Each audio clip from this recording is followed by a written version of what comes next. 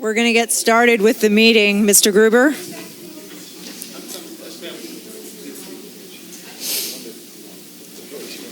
Yeah, Aaron's going to be late. Oh. Let the general manager run through this slideshow. Waiting for him. No. He's going to be. All right. Before I call the meeting to order, I just have a really quick story for today. Once upon a time, all good stories have a beginning.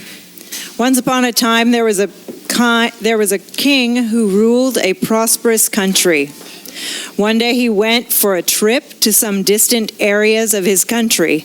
When he was back in his palace, he complained his feet were very painful because it was the first time that he went for such a long trip, and the road he went through was very rough and stony.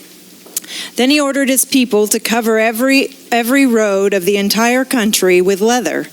Definitely, this would need thousands of cow skin and would cost a huge amount of money. Then one of his wise servants dared himself to tell the king, "Why do you have to spend all that unnecessary amount of money? Why don't you just cut a little piece of leather to cover your feet?" The king was surprised, but he later agreed to the suggestion to make a shoe for himself. Don't change the world. Change yourself. All right, I'd like to call this board meeting of the Board of Directors of the Cambria Community Services District to order. AGP, are we on? Wonderful. If everybody would please rise for the flag salute. I pledge allegiance to the flag of the United States of America and to the republic for which it stands, one nation, under God, indivisible, with liberty and justice for all. We do have a quorum. Director Wharton will be here, but he's going to be a little bit late. We have 4 directors at this point, and like I said, Director Wharton will be arriving. Before we get into the agenda review, I would like to let folks know that we are going to be having a special meeting August 1st at 2 p.m.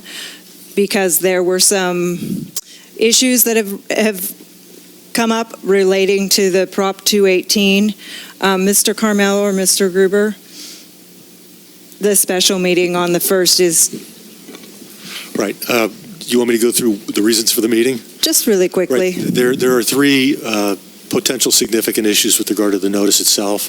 One is the actual date of mailing. That's the most significant. The mailing list itself. And then there's no clear statement in the notice that the SWF rates are subject to separate challenge. Those are the 3 issues we'll be discussing and determining how best to proceed. Thank you. So that's next Wednesday, August 1st at 2 p.m. Mr. Gruber? Madam President, would you like AGP to be here to film that? What's the board's... Is there what's the feeling of the board? We can go ahead and let them know now if you would like. Vice President Berenger? My opinion would be that we can save the district some money by not doing that. Maybe we can tape it or make sure the press is here. And I hope it's direct enough that we wouldn't even have to set all this oak up. Yeah, I don't think we need the whole setup. I think we can probably not the fireside room like we did on Monday, but I don't think we need the whole, as long as we got a couple of tables, whatever is easy, I think. Okay. This room is available if the board so desires and staff is willing to set it up. Just whatever you want, we'll do. We just need to clear up the issues that have been raised and make sure that we get it right. I'm less concerned about the arrangement of the room. That's your deal. Yes, Director Farmer? Thank you. I'm sorry. So what is our decision with regard to whether AGP is going to be here or not? I don't know. What do you think? What do you think?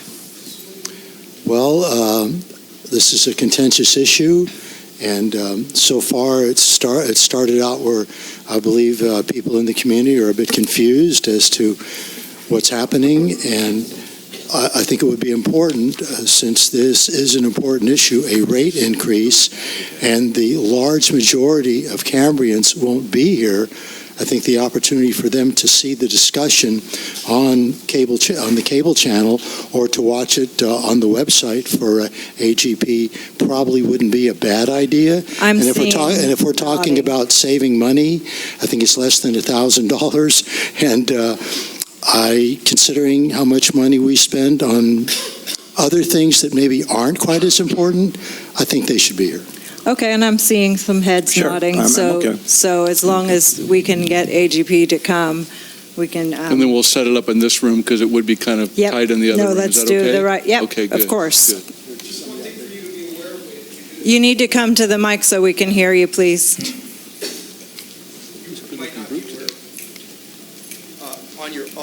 On your August 1st meeting, you're going to have to move this stuff forward, because for the Follies, we're constructing an extension to the stage forward. Okay. So I think you can still do it, I but think just be aware you're going to have to Okay, make thank you for that. Thank you for that heads up. You're not talking about the follies that happen here once a month, are you? No. It's a joke. It's a joke.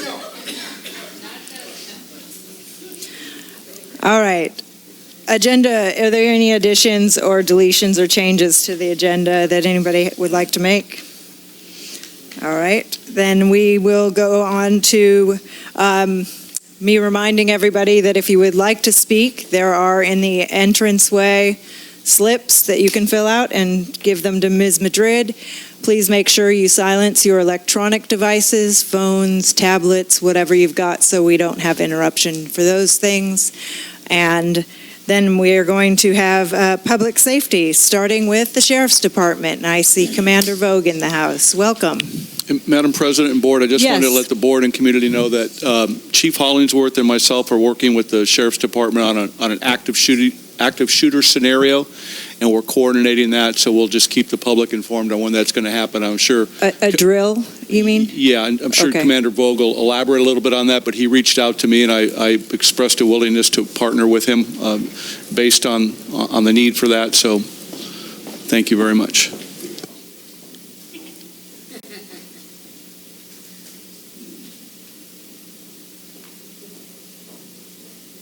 Commander Vogue, thank you for your patience. That's Please. okay. Good afternoon. Jim Vogue from Coast Station.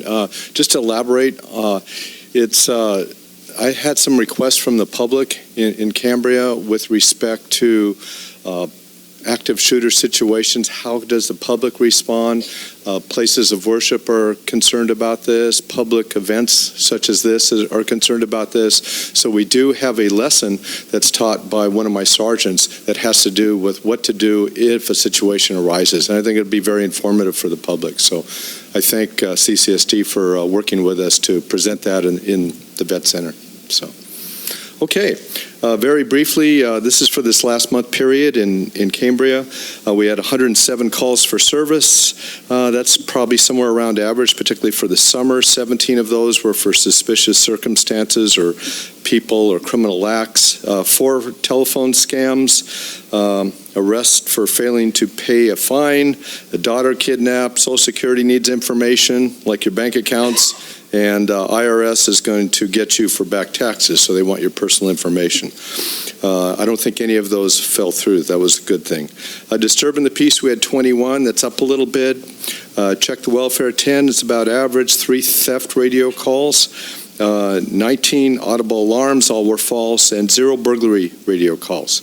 And although we had some activity, we really didn't have the type of crime that I usually report to you about, repressible crimes, the thefts, the vandalisms, that type of stuff. For instance, if you see a theft, it might have been a roommate taking something from somebody else. So these weren't stranger-type crimes. The only one that I want to point out as far as one notable incident occurred, and I haven't seen too many of these, but I'm starting to see more of these now. This is a personalized crime. It's similar to the phone scams that I talk about, but this is really below the belt, I think. A parishioner of St. Paul's Episcopal Church received an email from a person who identified themselves as Father Brian, who I assume is the pastor there at St. Paul's. And the alleged Father Brian was requesting the victim to purchase $400 worth of iTunes gift cards to help a person with cancer.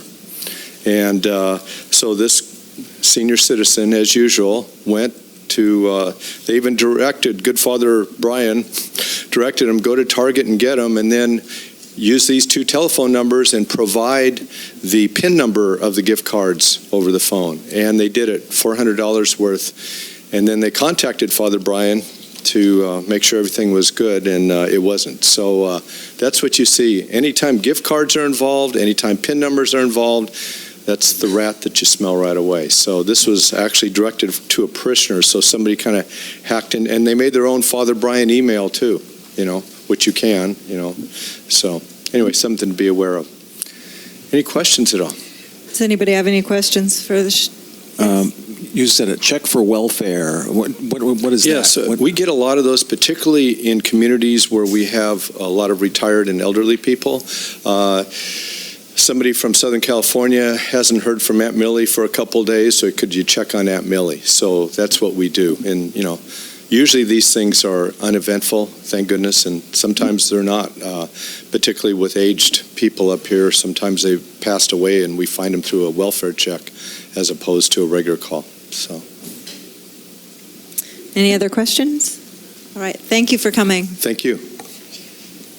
Next up, Chief Hollingsworth.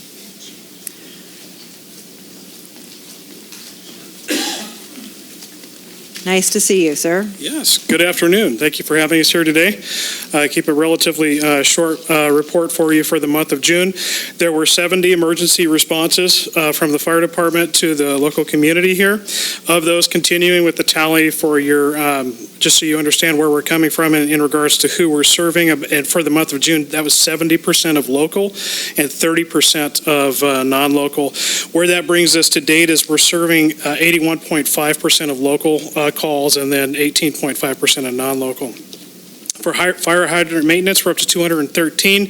That's going to drop off a little bit just because of the personnel reduction, but that is still a focus of the department. We're going to still try to get that done as quickly as we can. If you see people out there or contacted by one of the on-duty captains, it does fall within the responsibility of the fire department to do annual company business inspections for different places within the community. And so if you see them come in, sometimes depending on what it is, they'll try to call and schedule that depending on what kind of business it is. Sometimes they'll just show up. And that there are some places that we need to do that annually and some that we could do that a little bit less frequently. But it's a walkthrough to make sure you're meeting current fire code and nothing has kind of fallen to the wayside. And typically what we're finding, and this is pretty common across the United States, it's usually like unapproved electrical cord usage, exits that may be blocked, fire extinguishers that aren't in service, just keeping everybody up to speed and safe. So if you see them out there, that's what they're working on. Likewise, if you see the department out working in the ranch primarily, they're really focusing right now in training on everything in relation to wildland. We kind of gear our training seasonally to hit the things that happen the most during that time frame.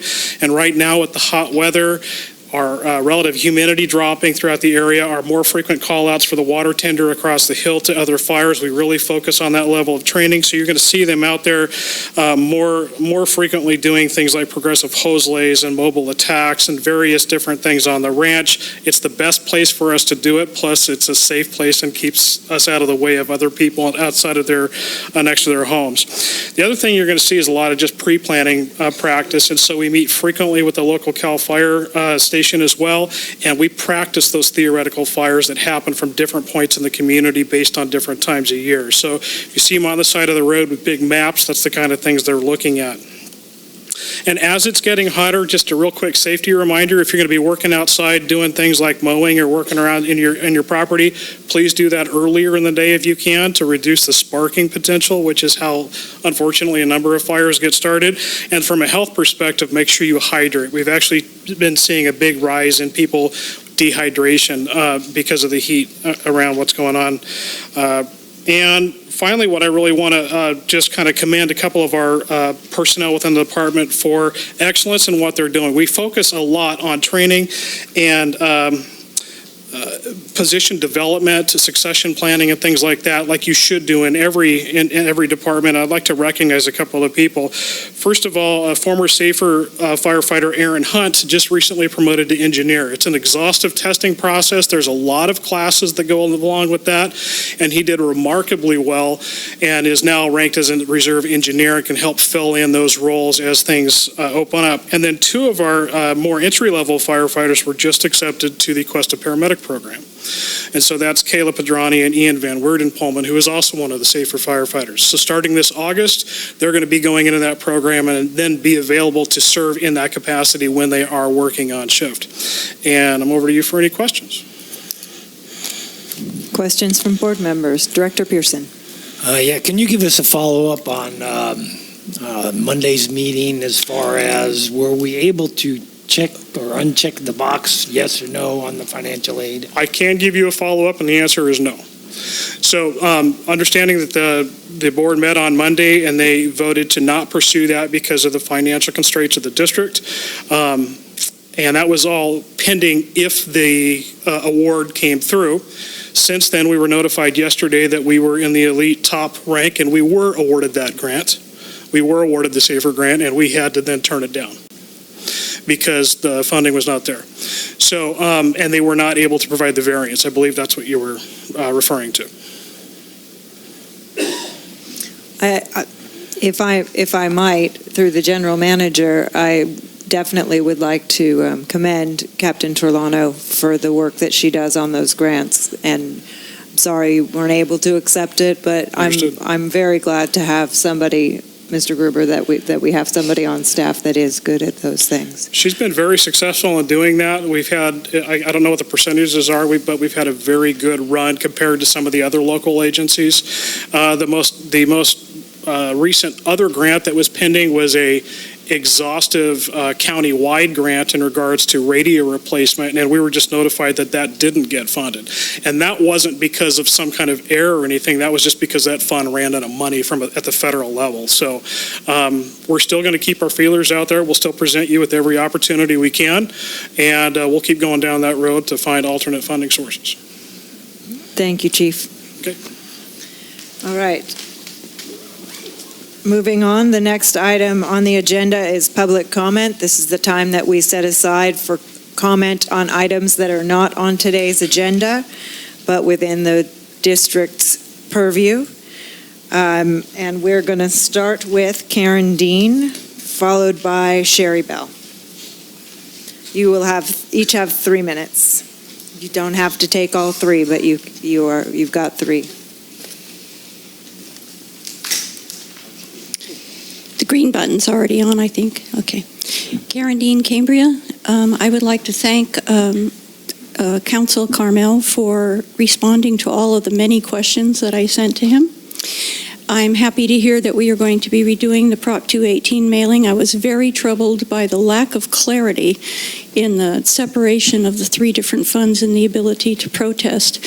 I do have one request, though, if you are going to remail this out. I think to ensure clarity, there should be a protest form attached to the mailing that shows those 3 separate funds as well as a box to check for any and all.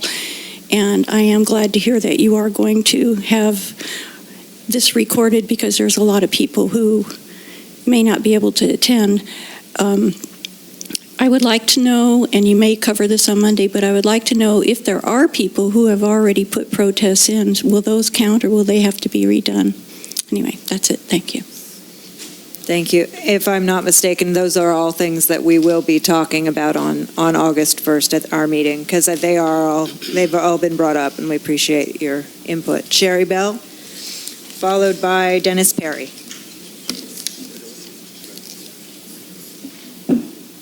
Thank you. You want to reset the... Welcome. Of course, I would love to. Thank you.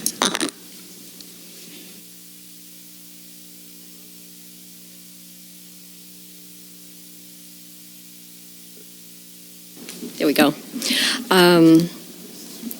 I'm also grateful for the redoing the 218. It really had to be done. The only thing I would add to what Karen had to say is I would ask that you check to see, to check into the mailing, to see why would it take, I get mail from Maine in 3 days. It shouldn't take a week to get it from Concord. And by having such a delay, if in fact that were what we were talking about, we would have lost a week of protest time. So I think it's important to look into that and find out if there's a problem. There obviously is a problem, and to please help fix it. The other thing that I want to talk about is the Finance Committee and the Infrastructure Committee. I request that the board take the time and let them review, analyze, and make the recommendations to the board before proposing any more taxes and fees. What was the point of establishing the committees if you don't give them the time they need to do what they were appointed to do? I don't understand what the rush is.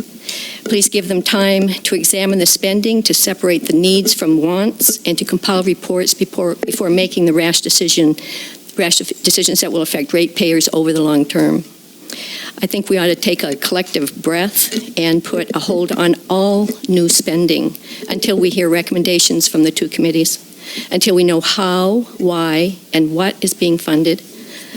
How about initiating a hiring freeze and across-the-board budget cuts in every department until we know where we stand?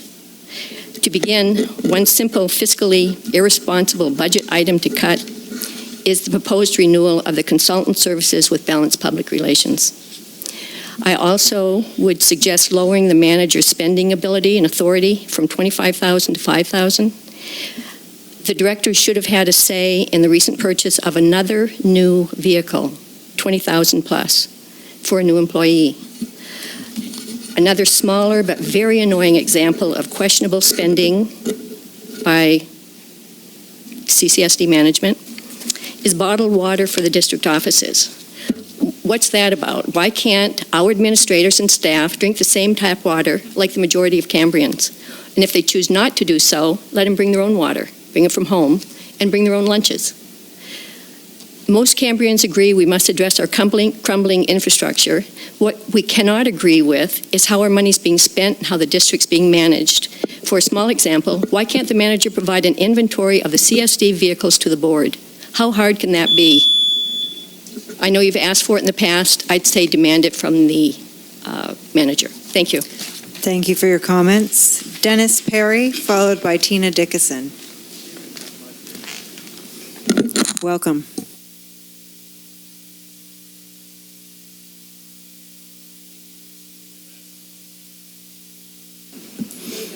Excuse my raspy voice in advance. And thank you for allowing me the opportunity to speak once again. As I'm wont to do when I come to these meetings, I'd like to address the issue of fire prevention. I think the dates that the district has set for clearance of weeds and tall grasses and brush is now too late in the year. It needs to be earlier. I think it's currently July 15th, according to what I think I heard when I called the fire department this year on the lot across the street that never abates. Given that by July 15th, there already were serious fires burning to the north and to the south and to the east of us, I think it's just too late now. So please consider moving that date up to maybe May 30th. If we have to mow twice, so be it.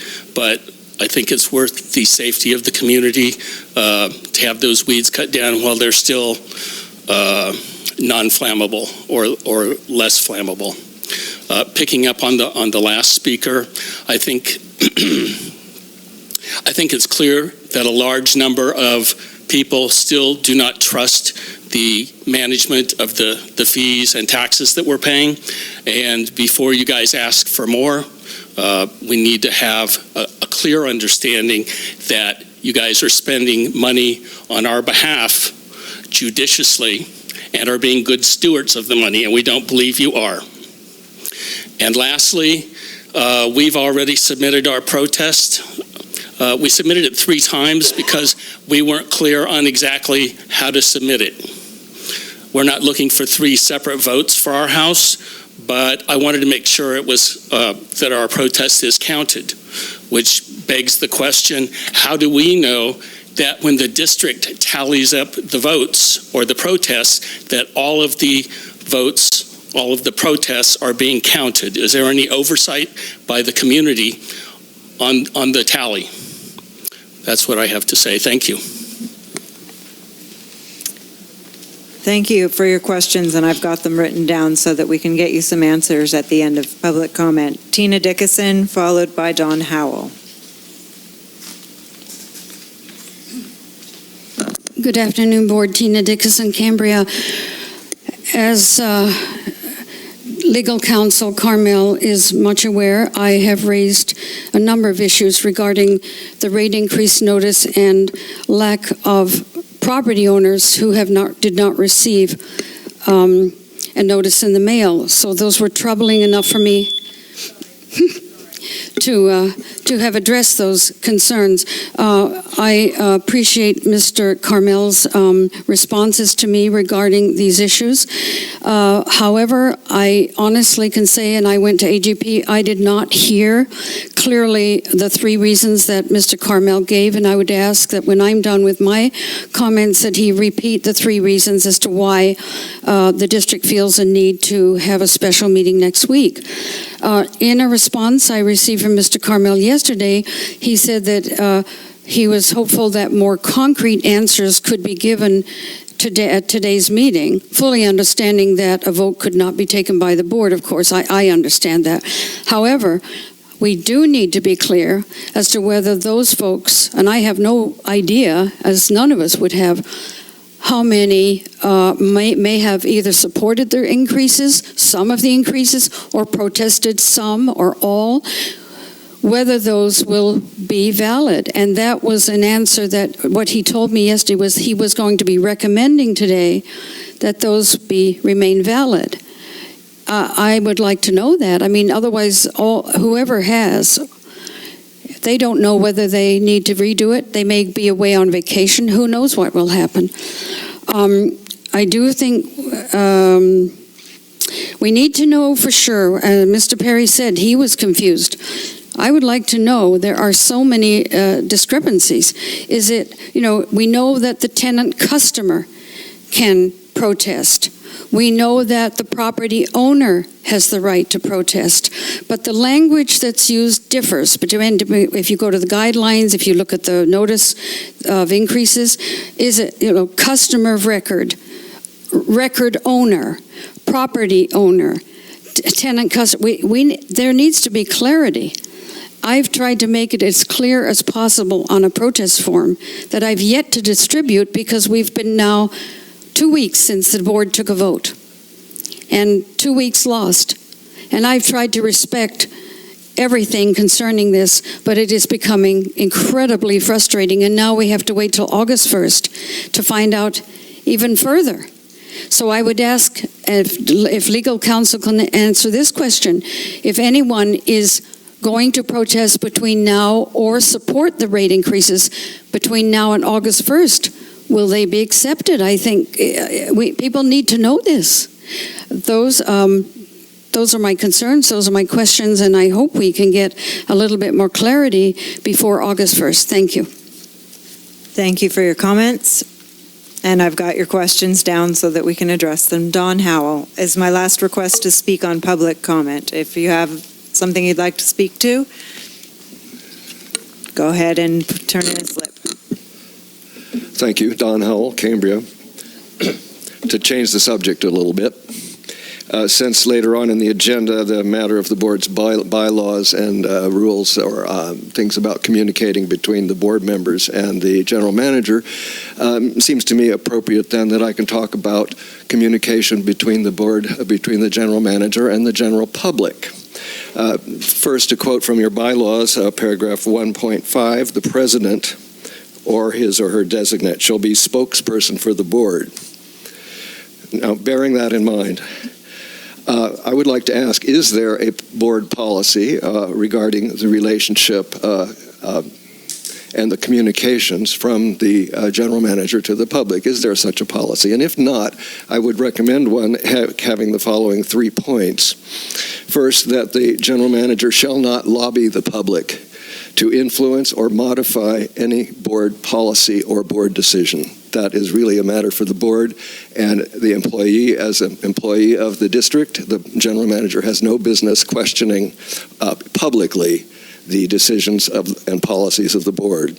Secondly, that the general manager shall not lobby the public in support of any or opposition of any candidate for director of the board. Again, if the manager were perhaps a resident of Cambria, it might make some sense, but not being a resident of Cambria, the general manager has no business messing around with the board elections.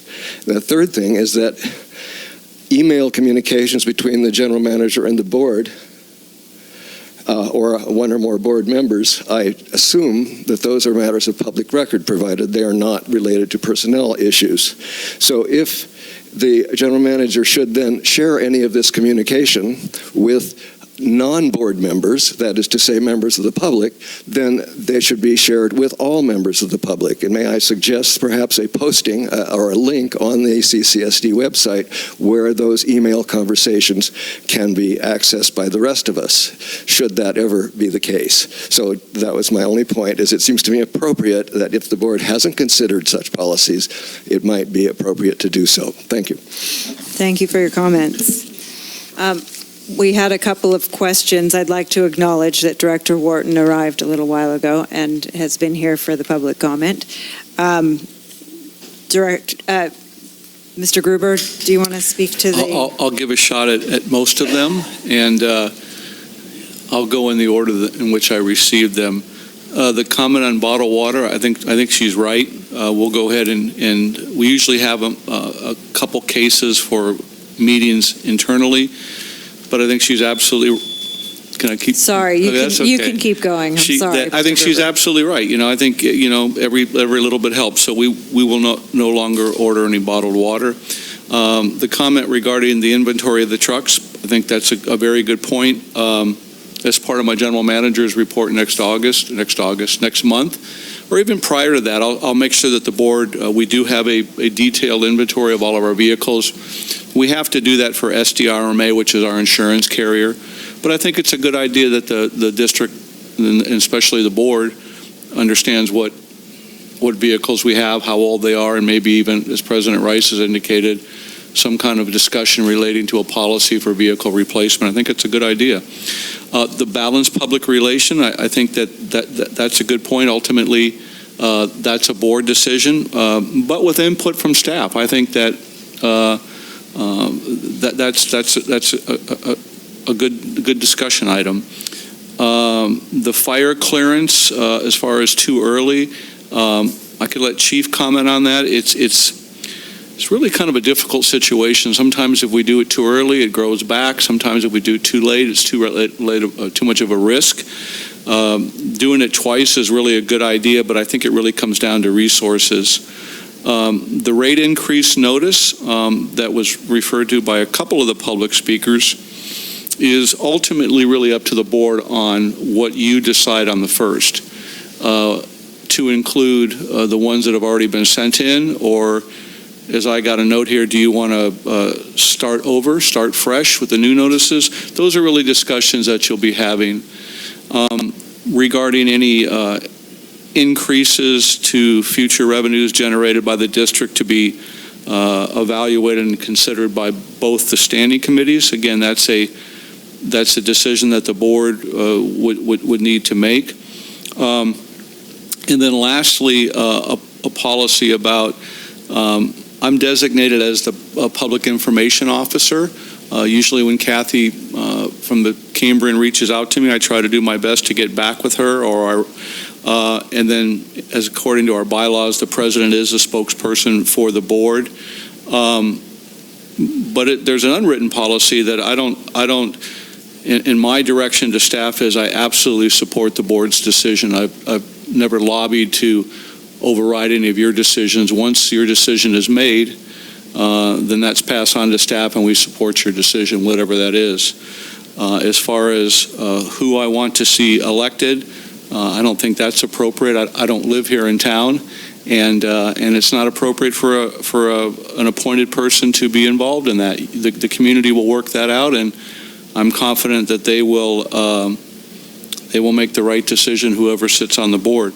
And then the public records part of that, the emails, any email generated between myself and the board and vice versa and staff, those are all public records. If there is something generated through district council and then distributed amongst the board, then that falls under attorney-client privilege. So hope I answered everything. Hope I covered everything. I might have forgot one or two things. Madam President might have caught it. So. Thank you for those responses, and I just wanted to drop in a couple of quick things on the Prop 218 rate increase. One of the things we're waiting for to get information is for Alex Handlers from Bartle Wells to come back off of vacation, which I understand will be happening either tomorrow or the next day, and so we'll have more information. We also didn't want to rush into having a meeting about redoing or whatever the board ends up deciding to do on short notice. We wanted to make sure we get the staff report right and we give staff enough time to put it all together and enough time to have the information they need to provide to the board, some of which is out of the country right now with Alex Handler's brain. But so that's why, because we could have just called a special meeting for today, but we were trying to be on the more careful, deliberate side. So I just wanted to put that in. Director Wharton. A question for the general manager regarding the vehicle inventory. Will this include the heavy equipment, and what information will you be including? Will it be mileage, year, make, useful life left, and stuff like that? I think it should include all those things. For an example, you just approved a preliminary budget, and there was some pieces of equipment for Jason out in the field that have been added to that inventory. So I think it should include pieces of equipment in Carlos's department, his bush hogs and things like that. I think it should include pieces of equipment within the water department, and then the fire department also. So it'll be all inclusive. I think that would give you a good representation of what we have and what we need in the year and model and make and things like that. So we have all that information. It's just a matter of just pulling it together and giving it to the board. I think it's important that you guys see that. All right. Moving on to the consent agenda. Are there any items that directors would like to see pulled? Director Farmer? I don't necessarily want to pull the expenditure report. I'd just like to glance through it a little bit, as I usually do. Please. It's not really funny, but please. If you find it a productive use of time, please. If I find it a productive use of time, okay. Thank you. So first, I want to congratulate. District staff for finally having gotten together with the Regional Water Quality Control Board and actually eliminating, let's say, a large majority of the lab testing that has been taking place, where it's usually somewhere between thousands and tens of thousands of dollars. This month, it's barely $300. And so when you do something right, it needs to be acknowledged. I also want to acknowledge, by the way, that biologist Cindy Cleveland, who we hired, I think, for a one-year contract of about $100,000, we did pay her $14,500 for work that she did this past month. So just want to mention that. I also, with regard to costs of the water facility, I'm noticing on page 12, which is also page 7 of 20 of the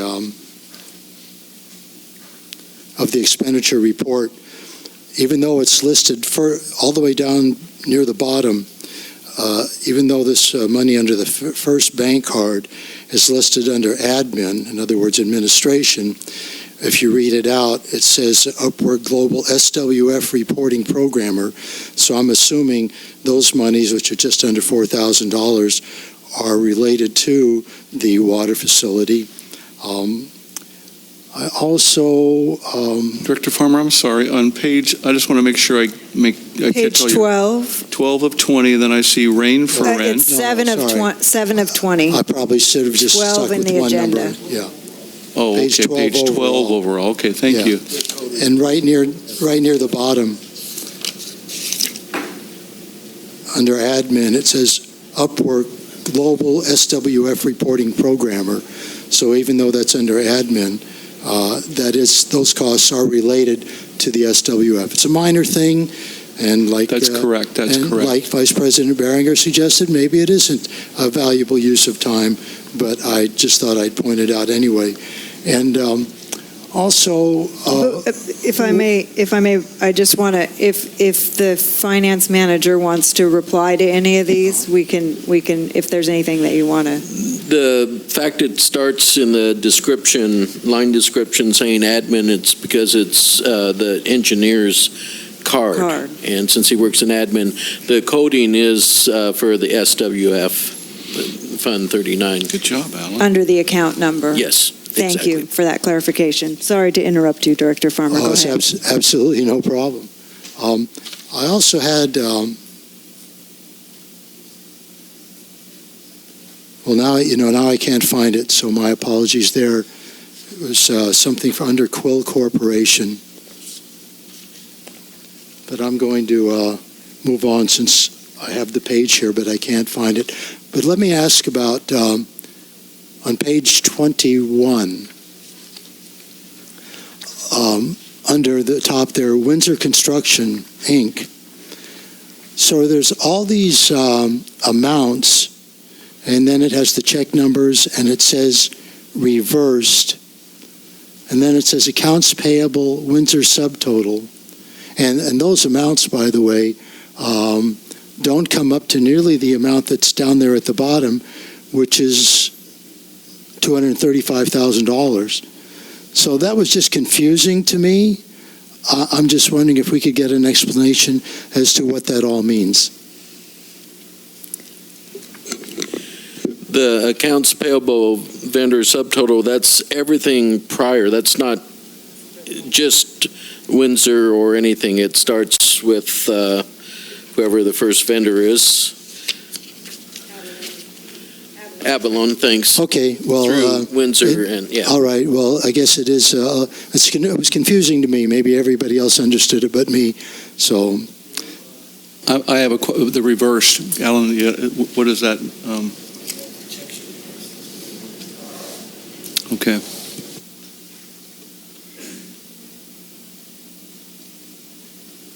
Those are all the checks that were reversed in the past during the month, so they were undone.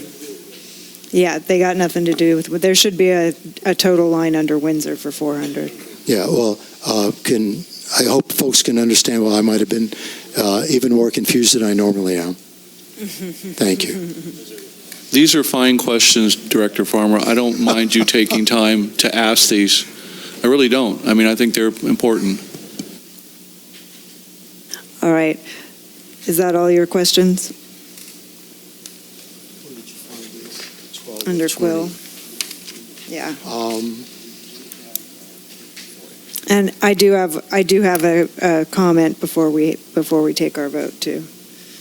Thank you. No, I'll just pass. Thank you so much to Vice President Behringer's. How could I say it? Thankfulness. I'm done. I do have one request to speak on item 4A, and that is Dr. Bettenhausen.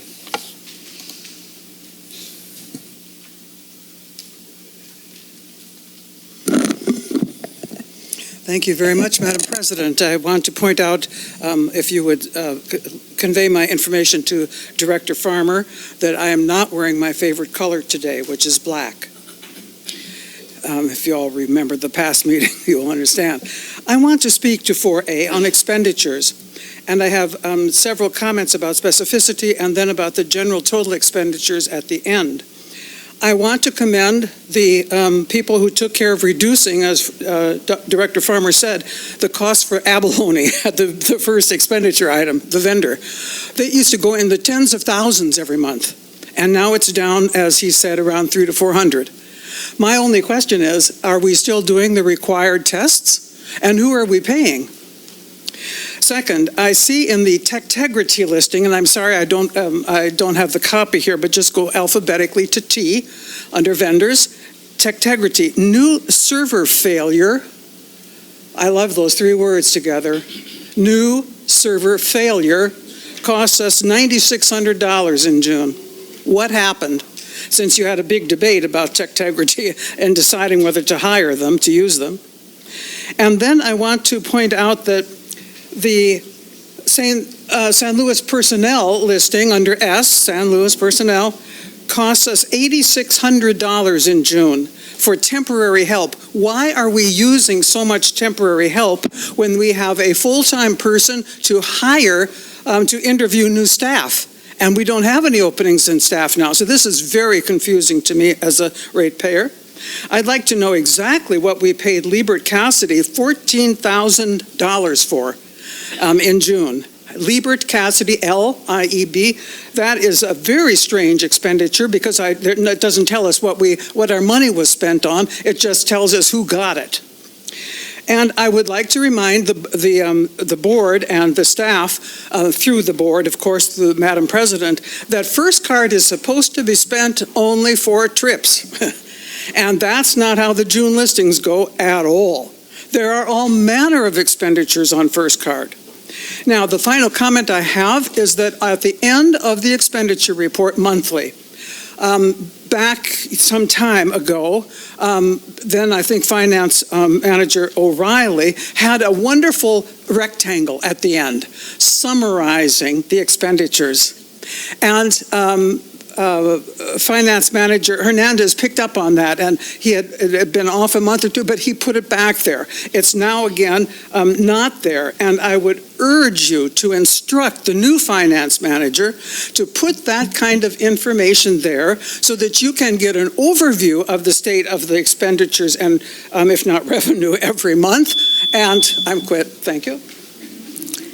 Thank you. Two more requests to speak. Don Howell, followed by Tina Dickinson.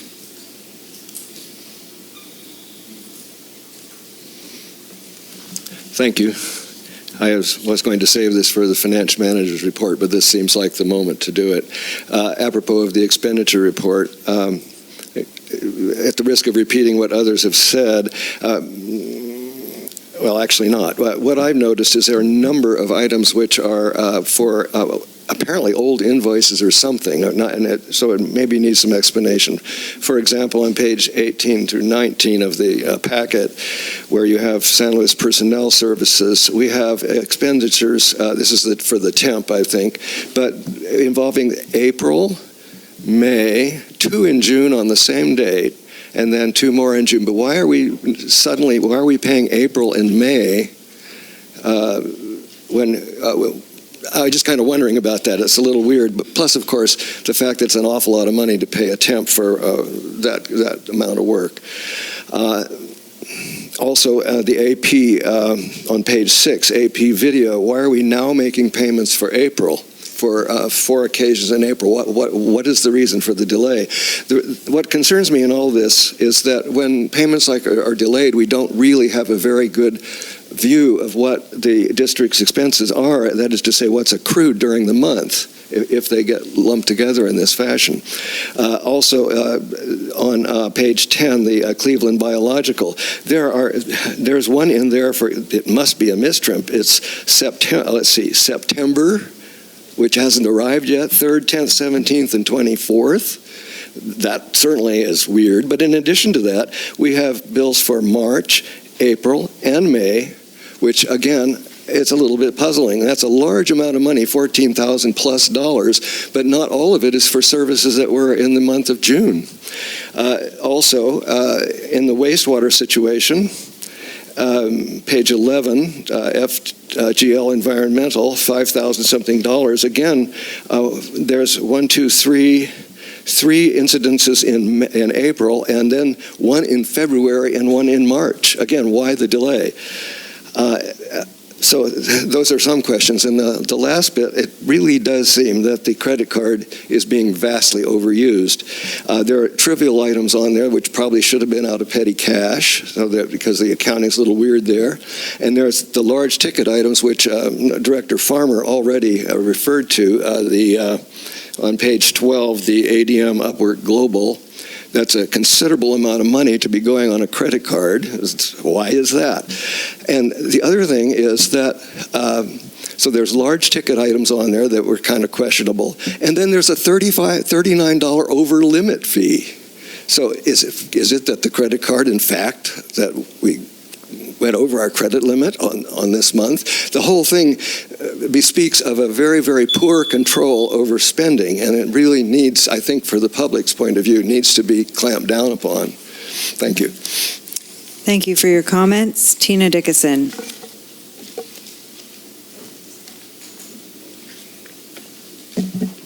Thank you.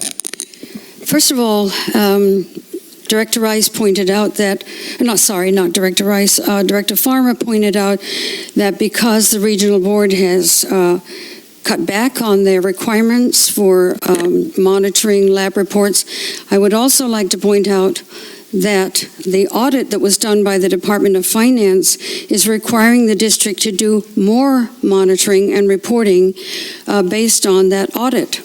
And so I would like the general manager to speak to that, please.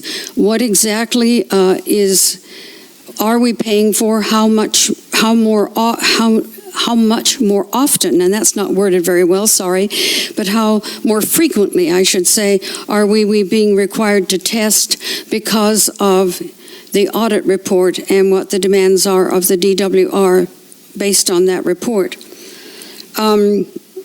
A chocolate cake for $38, June 19th. Administration, chocolate cake for staff, $38. Wow. And the fire department expenditures are huge on page 11 and 12. I don't think I've ever seen so many charges for expenses on fire department, but I mean it is so out of control what is going on here, and I think that's what is so egregious when you come to us in the middle of a 5-year rate increase and expect us to be your cash cow. I mean, give me a break. This is just unbelievable what we're spending money on, whether it's large or small. And it is not clearly identified to us. Cindy Cleveland, I cannot get over how much already has been accumulated when you were offered by U.S. Fish and Wildlife and Coastal Commission someone that could have done the job for free, and you turned it down. How does that make us feel? Or the lobbyist who's been hired for like 40 months and has done nothing productive for us. So it's really, really, really frustrating.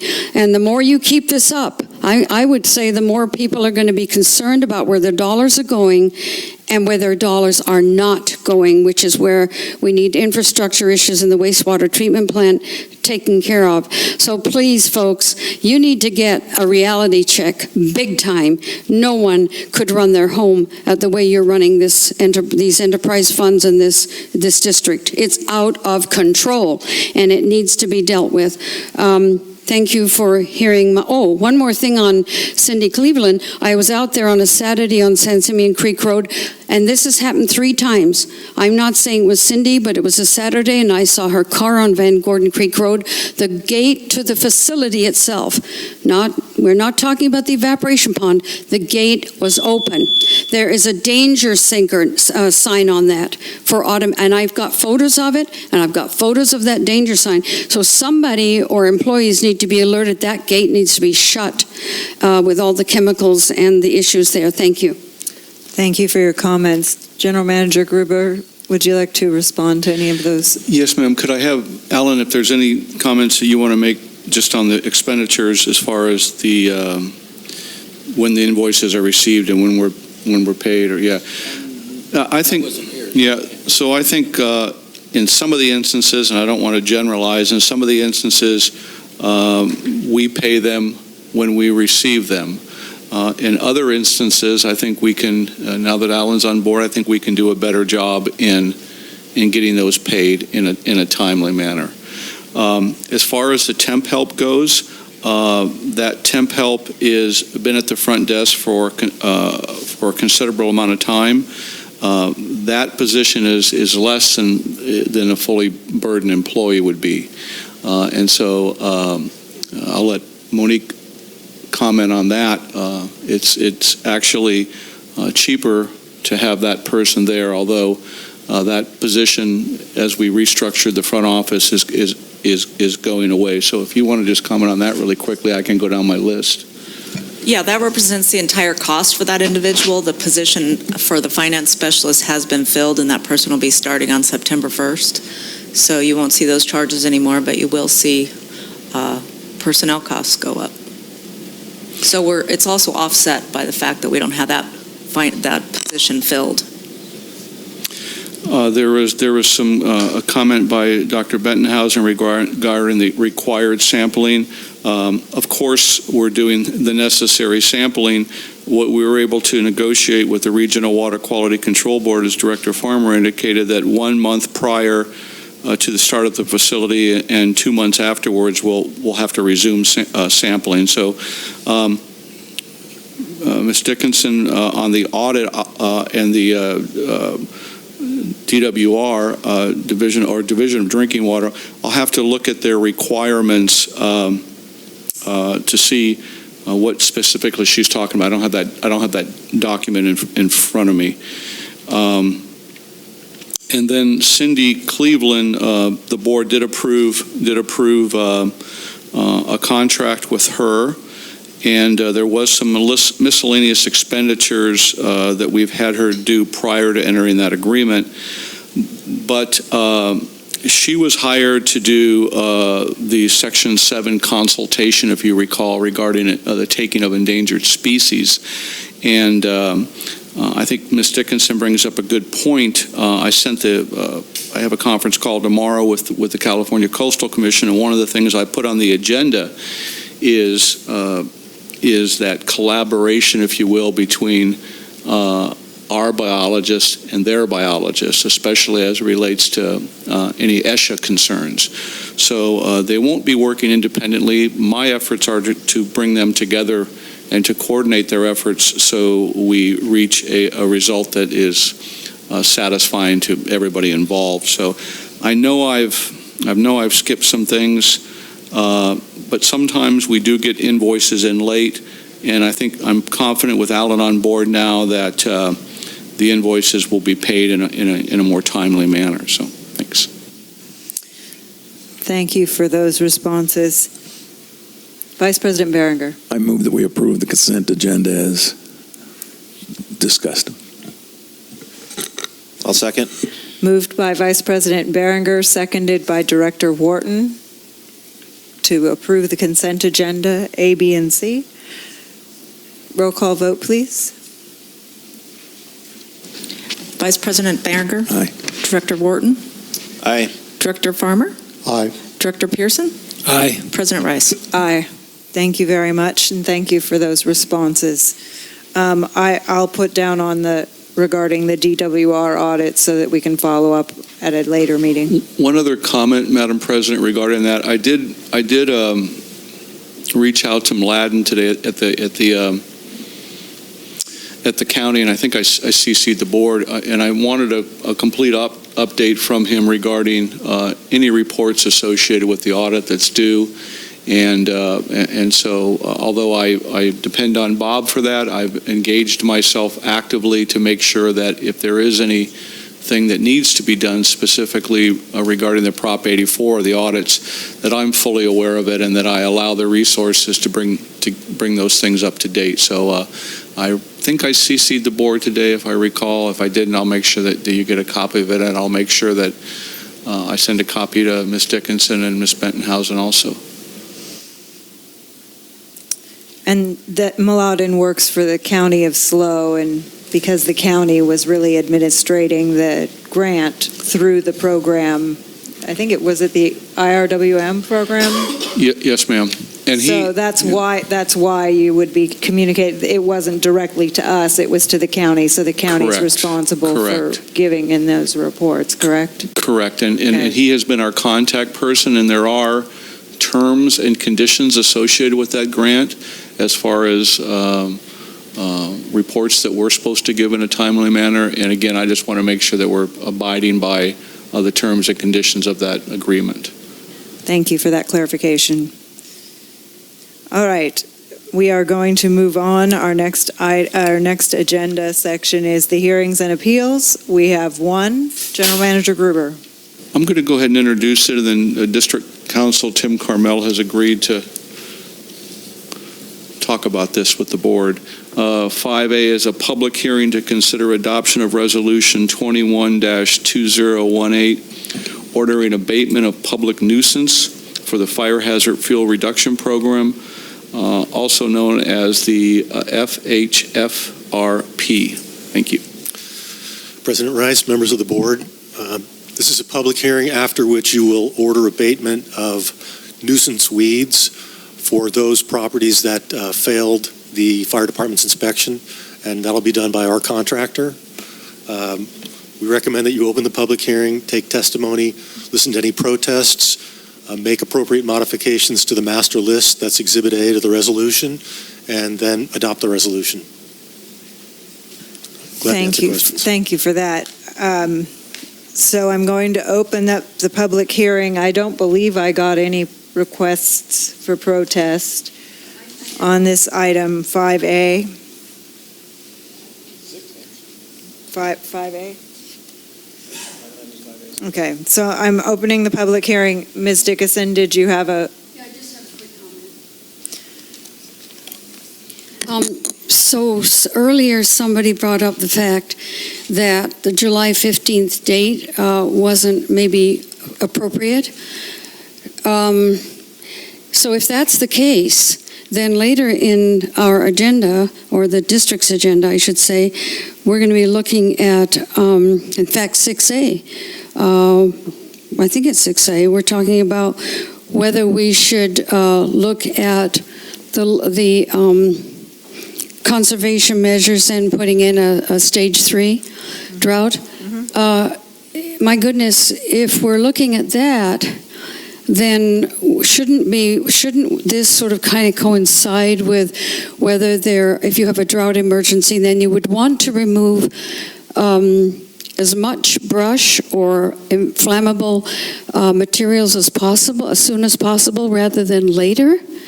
It doesn't make sense to me that we would be doing this later. So when is the date set? Is it July 15th for the abatement? I guess the fire chief could certainly answer this, because I'm not sure. But on this item, consider adoption, ordering abatement of public nuisance.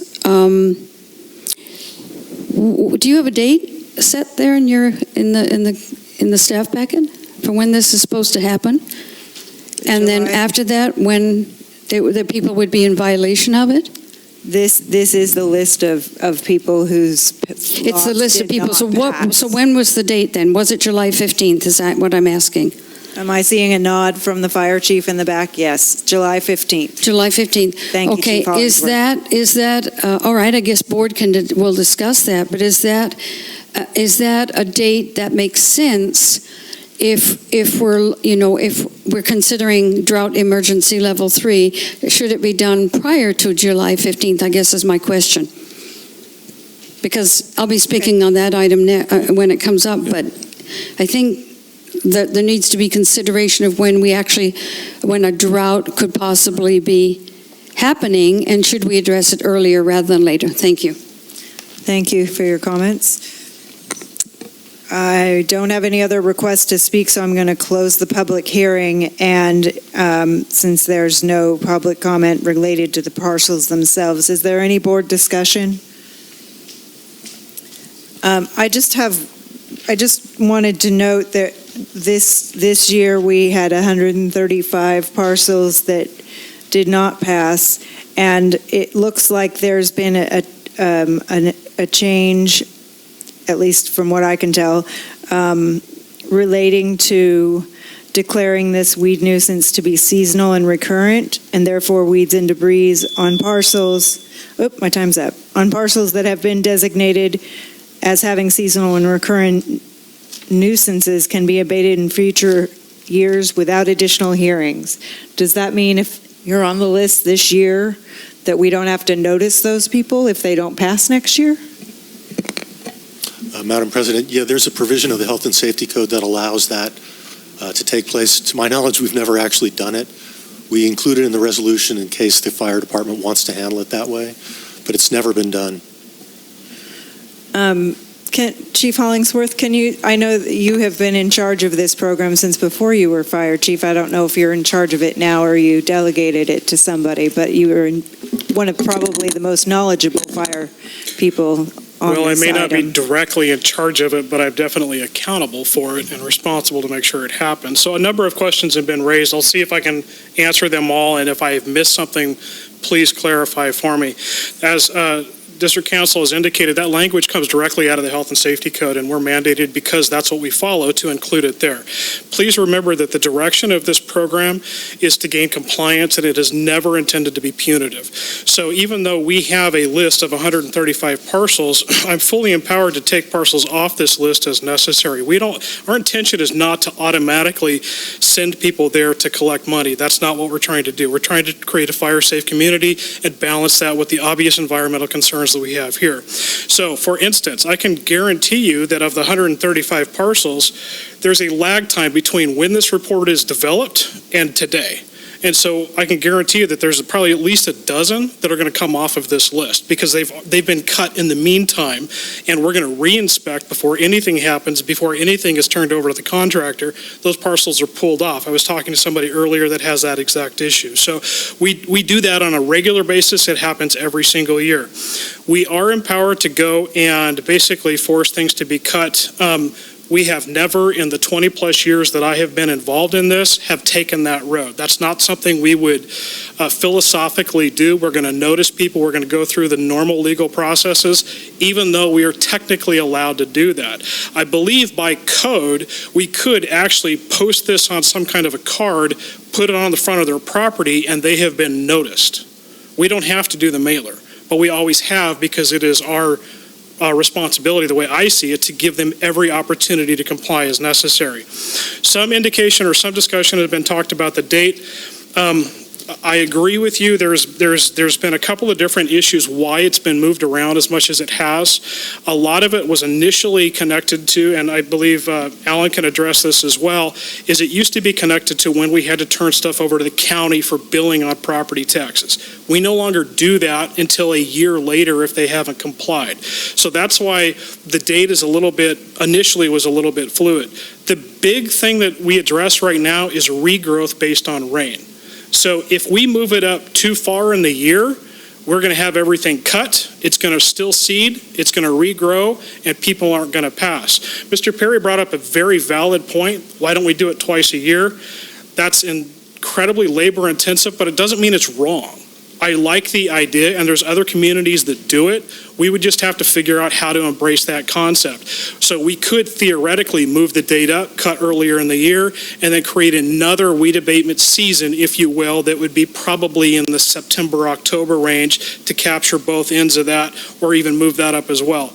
That would be a philosophical and direction of the board. We would have to have that meeting. I would suggest that might be an excellent discussion for our fire ad hoc committee to find out if that's the direction we want to go, with input from the other various players in the community, whether it's the forest committee or green space or citizens at large that obviously have concerns about fire safety. I think it's a very valid approach, but right now we can't do it after the fact. So we would want to have that kind of meeting and planning for future years as we would implement this program, but it is something that you would absolutely get our support from, because obviously creating a fire-safe community is pretty paramount in my mind. Did I miss something? Director Pearson? While you're up there,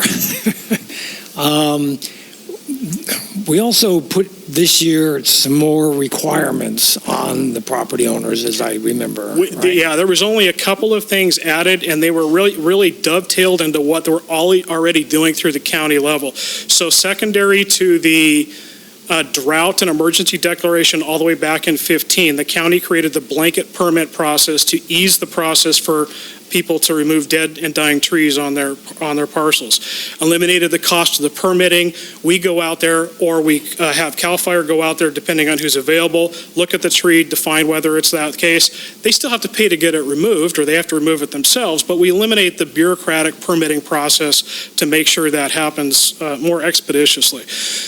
We coordinated that this year to remove and ran this through with legal counsel to vet that any standing dead trees that were immediately dangerous to infrastructure, whether that's homes, public buildings, parking lots, things like that, that could actually cause electrical lines. That's a whole nother animal with PG&E. But yes, they're actually expanding the public utilities code to capture more of those things. But we're able to capture some. You have to realize that a lot of the parcels are those trees are far enough away that even if they did fall, if it fell in a forest, would you hear it or not? If it doesn't hit the building, then it doesn't fall in that category. So there was a handful that did, but they weren't as significant changes as people may have thought they were. Okay, so some of the people on this list need to cut down dead standing trees? I don't know, to be honest with you, because I'm not the one doing the inspections. Okay. But the people that are typically on this list are people that because I could pull the records up. Usually the people on this list is pretty consistent every year. People just choose to ignore it, or this is how they deal with their weed abatement on their property, which is absolutely their choice. So usually they have failed to cut the ground grasses, they have failed to trim up and limb up their trees. If they have a standing dead tree that's immediately endangering their neighbor's property, that would be a new thing for them in addition, but it's going to be that one-time type problem. Director Wharton? Sure. Chief Hollingsworth, based on the document that we had in front of us, there's 135 lots on there. Is that up or down from previous years? It fluctuates greatly. I've done this in years where we've had maybe 250. I've done this in years when we've had maybe 70. It goes up and down a lot. So I can't tell you why the number is where it is right now. Yeah, I think last year there were 81 we actually did. Yeah, I was just wondering if this was a useful tool in getting people to proactively do their I believe it is. We're consistently averaging about 100 a year and have, regardless of the number of parcels. We've had years where we've radically increased the number of parcels on the list because of their proximity to homes, where we've had over 2,000 parcels on the list. We've had years where it's dropped down maybe to 1,700 because of the way people restructure how their parcels are identified at the county, whether they're improved or not improved, or there's financial reasons people move those things around sometimes, but or whether or not we're just adding parcels to the system. But it's almost consistently averaging right around 100, up or down a few. And also, and side note, just for my curiosity, was that big horse lot that is in between Green, Ardith, and Highway 1, was that on the list? Because that lot looks totally different. It's so improved now. It's really nice to look at, actually, even though it's all brown. But yeah, it used to be all overgrown. Now was that a result of being added to the list, or was that just owner? I don't know off the top of my head. It very well could be just an owner being proactive. I can find out and let you know if it was added or.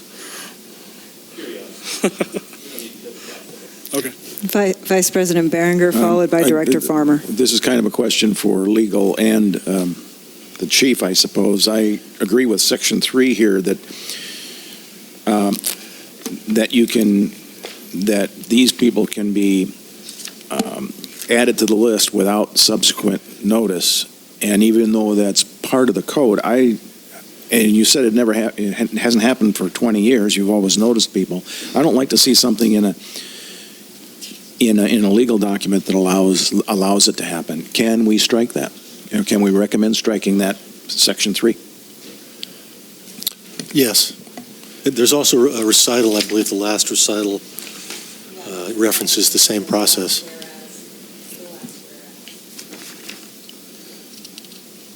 Whereas on So we could, if we wanted, okay. and that would be my recommendation for discussion. So. Okay. Director Farmer, and then we'll come back and you can make a motion. Yeah, just very briefly, hopefully. So I know you suggest you stated earlier that the number of people on this list fluctuates from year to year. A little bit, yeah. A little bit, but it sounds like there's ongoing so-called repeat offenders, and I'm assuming that most of these property owners don't live here, and so it maybe. And we all tend to kind of wait till the last minute to take care of things. We're all guilty of that. But if you don't live here, and yet you're putting this community and your neighbors and this community in, let's say, in some harm's way, and you don't live here, it's almost like you have an added responsibility to take care of your property because you don't live here. But out of sight, out of mind. It just kind of, to me, it's a bit troubling that people who don't live here put the community in a bit more, like I say, alarm because they're not taking care of business as soon as they could. You're not going to find anybody from the fire department disagreeing with that statement. The vast majority of phone calls that we receive about this is comments about their neighbor's property. How, I've done my due diligence and yet they haven't done theirs. And unfortunately, we're bound by the confines of the health and safety code, which we adopt. They are given a deadline, and unfortunately, they have the right to make a bad decision and let it go to contract. I wish everybody was more proactive and took that responsibility very seriously, but not everybody does. We can't just come right out of the gate and said, we're hiring a contractor and you're gonna pay for it. We have to give them the right to take care of the problem. Now, we might be able to shorten that up. I don't know if we've ever looked at creating a more narrow timeline, and that also might then play into whether or not we try to do a second cutting period, but those are some discussions we would have to have down the road to find out if that's an equitable way to address that. That might reduce that overall fuel load in the long run to do it more than once. Maybe we could just send repeat offenders a courtesy letter and say, we noticed that this has been your usual behavior in the past. We would appreciate it for the welfare of the community if you could perhaps expedite this a little quicker. Just, something pleasant. Sure. Pleasant. Vice President Berenger. I'd like to make a motion that we adopt we adopt Resolution 2102 or 2018, authorizing the fire chief to abate the nuisance by having the weeds and debris removed from the parcels as listed in Exhibit A, with an amendment that eliminates the last whereas and Section 3 of the resolution. Second. Motion by Vice President Berenger, seconded by President Rice. Under discussion, Director Pearson. Just for clarity, this whereas that we're striking still says we have to notice them. It just says we don't have to have a hearing. That's correct. So we're going to notice them. It just says we don't have to have a hearing every year like this in order to go ahead and clear their area and charge them for it. We're still going to notice them. And if I might, I tend to be in the camp with Vice President Berenger because I like to have what's on paper match what we're actually doing, and whether we're actually doing what's on paper or vice versa. When I first moved here, I read the North Coast Area Plan because I want to know what the rules are, and I'm a government geek. But I wanted to know what the rules are, and if there's rules that aren't being applied, why have it in there? So that's kind of why I am supportive of Vice President Berenger's position on the last whereas and on Section 3. Director Wharton? Yeah, I would agree with you guys. I would think that 20 years of past precedence almost overrules what we've done. 20 years of not doing what we've whereased in Section 3. So I'm in agreement with you. Now, one other thing, at the pleasure of the president, I hate kicking the can down the road, but I would recommend that the fire chief work at the end of what he feels is the fire season to recommend to the board what the dates would be for fuel reduction, so that we can attack this early next year. Let's say February, he'll know whether, or he'll have a good idea when the most growth is going to happen, and so on and so forth, and as a way of becoming more proactive as to having maybe a double cutting or whatever. But the recommendation is that we just don't perpetuate the same date all the time. But that's just part of the discussion. The motion still stands. Is there a beginning or an end to the fire season anymore? It seems No, I that don't think there is. I mean, it used to be almost a clear-cut timeline, but now those lines are blurred. The chief is in the back shaking his head negative, as in no. All right, good. So there's been a motion and a second. Is there further discussion? Then let's have a roll call vote, please. Vice President Berenger? Aye. President Rice? Aye. Director Wharton? Aye. Director Farmer? Aye. Director Pearson? Aye. Thank you, everyone. Is everybody okay? We need to take a little break. I shouldn't ask a question that's yes or no, because then I don't know whether you're yesing or no. Maybe after 6A, right? All right. 6A, General Manager Gruber. Thank you, Madam President and board members. Item 6A is discuss and review a pathway for establishing a Stage 3 conservation measures and implementing use of the sustainable water facility. In the top, it says that myself and District Engineer Bob Gresham wrote this, but I also want to give credit to District Council Tim Carmel and David Hirsch. They were instrumental in helping writing this. I'm going to allow Tim to introduce it or talk a little bit about it from our ordinance standpoint and from that perspective and from a legal standpoint. And then what I'll do is I'll just kind of discuss some of the things on page 62 and 63 from an operational standpoint. And then once we cover all that, we can bring it back to the board for any questions that you guys may have. All right, thank you. Madam President, members of the board, as you know, we can only use our sustainable water facility under the emergency permit issued by the county when we're in a Stage 3. Back in 2014, when the board declared a Stage 3, we were in the midst of historic drought, a very severe drought. Typically, you really couldn't declare a Stage 3 unless you were in the midst of a very severe drought or there were circumstances that were jeopardizing your water supply. Our code does include Stage 3 criteria, but the model upon which those provisions are based is invalid at this point. So that's why we don't use the code, and we're really sort of left on our own as to what we're going to use to develop Stage 3 criteria. So staff, primarily I think Bob and Jerry met, and I think some others were involved as well, and developed a fairly significant list of criteria that could be used when you're evaluating whether or not to make that Stage 3 declaration, which is the highest level of emergency conditions.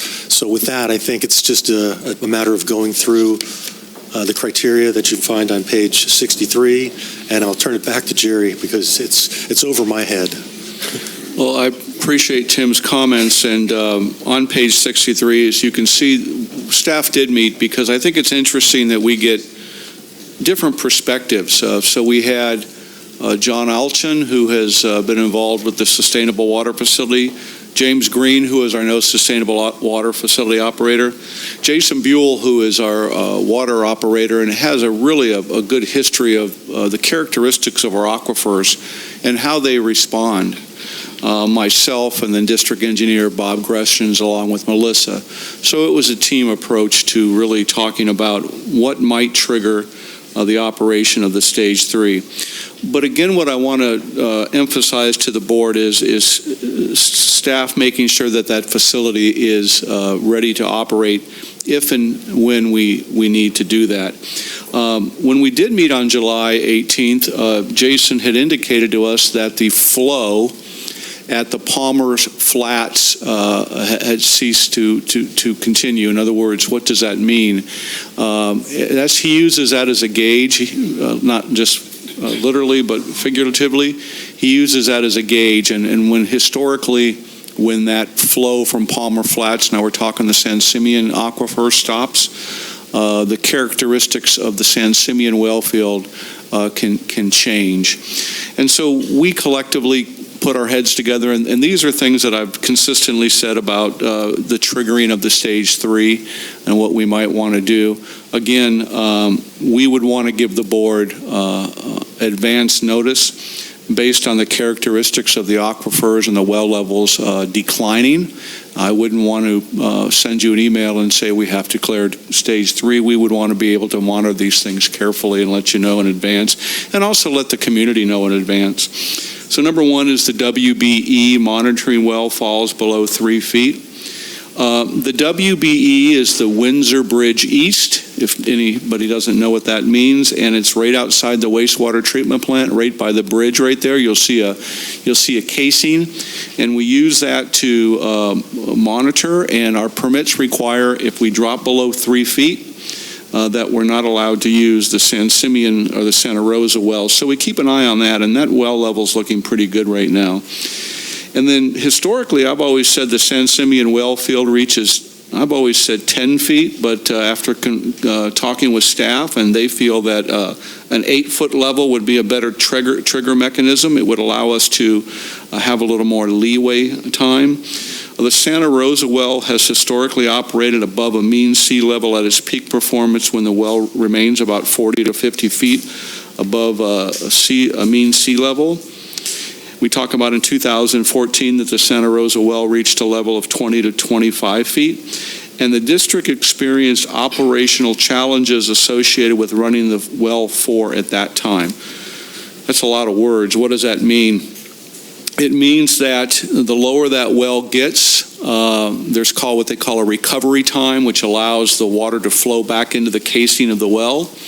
When it gets lower, that recovery time is longer.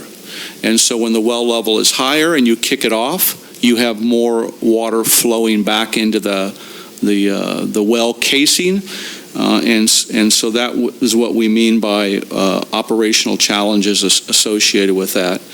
The district does not want to allow the well to get to levels equal to 2014, and then therefore we feel that a level between 30 and 35 feet, an additional trigger mechanism.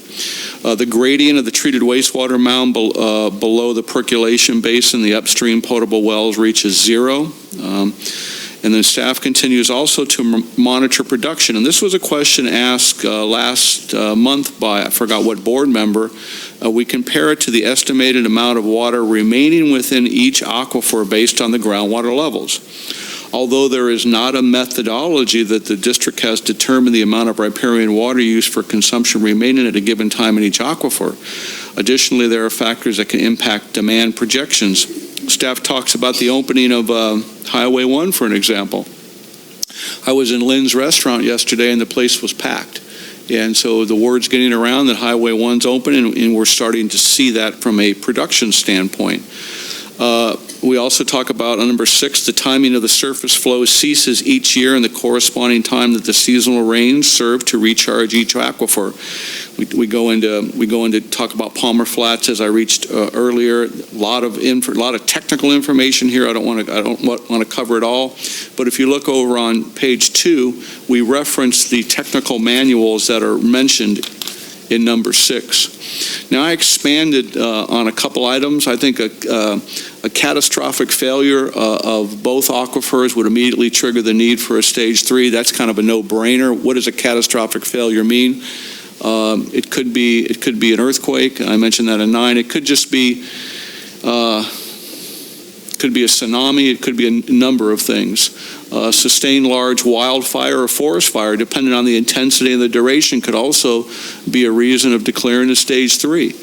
Just depends on how big that fire is, what its footprint is, what the fire chief determines what we need as far as a water supply to fight that. and then a large earthquake, and that kind of ties back into number 7. A large earthquake could actually sever the casings of your well. It's happened in communities throughout California, not only in the Santa Rosa, but the San Simeon aquifers, and that's really what would be considered a stage 3. And you probably ask yourself at this time, well, wouldn't W9P7 be severed also? And hopefully that would not occur, and it would allow us to run the sustainable water facility. The probability of all the wells being severed, the casings on a catastrophic earthquake, is probably very slim, but again, it would trigger a stage 3.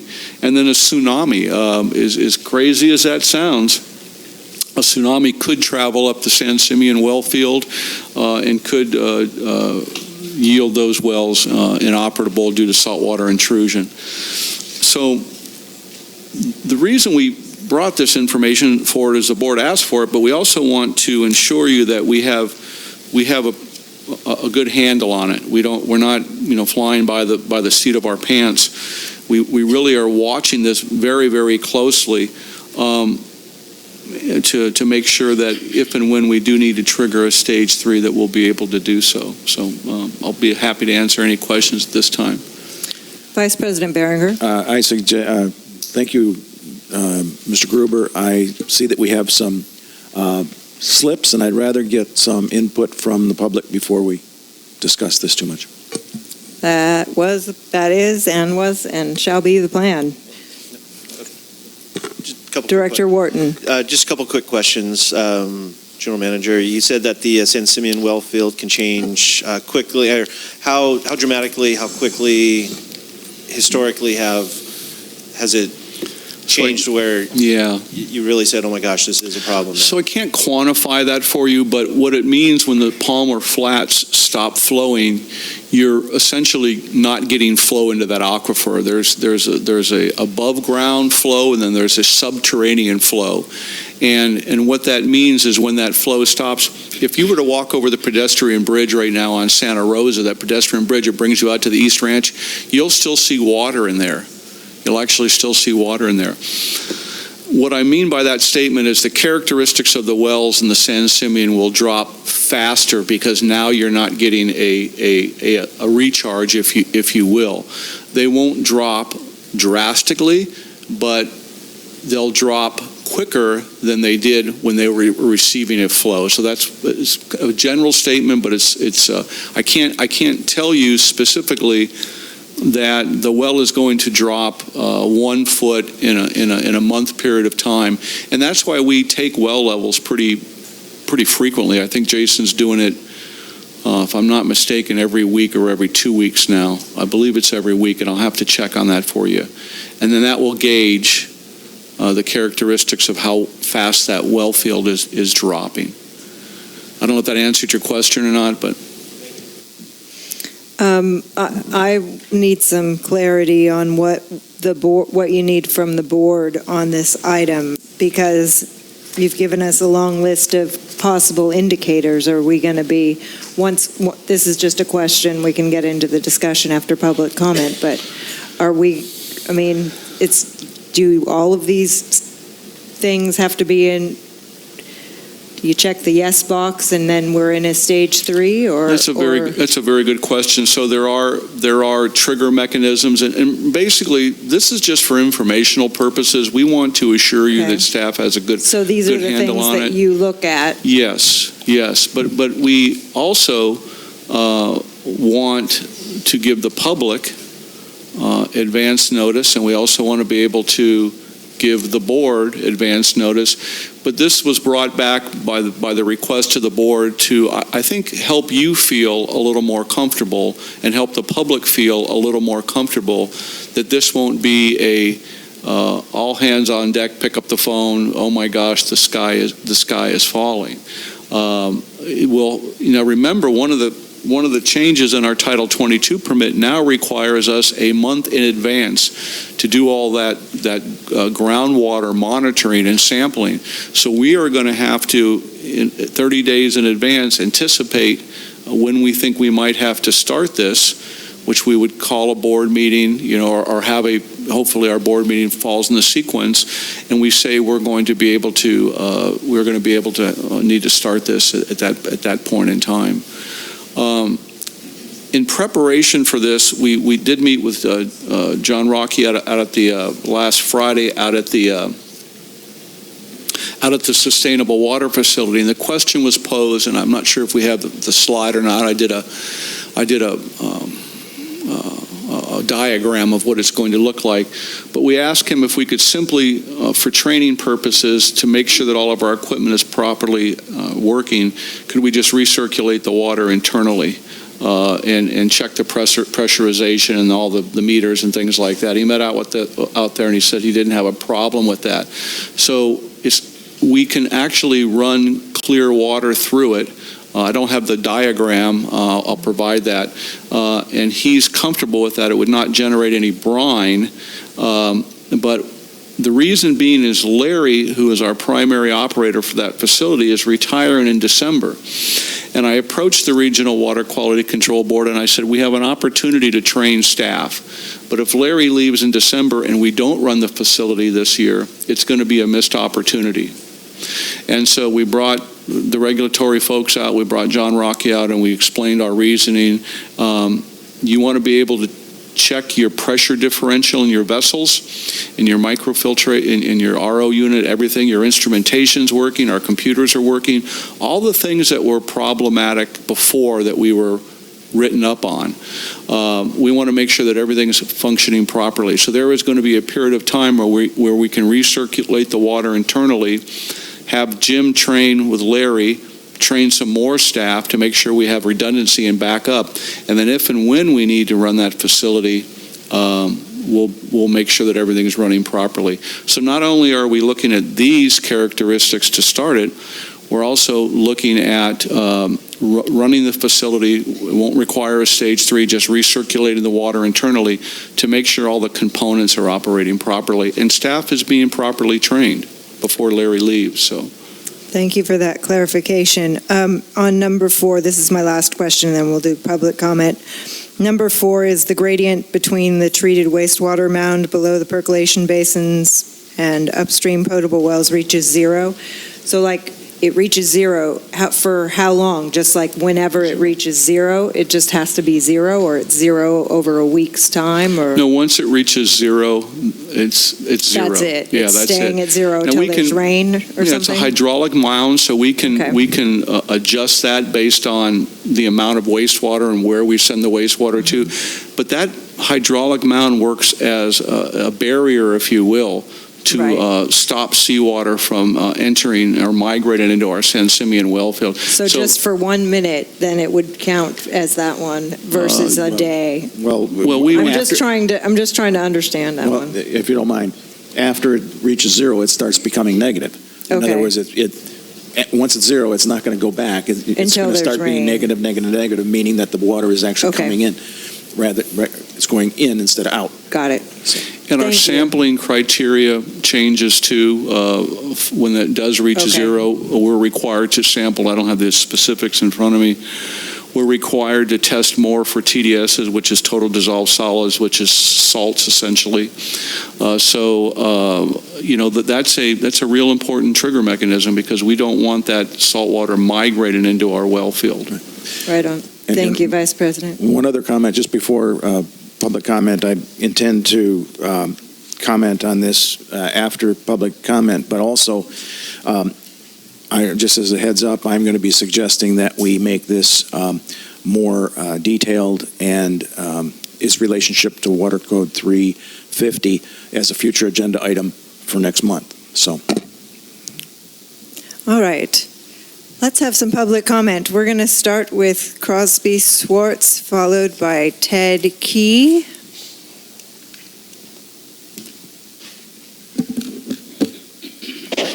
Good afternoon, Madam President. I have an idea that I think will help the community and the board and possibly the district staff to understand how the San Simeon well levels are really doing and when it might be necessary to implement conservation measures or to start the water facility. In the agenda packages every month, there's a statistical chart of the San Simeon well levels, which shows the current year's levels plus the 25th, 50th percentile and the 75th percentile. I think it would be easy to add another line onto that chart representing possibly the 10th percentile, and that would represent the level that you never want to go below. And then it would be a simple matter of just comparing the current year's well level chart with the 10th percentile chart. And if you are going below the 10th percentile, you need to start conservation and start the water facility. This actually could possibly be used as a way of determining when to declare an emergency and when to start the facility.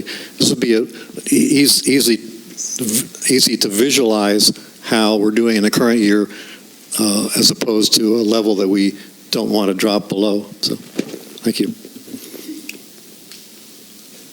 Thank you for your comments. Ted Key, followed by Elizabeth Bettenhausen. Good afternoon, Ted Key, Cambria. I am concerned about this 6A item here. You really need to be very careful about fudging with this stage 3 definition. The truth is that even through the last drought, the facility produced minimal, if much, water to get us through. So I will just say that, are you going to trigger conservation measures? If you go into stage 3, are you going to then go into conservation measures with the entire ratepayer group? And then what you're basically going to be saying to the ratepayers is, we're going to make the most expensive water known to humanity when we don't even need it. Now, if you want to trigger an epic ratepayer revolt, that would be a good way of doing it. So you're going to need to be very careful with this notion, because I think it's nuts. Now, as far as training people are concerned, if you don't run the facility this year, you'll have a whole year to train your new people. There's no rush. You'd have a whole year. So these arguments are very worrisome to me. So I would urge you to very carefully walk this line. Thanks. Thank you for your comments. Elizabeth Bettenhausen, followed by Tina Dickinson.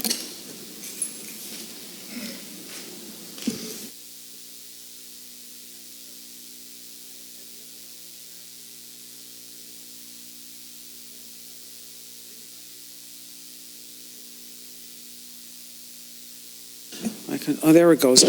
I'm old-fashioned. At home I have ring binders where I store data. And the ring binder is about that thick for the well levels of CCSD, or the years. I want to make comments not about the WBE monitoring, number one, or at the moment San Simeon Wellfield. I want to make a comment about Santa Rosa well minimum would be between 30 and 35 feet above mean sea level. They pose, as the general manager told us, operational challenges back in 2014. The only reason given for this number is that for SR4 in 2014, there was a major, the only reason not given, there was a major leak at the high school. And the numbers dropped for SR4 from 50.5 to 28.2, a little more than a foot a day, certainly. And those were in 10 days in January of 2014. By February, SR4 was back in the 50-foot range. It went down and up that fast. The San Simeon well level also was reduced for a couple of weeks at the time, and then restored by March 17th in 2014 to 20 feet. This differential between San Simeon Creek and Santa Rosa Creek withdrawals and wells means the balancing act by the water people was going fine between the two aquifers. I note that this brief period of low readings in January and February of 2014 was when the Board of Directors authorized the General Manager to make an agreement with CDM Smith for the emergency water supply project. Incidental, coincidental, perhaps. I want to ask why June 11th was picked as the possibility for the Palmer Flats. There is an explanation that's wholly inadequate. The invalidity of the year 2000 study, the unspecified nature of the likely effects of climate change, and the inability still for the CCSD to give us any vague estimate of the contents of the aquifer numerically. I mean, you don't have a clue if June 11th is going to do a diddly squat thing. Now, that summarizes one point. The other point is, I asked myself, who is the staff that's recommending this? And if I just heard correctly, it was the general manager, the utilities manager, and a new assistant for the utilities manager, the engineer. Now, where was the water department in these deliberations about the contents of our aquifers and when to use them? That's insufficient, friends. I like the possibility that actual conservation might be looked at again by the CCSD, and I thank Mr. Key for that recommendation. I think the 10th percentile recommendation could help us, but if this gets any further attention without increased, let's say 92.6% increased specificity to make up a number, I can do that too, think about it. Thank you for your comments. Tina Dickinson, followed by Mike Lyons. Well, this is a real problem. As General Manager Gruber said, and I recall there was discussion many months ago as to what the level would be to consider it drought 3. And it was discussed, as you mentioned, General Manager, today, 8 to 10 feet. What I want to bring to your attention, and Director Wharton, if you were to read the agenda packet, you would find out that, and in this particular case, on 206, the well levels, Sansamian well levels, September 15th, middle of September 2013, were 3 feet above sea level. Right now, they're 15 feet above sea level, 14.5 to 15 feet above sea level. I see absolutely no reason for there to be any declared emergency drought 3, when in fact in September of 2013, when we were at 3 feet above sea level, in either a stage 1, stage 2, or stage 3 were declared.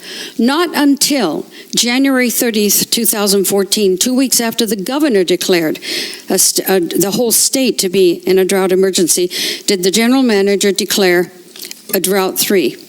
So you look at right now, SR4 is at 50.15 feet above sea level as of July 15th, if you look in your packet here. And the San Simeon well levels look pretty good. I'll correct Dr. Bettenhausen. June 1st was the date used for the Palmer Flats, I think, that General Manager referred to.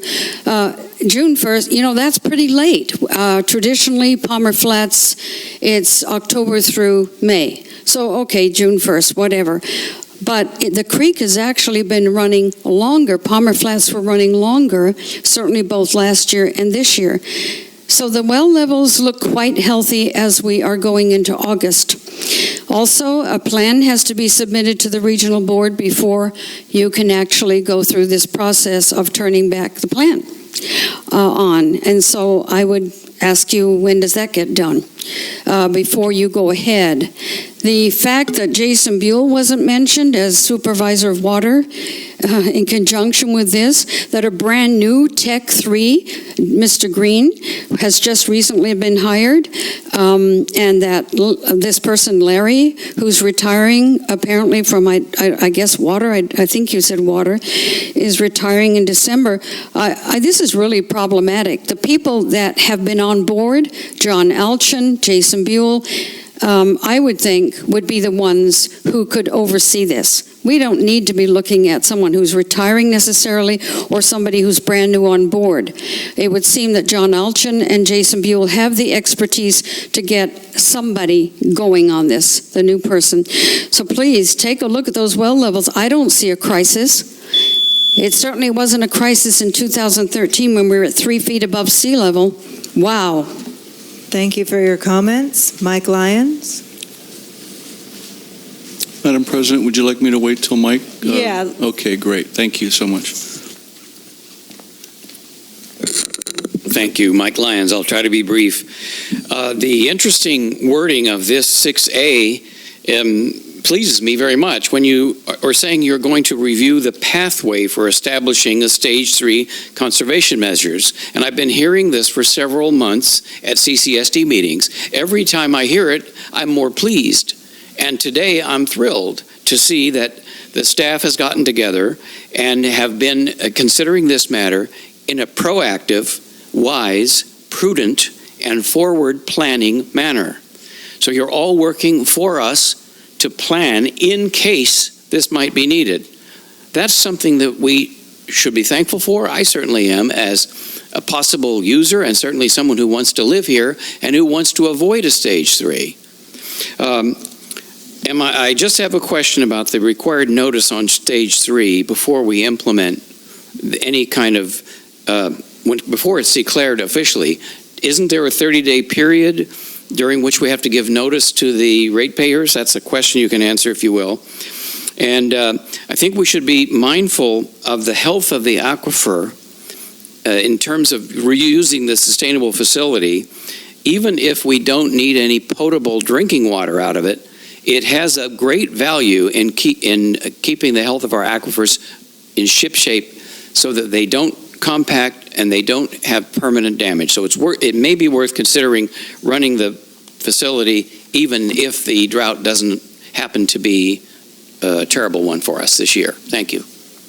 Thank you for your comments. General Manager Gruber, did you want to answer some of those questions? Just briefly, Madam President, I'm here today to only provide you information, as Mr. Lyons indicated, for a pathway for the Stage 3. I'm not here to recommend, based on the current well levels and data, that we need to start the facility. I think the concerns raised by Ms. Dickinson and Ms. Bentonhausen are valid. So I don't want you to think that I'm lobbying for the starting of this facility. I would only do that if it met the necessary criteria as outlined here.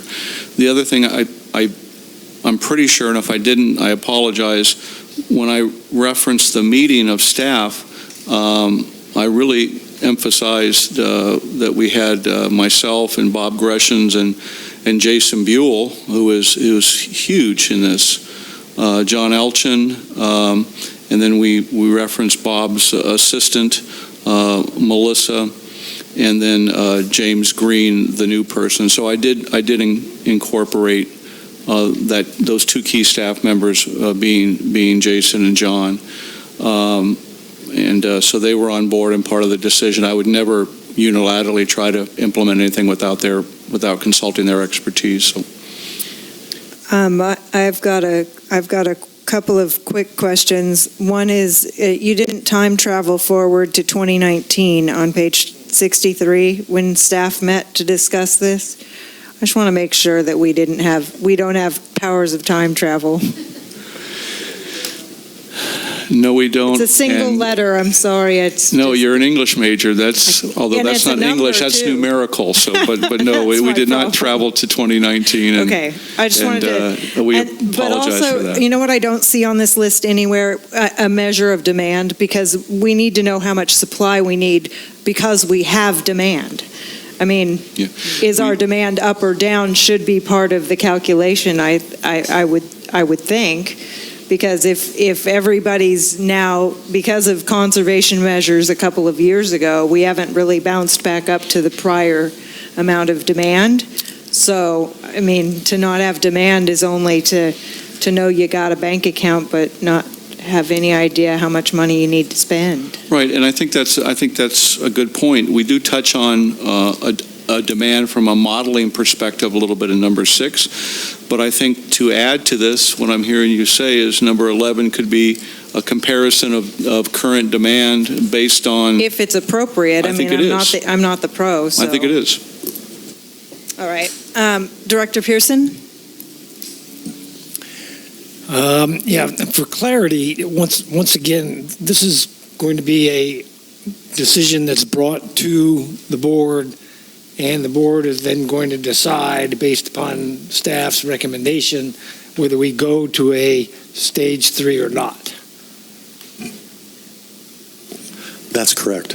Okay. Sorry, I thought that, yes, that's All right. correct. I was writing I'm taking notes, so you. All right, and then the second, to clear up some of these things on dates and stuff, once we declare the stage 3, what takes place? The conservation measures of stage 3 automatically go into effect, and we can start running the SWF 30 days after, because we'll start testing at that point, correct? Typically, when you make the declaration, you'll do so by a resolution that will have within it your rate structure, changes to your rate structure. So if you're having surcharges, that's where you'll find them. The restrictions that go into effect, the conservation measures that are required, all will be contained within the resolution making that declaration. That's how we did it last time, and I assume that's probably how we'll do it this time. Okay, so we don't have a set standard that we use, we just do it each time. Purely within the discretion of the board. We would probably bring back something similar to what we utilized last time, and then you'd make whatever changes you felt were appropriate. And for an example, if you recall, prior to the facility starting up, the board felt it was necessary, and rightfully so, to reduce consumption to 50 gallons per day per household per person. So that was in the resolution, and that was based on the severity of the situation. Again, as District Council Carmel indicated, that's really a decision from the board that would be addressed through a resolution based on the empirical data that we have and a consensus amongst everybody. So there's no canned thing that says, okay, to include, it also has to be consistent with the conservation measures that are in place for the state of California. We can always go more severe than what the governor drought declaration is.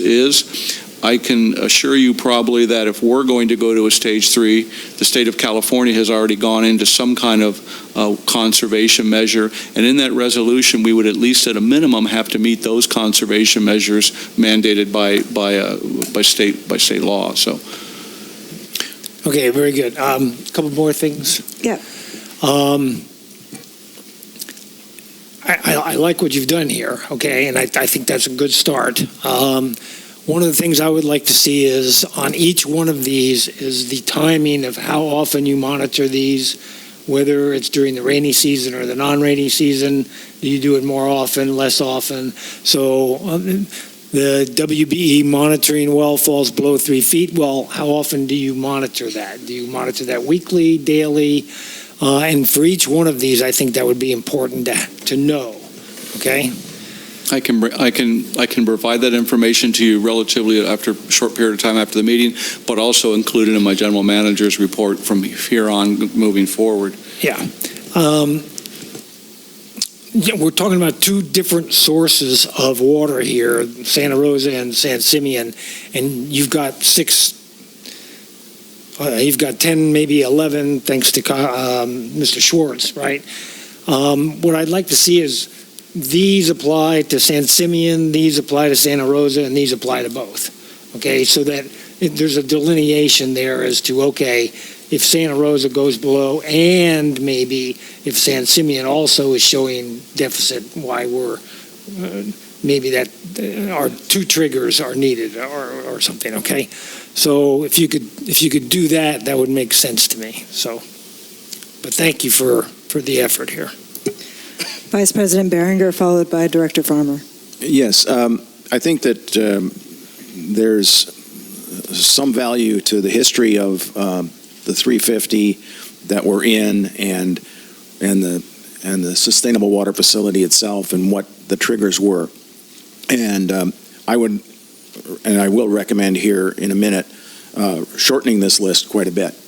One of the issues is that when our permits for using the San Simeon aquifer and for using the Santa Rosa is when Santa Rosa WBE gets below 3 feet, our permit requires us to cease using that aquifer. Now with SR4, that probability is delayed quite a bit. In San Simeon, when the gradient becomes negative, we can only use it for 3 months. The reason we can only use it for 3 months is that it's a vast aquifer, but they don't know how long it'll last. So the permit says you can use it for 3 months because they know there's enough water there. And I think this whole process is two things. One, we have what does it take to turn it on in a stage 3? What triggers a stage 3? And I think that there can be 3 things or 4. And the other one is we should look at when we get a coastal development permit that allows it to run more often, it makes sense for us to be running it in August to keep San Simeon from going negative, not waiting for 3 months, but from going negative at all. So when it reaches 0, I would like to see that as a regular trigger if we can run it to protect our aquifer and to not take so much water out of Santa Rosa. Hopefully we can get Santa Rosa to run longer each year and thereby helping the environment. There's also an advantage environmentally for us to be running that facility because we'll put 100 gallons a minute of fresh water into the San Simeon stream itself, which migrates it out to the lagoon, which keeps that plume, the algae plume from occurring. It's down there, and it happens every year, and it'll be increase the environment, a good investment for that. And yes, it's the most expensive water. It's not the most expensive water on earth, by the way, but it is expensive water. But if we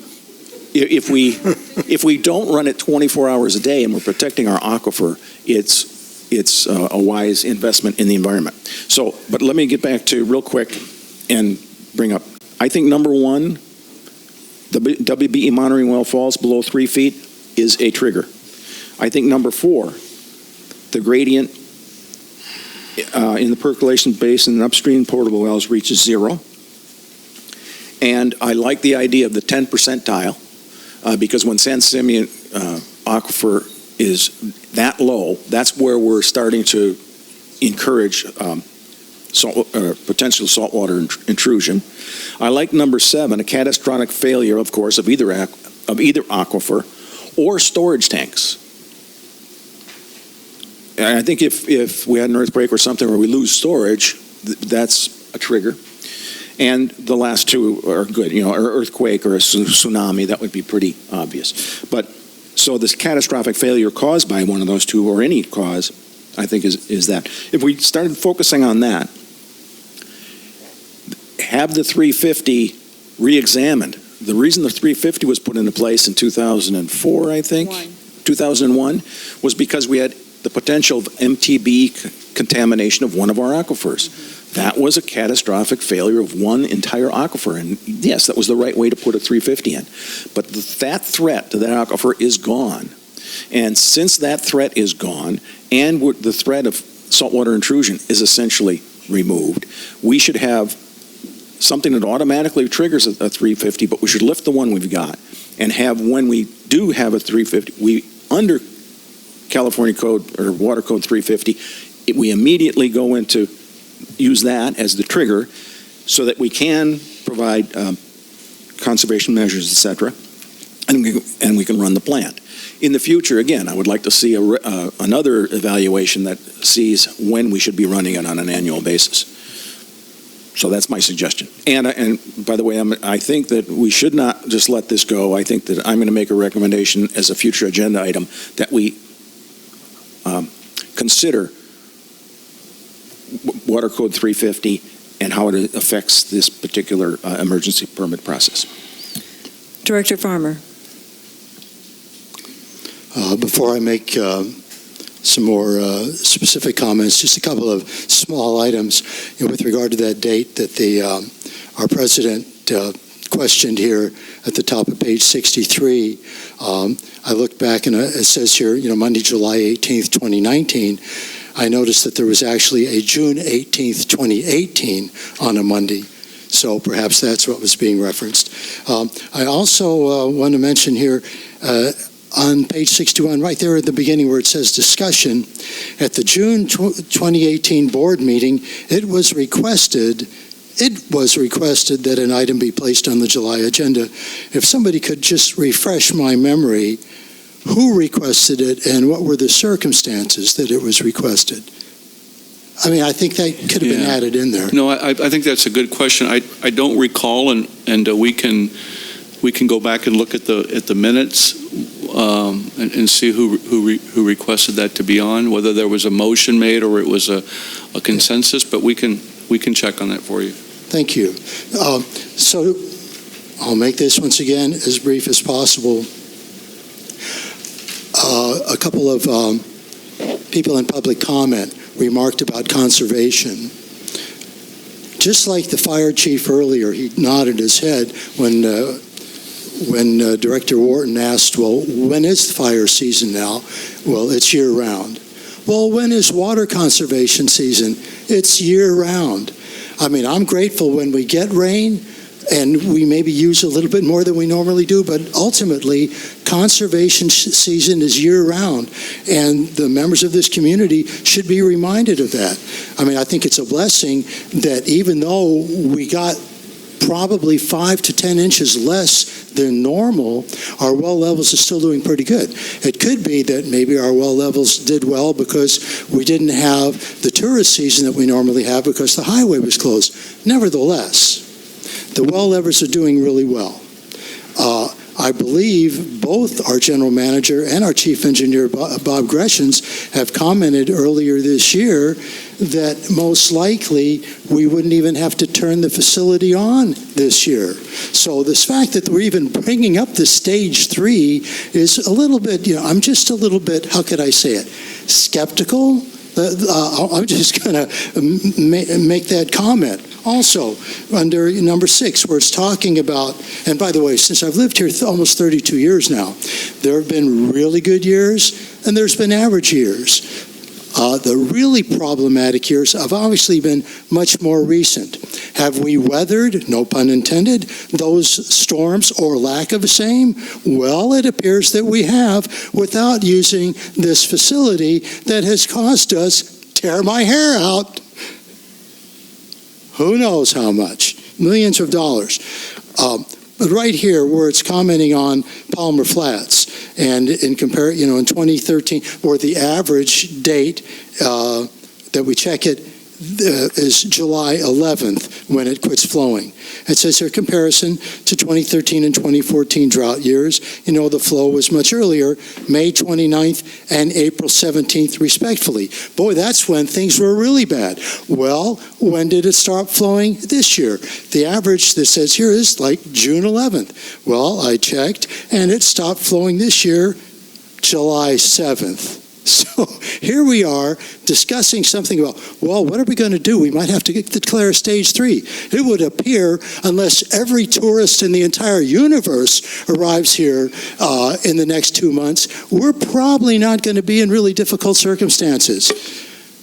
So I would suggest that if we're going to have another agenda item where the alarm bell is rung, oh, the red flag is being waved, we might have to do a stage 3, that we spend this much time on conservation measures and encouraging that. And water, using water to the best of this community's ability, that might be a wise use of our time. Thank you. Director Farmer, are you in the same meeting I am? We aren't talking about declaring a stage 3 emergency here. We're talking about what the circumstances would be if in the future, what are the triggers of that? As people are saying, there is water in the aquifer, and we are doing fine. When we built the plant not to continually allow people to suffer, and we built the plant to protect the environment and allow people to use a reasonable amount of water. Wow, allow people to suffer. We're not living in Ethiopia. I realize that it got difficult for some people. Even the anecdotal evidence of more people having to go to the chiropractor because they were lifting buckets of water. I understand the dilemma that we were in. However, what I'm saying is that, bringing up this issue now just to kind of make people aware of, well, a stage 3 could occur. I'll admit, that could occur, but it doesn't appear it's on the horizon. I'm just, like I said, skeptical that this is being discussed at this moment in time. I, for one, am glad that we're discussing it at a time when we have plenty of water, because the problems that we've had in the past relating to our water supply were problems that we were facing in the middle of having not enough water. So having these discussions, including improving efficiency and possibly revisiting the water efficiency plan that the board passed in 2013 to see if it needs to be updated, including educating the public and the board about what might happen. Should this happen, this may not happen for 3 or 4 years. The time to plan for an emergency is when you're not in an emergency.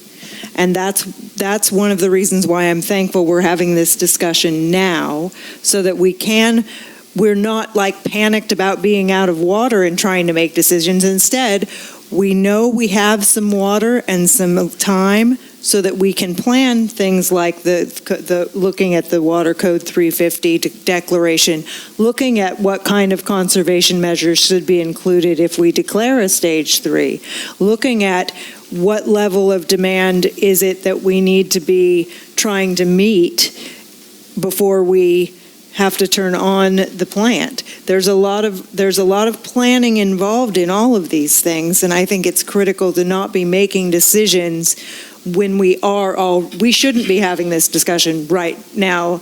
If we were already out of water, we should have had it several months ago. So that's why I'm glad that we're having it now. I don't think that it's a red flag and screaming panic right now. I think this is an informational item, which was why I had asked for the clarification about what we're doing. I see Director Wharton has his light on, and then Vice President Berenger. Yeah, I just want to echo what President Rice said. Thank you for those comments. We are looking forward. This board sometimes, not this current board maybe, but past boards have not properly planned for emergencies until we're smack dab in the middle of them. And I, for one, welcome the discussion, and I'm pleased to see that we're doing it now and not in the middle of, saying we should have done stage 3 2 months ago type of situation. So thank you for the comments and clarifications. Vice President Berenger. I want to move that we move on to item 6B. Madam President, may I just say one thing really quick? I want to make sure you have any direction you need from us. I think I've took copious notes. I think a lot of good suggestions, and I just want to say that I absolutely agree with Director Farmer on the conservation. We need to be living in that mode all the time, and we as staff have kind of dropped the ball on that. We really haven't done the best we can on the website and through mailers and things like that, and he's kind of re-energized me regarding that issue, because we really need to remind people, not to the point of hauling buckets right now, but we live in a community where we need to conserve. And so I'll meet with staff and we'll talk about how we can better communicate that to our customers. It's that conservation component. I appreciate his comments on that. So maybe it would be good to have somebody on staff to be the conservation officer? Well, Melissa's handling it right now, but I think we can put our heads together and come up. We have tools to be able to communicate. Wonderful. Just some basic things that everybody should be following. And as time goes on, we all have a tendency, myself included, to forget the simple things that we can be doing to help. So, thank you. I think we're going to move on to the next item. 6 break. Can we do one for how long? 7 minutes, 8 minutes. So we'll come back at 25 after 4 p.m. on that clock at the back of the hall.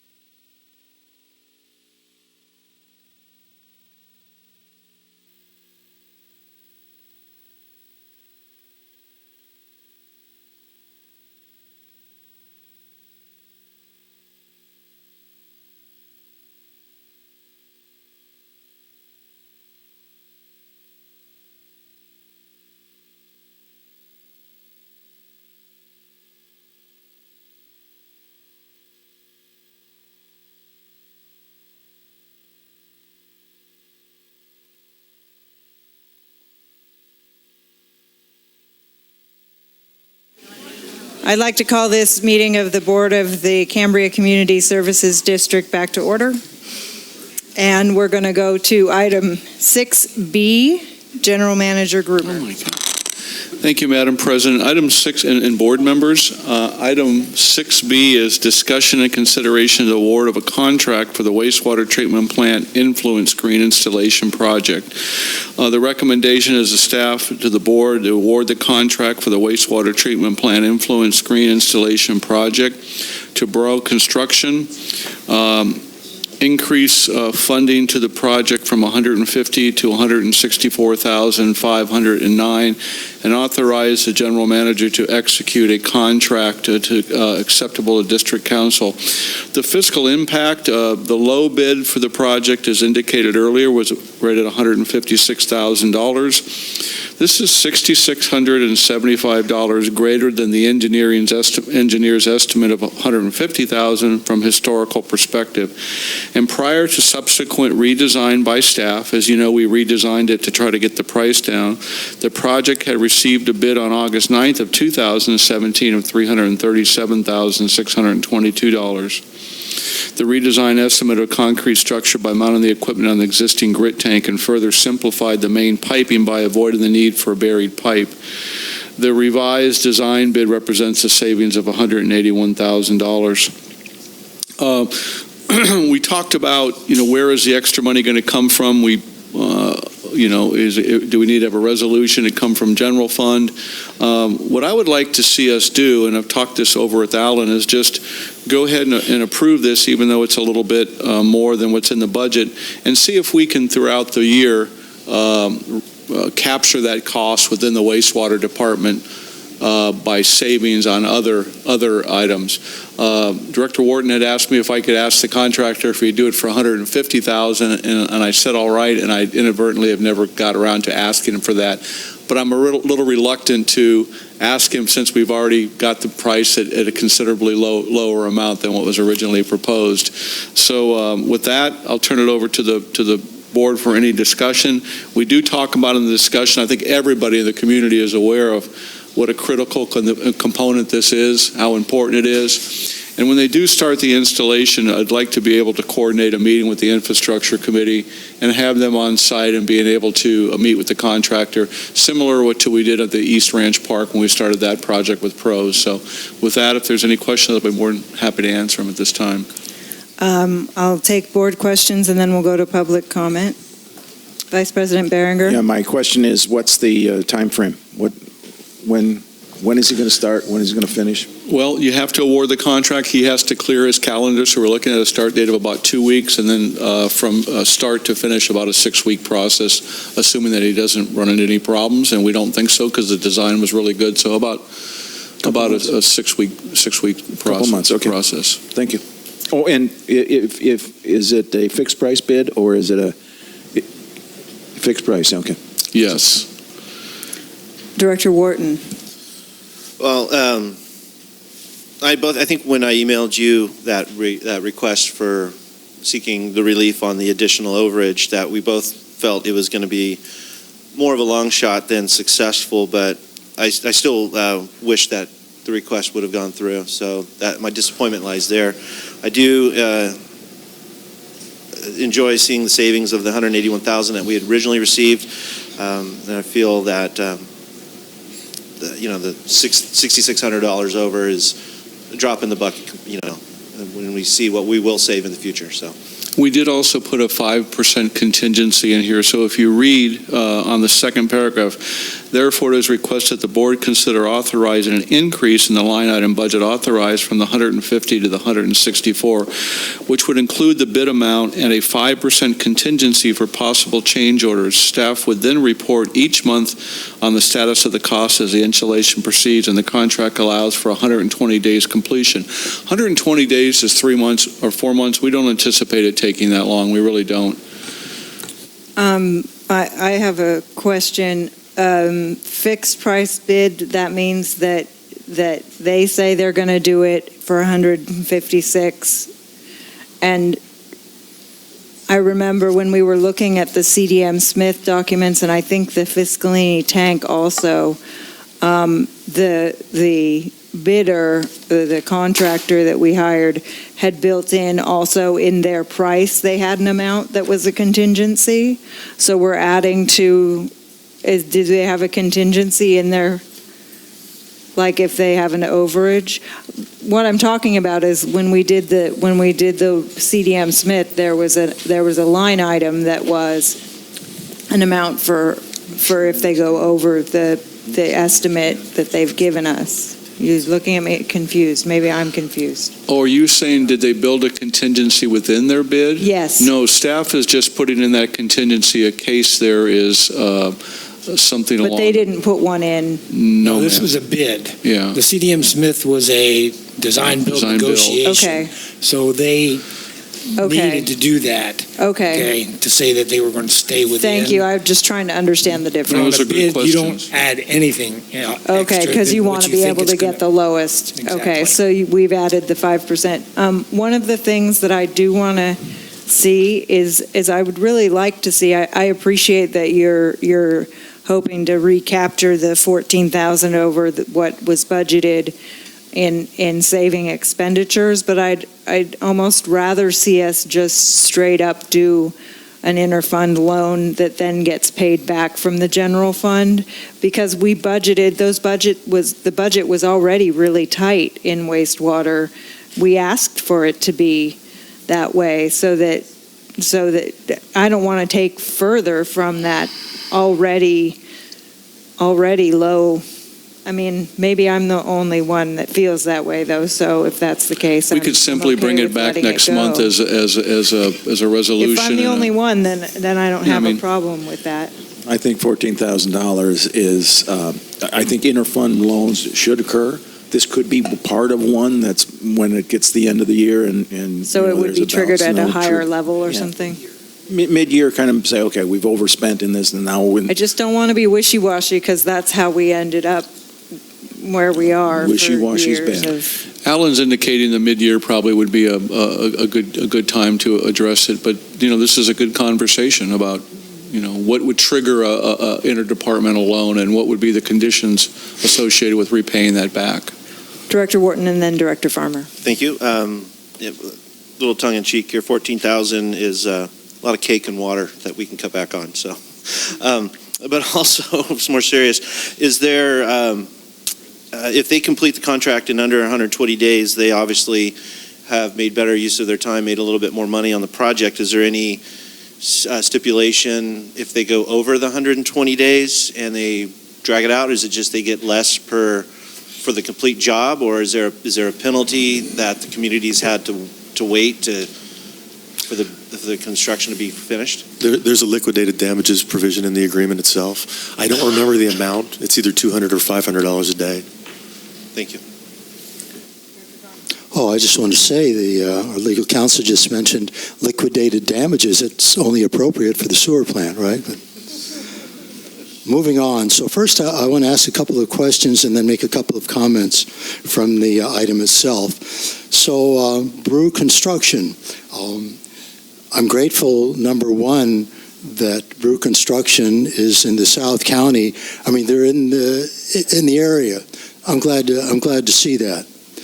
What I'm a bit curious about is when I'm looking at the amount that Brew Construction bid. Well, first, I'm noticing obviously it's the lowest bid, and then the next lowest bid, which is $23,000 more. If you move out here, it says certificate of worker compensation provided. It says here not applicable. Due because they don't have any employees. So I just found that funny, that the second lowest bid didn't have any employees to even issue anything about workman's comp. But then I look at the remainder of these bids, and they're like 271, 284, 382. Now, obviously, we can throw out the 382. But if you balance out the averages of the rest of those, I'm wondering, how in the heck did this fellow wind up with $156,000 when all the others were so much more? I'm wondering, What is their? I'm concerned about. Well, what is their experience? Maybe they just need the work, and if they just need the work and they have the experience, I'm cool with that. But I'm just wondering, how could it be that much difference? And I would also like to know, what is their experience in installing influence screens? I don't know what their experience is in installing influence screens. I apologize. I don't know if they've installed any influence screens. This is really a great deal of welding and mechanical work, and that's really in the specifications that were submitted publicly. That really is the emphasis. I think, it would be hard to find somebody that has a lot of experience specifically in installing influence screens, because there's not that much. But the fabrication part of it, and the welding and the electrical and the metalworking, that was the area that we really wanted to focus on. To answer your other question about the 156, obviously they wanted the work. They needed the work. It's been my experience with public works projects is that these really high bids, these astronomical bids, they really aren't interested. Yeah, they're just really not interested, and they can, they'll throw a figure out, and if they get it, great. Their profit margin is considerable, and if they don't, they're okay with that because they have plenty of work. And so I think this company bid fairly, and we'll see, and hopefully they can do a good job for us, and we'll be watching them, keeping a close eye on them, making sure that your dollars are spent wisely, and then we get a good product out of this. I'm going to assume that they will do a good job. So a couple of other items. Under discussion on page 65, the first half of the sentence, installation of an influence screen has been a critical need at the wastewater treatment plant for many years. And then I go to the next page at the top.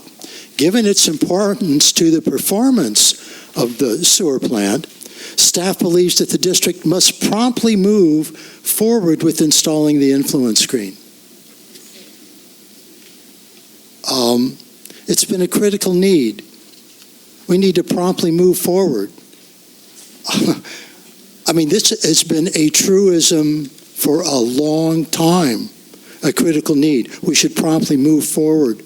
I'm just wondering why it wasn't seen this way years ago when it was near the top of the capital improvements project. That's my concern. I'm not asking necessarily for an answer. I'm just drawing up an observation. And if I could jokingly make an observation, since the amount is $6,600 over, maybe our general manager and chief engineer could split the cost and pony up, as a goodwill gesture to the community and the waste water treatment plant and the ratepayers of this community, and donate the $3,300 each, and as a goodwill gesture and good PR. It's just my humorous comment. I think the engineer put in a lot of work on the redesign, so he probably can have some sweat equity. Yeah, we've got a couple of public comments, and then I'll bring it back to the board for discussion unless there's further questions. All right, Ted Key, followed by Tina Dickinson.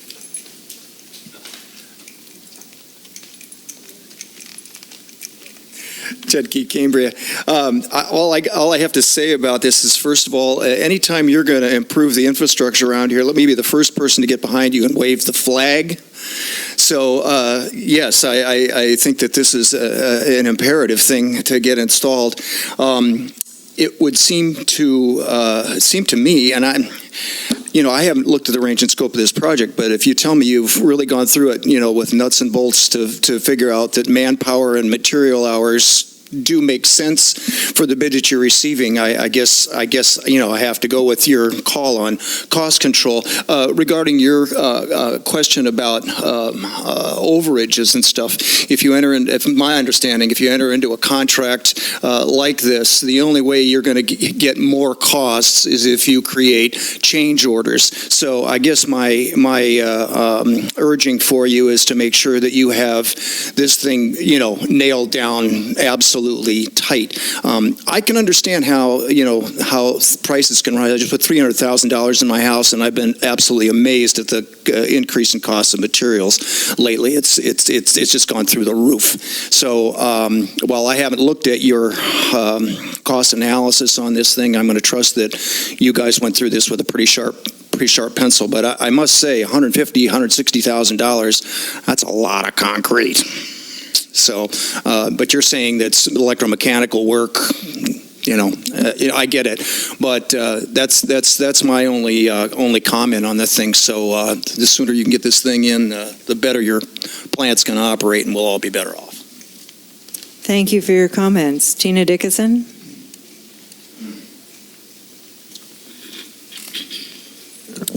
Sometimes I just wonder why I'm not working for you guys, because I sure spend a lot of time researching. You have to put in an application, I think. Oh, okay. If a brackish water desal plant can be built in 6 months for this town, why on earth would it take 3 to 4 months to install an influence screen? I contacted a company, as I mentioned to you a couple of months ago, in Michigan, who make these screens. I spoke to a very nice man, a representative from this company, and he told me that for the identical screen that we ordered, and it was comparable to the price we paid, $74,000. He also told me that included in the price of the purchase, the company would provide an engineer for a one-time meeting with wastewater treatment staff for an instructional go-through of how it gets installed. And he said if the engineer was required to stay on for a longer period of time, it would cost the district or city or agency $750 per day, plus the cost for that engineer to stay in a hotel. He also said that the time to install this would take, he said that actually wastewater staff in most agencies, cities, whoever they sell them to, are able to install it themselves. But I understood from speaking to John Alchin, and I actually took a look at this piece of equipment and what was going to have to be done. But the representative said it shouldn't take more than a week. But he said that could change if concrete had to be poured, a base, and all that. However, I'm going to have to say that he said their cost to install it, depending on how much would need to be done, was $40,000 to $75,000. And so even at $150,000 or $160,000, I still think it's too much. And honestly, 3 to 4 months, give me a break. This should be done in no less than 2 weeks. And if it takes more than that, then you know what? You've been taken to the cleaners once again.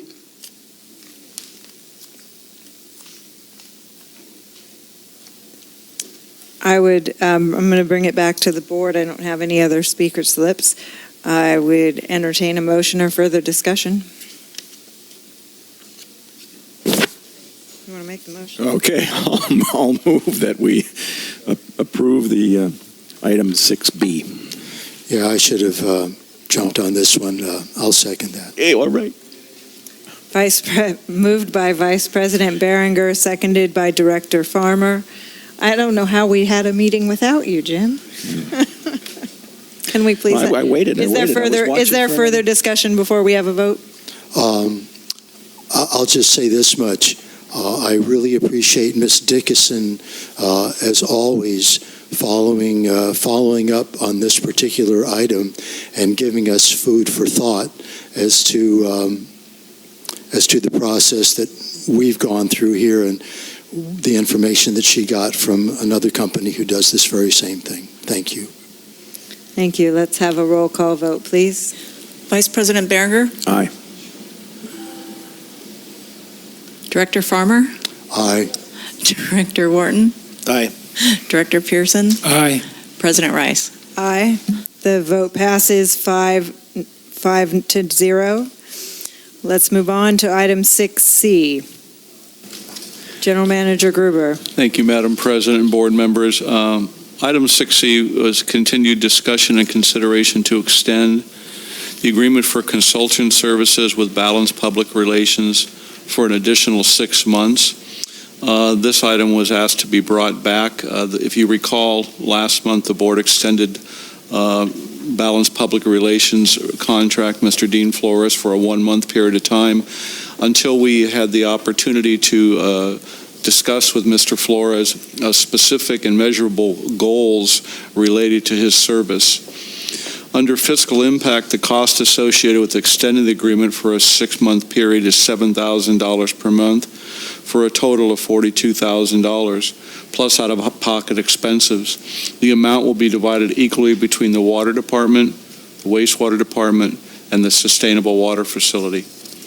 If you look on the following pages, you will see key areas, and unfortunately, Madam President and I were supposed to travel to Sacramento, and there was a little bit of a communication problem. I take responsibility for that. We were supposed to travel on the 18th and 19th to Sacramento to meet with Senator Flores and sit down with him and go over these things. Unfortunately, that meeting did not occur. Through correspondence with Senator Flores, I asked him to focus on deliverables, as earlier indicated by the board that they wanted to see. And these are the things that we came up with, although if there's anything the board wants to add to it, or if there's anything you want to take away. We talked about state parks, continued discussion with state parks, allowing the Cambria Community Services desire to install remote sensing instrumentation in the lower San Simeon Creek. Monique had a conference call with Senator Flores the other day, and we're making significant progress on that, as indicated by Senator Flores. The state parks water diversion issue, Senator Flores had indicated that he should have that wrapped up and resolved by December. Financing issues, always, I think this is an ongoing thing based on our rates and where we want to go, what we want to borrow, our relationship with PG&E, all those things. And then ongoing key performance measures. You can see lobbying work. You can see meet and greets with regulatory agencies. And number 3, 4, 5, and 6, I think the board's all read this. What we're asking for is the board to consider extending his contract with the clear understanding based on input from the community and from the board is that we want to see some results at the end of this period of time. So with that being said, I'll turn it back over to the board for a discussion or any questions that I may be able to answer for you. Are there questions of board? We've got a couple of requests to speak. Question? Just, I thought I saw or something on the state parks that we got permission to put our thing there, and then we don't need to do it anyway. So, well, there's state parks taken care of. Are we done? Well, I need to communicate that with Senator Flores, just kind of from a historical standpoint. We bought some equipment that we wanted to install on that bridge. I've met with state parks on a couple different occasions, and we conceptually drafted a concept that really didn't go any farther than that.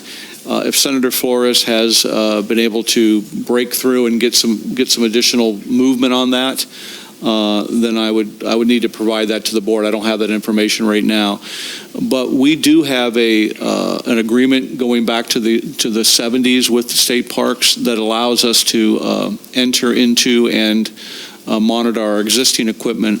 This right of entry is specifically related to mounting equipment on the bridge.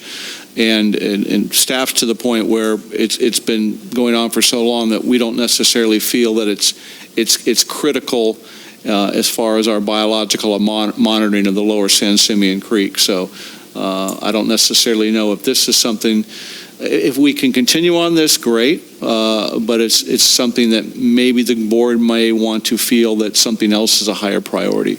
But staff will support whatever recommendations the board has.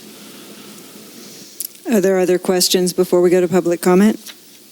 I'd just like to hear public comment first. Here we go then. First up is going to be Sherry Bell, followed by, I'm assuming, Tina Dickinson, because you put 7C. You did want to talk on this item, right? Yeah. Okay, that's fine. I just wanted to make sure.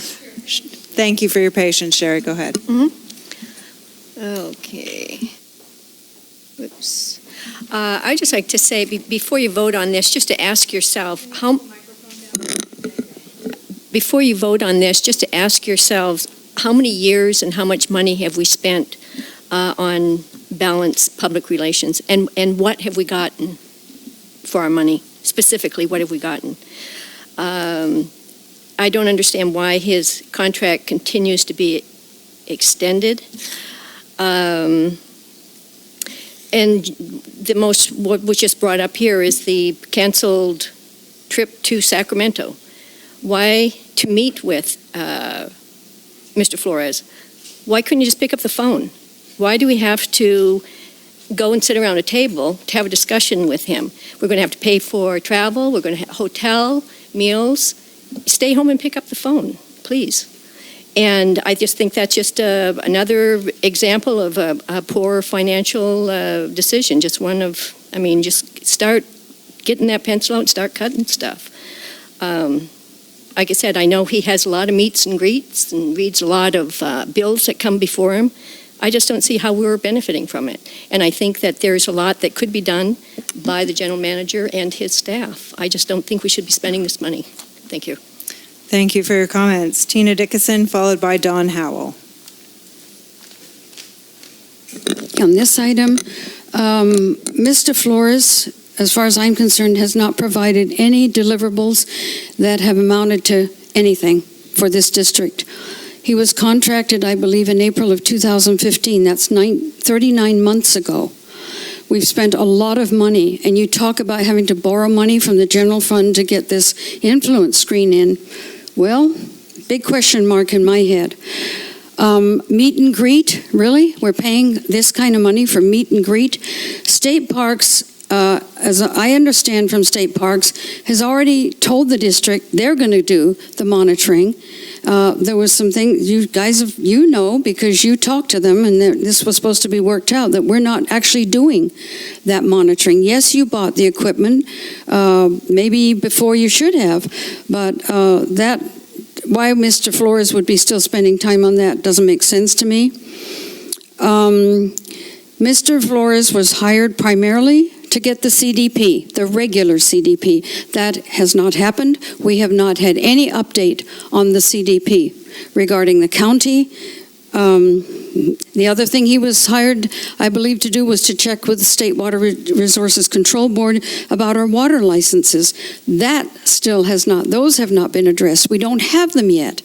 And so I pay attention, and I do pick up the phone and speak to these folks. And I don't know why staff who's paid very well to do their job can't just pick up the phone and talk to these folks and find out what's going on. We simply, as nice a person as Mr. Flores may be, I have no issue with, but I do have an issue with the money we're spending, and we're not getting results. So those are my thoughts. Thank you very much. Thank you for your comments. Don Howell, followed by Ted Key.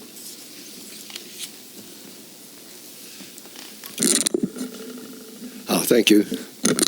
Can you hear me? Yeah.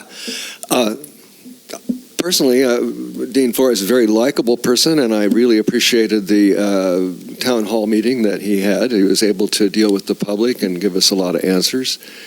However, I have to agree with the previous speaker for the over $200,000 that he's been paid over the course of these years. I don't feel that we've been getting, $300,000, that I don't know that we've gotten $300,000 worth of value. So I think it's time to reconsider this. The $7,000 that we're considering paying him in the next month could easily pay the overage on the influence screen. The one thing that I would like to see from him, in which all we're hearing right now is words, has to do with the iBank and the possible refinancing. And that has not, as far as I can, it's been how many months that this has been, and we're not hearing anything about whether even the lender would even agree to such a refinance. So these are things that could be discovered, and I don't know that we need to be paying him to discover them. For $7,000, that would pay for a number of trips by members of this board to go up to Sacramento and visit with legislators, and it would pay for the general manager several times over. So I don't think we're getting value, and I think it's time to cut the cord. Thank you for your comments. Ted Key, followed by Dennis Perry, is my last request to speak on this item. Hi, I'm doing my bad burrito. Coming back. Hello. There we go. So, again, I think Mr. Flores has probably run the course of action here for whatever he was going to do for you folks. It's very expensive, and it's probably time to wind that down. I will say that I agreed with one thing that Mr. Flores said at this last meeting, which is that the system out there in San Simeon Road is an emergency water system. So I appreciated that, but yeah, it's time to cut the code on that. I'm going to I've got to go. So I was going to make a couple of comments on some of these costs. Now, there's a lot of costs that are going on with consulting, and I understand that HR consultants cost a lot of money because my wife is one. So I get that. All I can say is I hope that whatever you're doing with all this HR consulting, you are ironing out the kinks for the long term so that you don't have to revisit these things again and again. So that's all I can say about that, because it is costing a lot of money. But I do think that Mr. Flores has done everything that he could have possibly done for you guys, and it's time to wind that one up. Okay, so thanks a lot. Thank you. Dennis Perry. Dennis Perry, Cambria. I just want to voice my support for what previous speakers on this issue have had to say. I don't believe we're having an adequate return on our investment, and I think the suggestion by the general manager that we go ahead and extend for several more months with the expectation that we should have some deliverables at the end of the 6 months, I don't think it cuts it. I think it's time to terminate that contract and use that money for better purposes. Thank you. That have already been identified, and we're asking to have to pay more on top of it. So, thanks. Thank you for your comments. Can I just add something? Mm-hmm. I meant to bring this up earlier. I counted, I think, 13 special meetings that the board has had so far this year. That's one like every 2 weeks on average. I know some months were lumpier than other months, but how much does a special meeting cost? We'll have to get an answer for you, and I can't answer it right now. $1,000? I mean, just roughly $1,000, $2,000 for each special meeting. And we've had 13 of them so far, with one on the books for the 1st of August. Okay. Thank you. Thank you for your comments. All right, I'm going to bring it back to the board for discussion. Director Farmer. Yeah, I think we should have a special meeting to discuss why we're having so many special meetings. Getting back to this topic. I can do that for you if you want. Thank you. How about tomorrow? So a couple of things I'd like to comment on. First, Mr. Flores began working for the district on May the 1st of 1915, and as someone pointed out, what did I say, 1915? Man, I didn't realize I was that old. Yeah, 2015, pardon me. And obviously he's been working for us since then, mainly as has been commented on by, I've forgotten who, it's probably Sherry Bell, mainly to get the permanent coastal development permit. With regard to anything I say here, in no way, shape, or form is it necessarily a reference, relates to Mr. Flores' ability to do the job we hired him to do. But I just want to make a couple of comments on what I see here in this under scope of work. And this is in the first paragraph where it says, the right of entry progress has been resolved, and then we go on. However, BPR, Balanced Public Relation, will continue to monitor various issues that have impeded the district. And, it's interesting to me when I think things that have impeded the district difficulty in dealing with various agencies, especially environmental agencies, because of this facility. Impeding the district, the fact that Micro Baker International did an environmental impact report that cost $1.8 million. It was 2 years late, and it was so flawed that it had to be redone again, and the cost of doing both EIRs was over $3 million. When we talk about what is an impediment to this process, those are two things that we could probably, that one thing there, with regard to Michael Baker International, we could probably bring that up. With regard to financing issues and the iBank's Infrastructure State Revolving Fund, I seem to recall that Mr. Flores stated that the opportunity for this community to get funding from the iBank was about 1%. And this is due to a variety of factors, one of them being the fact that we're seen as a relatively affluent community, and we don't have nearly the water challenges that, let's say, lower income communities have and communities, let's say, out in the Central Valley have. So our opportunity to gain money from iBank is pretty limited, actually very limited. I'm also concerned that nowhere in what we're talking about here with regard to the work that Mr. Flores is doing for us, do I see anything relating to funding for much needed repairs, and upgrades and improvements to the sewer plant. I mean, if he could get us one thing, which is gaining us some funding to assist in the improvements at the water facility, at the water plant, then I'd feel like he has done his job. But the chances of those things happening are really limited.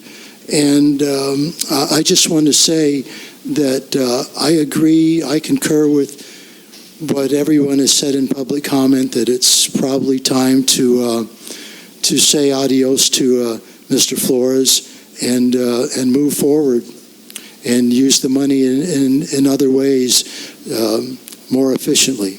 And that's no reflection on Mr. Flores. It's just the way things have been because of maybe just the dysfunction of this district at times. Thank you. Vice President Berenger. Yes, thank you. I think that if any of these deliverables can happen, there's more things going on with state parks and certainly with the Coastal Commission that I believe that he can help at his level. And as far as the State Water Resources Division water rights, when he first approached that, they said that they would be able to get to our permit process in 35 years. Now, I tend to think that's a little long, and he has moved it along quite a bit, and I think that there is something that's a deliverable that's working. If, in fact, I know it's a low chance to get an iBank loan. If it were to happen, though, the payback would definitely be there. I also have some frustration in not having any deliverables so far. The one thing he could say is he maybe got 5% of $4 million, $400 and some thousand, probably a couple of months earlier than we would have gotten it, but we probably would have gotten it eventually anyway. However, I also think that the timing is key here. His experience in the Senate, his experience with the people that are dealing at the levels of government, at the state level, is coming to an end in a way. There's going to be, we know there's going to be election, we know the governor's going to change, and there's going to be a whole group of other people that are going to change, and his value will be decreased.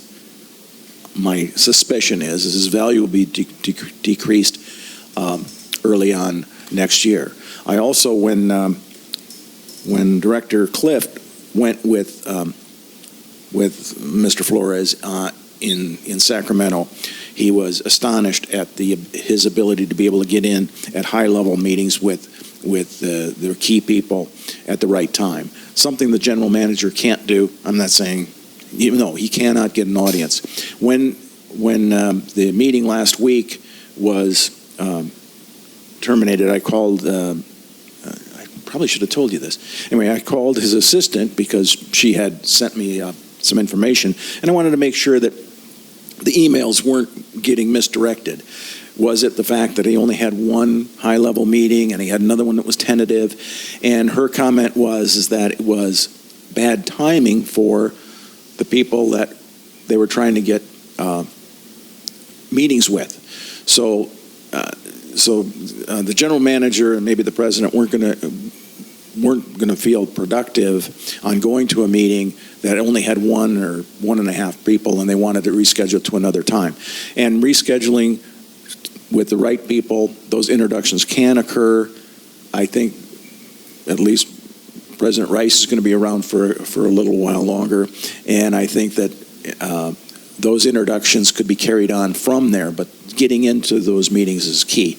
And it's a 6-month commitment, and if any of these things happen, I think now we have something that's measurable. I don't like it. It's not meet and greet. It's you get to see that the head of an agency has a big impact because the word Cambria is not on the tip of their tongues.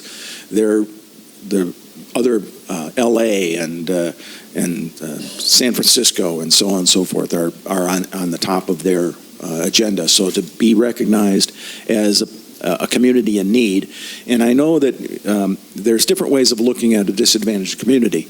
A disadvantaged community can be one that has a very low income group, but we are a disadvantage because we're a small number of ratepayers that are paying a big price for our facilities. So in the event we can get a grant, and he's dealing with people that do in fact have grants. He has come down from some 130, I think it was 3,000 legislative items to about 130 that he said maybe we should be looking at. And yeah, we should be doing a better job on those things that he's showing us. But if he can help us, I think that it's money well spent at this time. And I wouldn't support continuation unless we see some of these things accomplished. So that's my comment. I'll just speak to first I'm sure that Mr. Flores is watching. If he's not, since he's not here, I'm thinking he might have some idea of what may occur when we take a vote on this. But in terms of his contacts in Sacramento, he started out before he wasn't elected. He started out as a staffer, and he still has a lot of contacts with staffers at all levels. And those staffers after November, some of them will change, a lot of them won't. A lot of them will switch over to whoever as just a reality of Sacramento. So I just wanted to put that out there. He does have a lot of variety of contacts that may or may not change. As far as having a specific measurable, I'd say that if this board were so inclined to continue this contract, which I can't quite tell where we are yet, measurable is not something that is a decision that would be out of his hands. It would be like setting up 4 meetings with specific legislators who have some interest or other, or specific staff people or department heads or whatever it was that X number of meetings for the GM and a board member or something like that. That would be immeasurable. That would be something that we could say, okay, we did that, and then it would allow those doors to remain open because Mr. Gruber is charming, and whatever board member is sent, I'm sure all of us can be awfully charming and make sure that those doors stay open once they're opened. If this district, but in general, the point of a lobbyist isn't necessarily always tangible results. It's a much more abstract kind of support that he provides in terms of being able to he did definitely help us on the water, on our water licenses, our permitting, getting us into a different queue so that we would not be as 35 years down the road. But that's also one of those things that we still don't have it, and it's not within his power to get it. If we were carrying specific legislation in Sacramento to benefit the district, if there was something along the lines of maybe changing the fact that if you have 3,000 connections or you use 3,000 acre feet a year, you have to do a water management plan, that's like huge difference for us. We're a small district that 3,000 acre feet is like 7 or 8 years of use, but we have more than 3,000 connections and we're lumped in with districts there. So if we had a specific legislative reason to have him help us work our way through, or if there were a bill that actually did directly affect us, which there is one that I thought might, but I'll tell you what, I didn't find out about it from him. I found out about it from one of the multiple local government law firm newsletters that I get in my email. I found out about some other things by reading another email that I get regularly. It's called Maven's Notebook, and it covers California water issues, things that are coming up for the legislation. So I don't think that access to the information is helpful. We also are members of CSDA, and the whole point of CSDA is to advocate for special districts, especially smaller ones who can't afford a lobbyist. We're not Metropolitan Water District. We're small. Having this expense is big. And I don't think that just possibility of something happening in 6 months is necessarily the right way to go. And in terms of Coastal Commission, I was at the Coastal Commission meeting on the 12th. It went really well. I did not see Dean Flores there. I don't know why he would be there since we're not before the Coastal Commission, but I did speak to the executive director and just gave him a really quick update that we've got a call coming up tomorrow, that we're working with the biologist, and I tried to find out if he knew what biologist on their staff was, and he didn't know, of course, because he's busy being executive director, but to get down in those details. But I also connected with quite a few coastal commissioners and had discussion with them that wasn't related to our project, but was helpful in building the kinds of relationships that Mr. Flores has said that we need to have. Now, he also set up a meeting when they were in Cambria with Donna Brownsey, one of the newer commissioners, because he knows her, and General Manager Gruber and Vice President Sanders at the time, and I had a meeting with Donna, and that was a great introduction. That door is going to stay open as long as we maintain a certain level of communication. I think that he has been helpful in a lot of ways. I'm not sure that it makes sense for this district, especially with the financial, when we say that we have financial constraints, that we need to have a rate increase and that we've got all these other things going on. I'm not sure without some serious focus it makes sense. So you're there at the Coastal Commission on the 12th? Yeah. Okay. Of July. Okay. Yeah. All right, well, thank you. Direct. So what I'm gathering is that other than the iBank in the next 6 months, there's not much else we're asking him to do. I mean, number one is pretty much taken care of. Number two, I saw an email from them the other day that says they're going to be certainly getting that to us by December. Okay, so that's taken care of. So it's the iBank. And you and Vice President Behringer, we're going to be leading that through. Is it a viable opportunity or not? I feel like I talked to a friend of mine who is involved in Los Osos, and they dealt with getting some money through the iBank. And one of the things that he said is, call them up. They'll listen. That's their job. And I don't think we need a special entree into the iBank. And I'm not a financial tax expert in any way, shape, or form, but I think that the person at the county that made the report to the county earlier this year, who said that the new Trump tax laws prevent the kind of refinancing that we would need to do.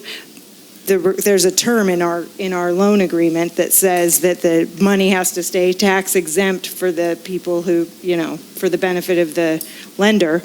And the new tax laws that Trump passed with the Republicans recently and whoever else voted for it, it makes it impossible to do that now. That's not a possibility. And I'm not using the right terminology, but as soon as I saw the person at the county report that to the Board of Supervisors, I wrote it down and sent an email to Dean to look into it, and he said that I was right, that was going to make it even more difficult for us to be able to refinance because of the new tax laws. Director Wharton? If his contract is terminated, and we do see that there might be a need down the road, is he willing? I mean, what exactly? For money, yeah. But I had one other thing that just skipped my mind. Must not have been that important. If I remember, I'll chime in. Vice President Barron. Let me go a little bit. I do know, or I don't know anything, but my indication is that the iBank people directors are going to change, and that he knows them. And if we could allow Mr. Flores to get a finder's fee of some kind to push a refi through the iBank before the end of the year, that might be something that we could consider.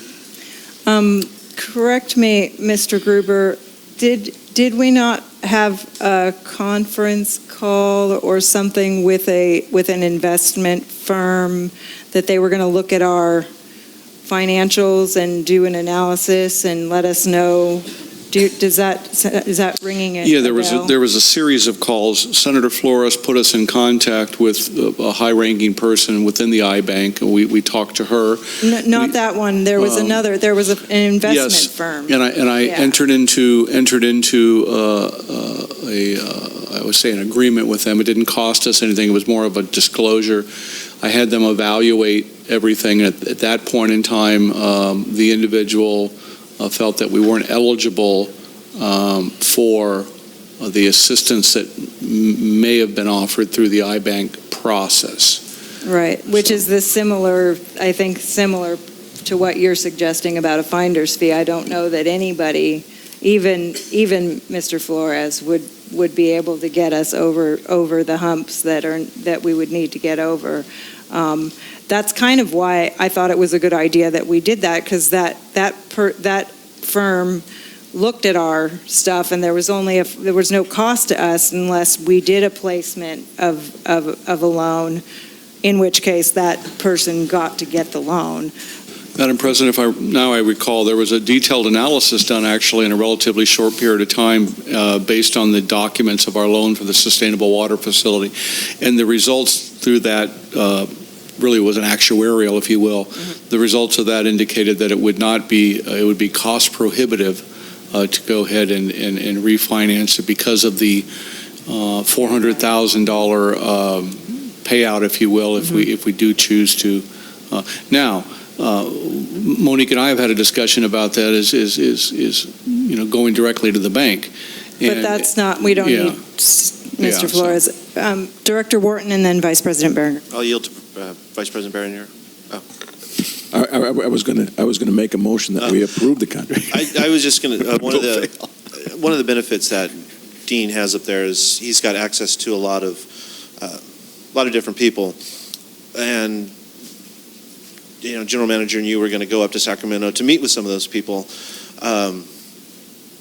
Was there ever an opportunity to have some of those people come down and visit us and see the town and see what, I don't know if that's something they would be entertained. That might be a neat idea that we can investigate down the road, something on our own, as opposed to maybe if they see how the community. We'll give a whole bunch of e-invites to the legislature and get See who them down comes. here. Yeah. We're having a party. I also don't think that there's anything immediate because we aren't even to the county planning commission yet. So for the permitting, we're definitely not at the Sacramento Coastal Commission level, which means that, and we're not going to be there before the end of 6 months. So Vice President Berenger, you wanted to make a motion?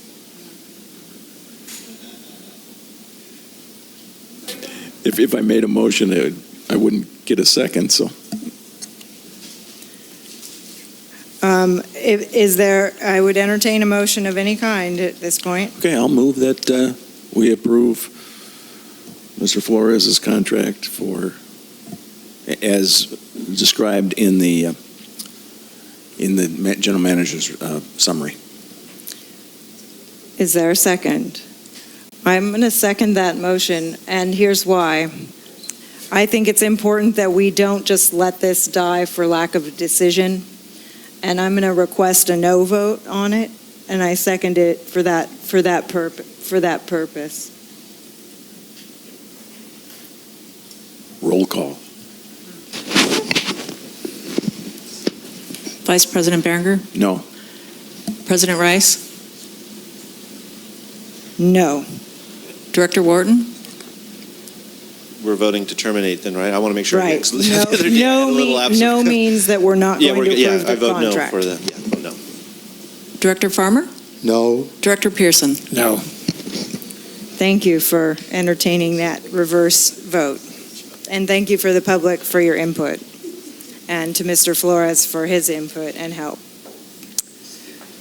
Item 6D. Thank you, Madam President and board members. Item 6D is discussion and consideration of adoption of the resolution 24-2018 amending section 7.2 of the Board of Directors bylaws relating to the board members' involvement in personnel matters. And with that, I'll turn this over to District Council Tim Carmel. Thank you. President Rice, members of the board. Shalene Bennett, the district's HR attorney and advisor, has recommended that bylaw 7.2 be amended to clearly state that board members must not involve themselves in daily operations or personnel matters and to deal with those matters through the general manager. The bylaw is a recitation of existing state law. The board as a whole establishes policies. The general manager implements those policies. Let me read a couple of provisions from state law, from the government code, that articulate that principle. Excuse me, District Guy. I'm sorry. Speak up a little bit louder. That articulate that principle. The Board of Directors shall act only by ordinance, resolution, or motion. The Board of Directors shall adopt policies for the operation of the district, including but not limited to administrative policies, fiscal policies, personnel policies, and purchasing policies required by this division. The general manager shall be responsible for all of the following: the implementation of the policies established by the Board of Directors for the operation of the district, the appointment, supervision, discipline, and dismissal of the district's employees consistent with the employee relations system established by the Board of Directors. One important note: the circumstances that led to the proposed bylaw change involve confidential personnel matters that cannot be openly discussed here. Therefore, neither I nor the board can provide open responses about those circumstances. I'd be glad to answer any questions. Except for about the circumstances. Are there any questions from board members? Okay, I've got a couple of requests to speak before we deliberate. Sherry Bell. Oh, I have you here for two. Sherry Bell, welcome. Hi. I understand I understand that there are some legal requirements for this resolution, but it appears to me to be overly broad. It goes beyond what the legal counsel just mentioned to us as far as personnel issues and hiring and firing and that sort of thing. We expect the general manager to handle that, but then it goes beyond, and the general manager shall take orders and instructions from the board of directors only when sitting in a duly convened meeting of the board of directors. No individual board member shall give any orders or instructions to the general manager when presented with questions. And this is a part that I think is kind of getting a little out there. When presented with questions or complaints from citizens or staff related to operational or personnel matters, the board members should listen to the concerns and either, 1, confer with the general manager to advise of the concerns, 2, refer the individual to the general manager for resolution of their concerns. Board members must not bypass the authority of the general manager. If the concern's being made about the general manager, you go to the general counsel. What I'm concerned about is this going to have any kind of an impact, or does it have the potential to delay or interfere with the work of the standing committees? So they're going to, if they have any questions, are they going to have to go through the general manager first? I'm just really not clear, but it just seems like this would, I'd just like to see more communication, not less communication. And this makes me feel like this administration is becoming even more, becoming even less transparent. And, I'd like to have you look at that or think about that a little bit more, or just scratch out a bunch of this stuff. I think it's gone beyond what it needs to go on legally. Thank you.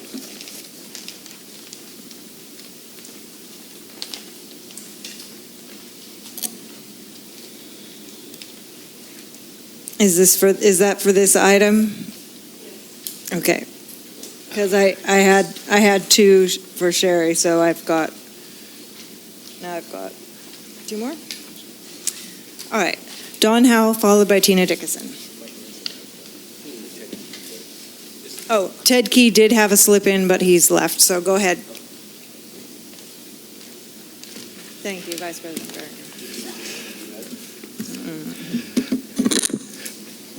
This does disturb me a bit. I'm glad for Mr. Carmel's clarification, because I wasn't clear as to where this wording actually came from. Often we're presented with things that appear to have the authority of somebody else, and they are in fact simply the words of the general manager or somebody on the staff.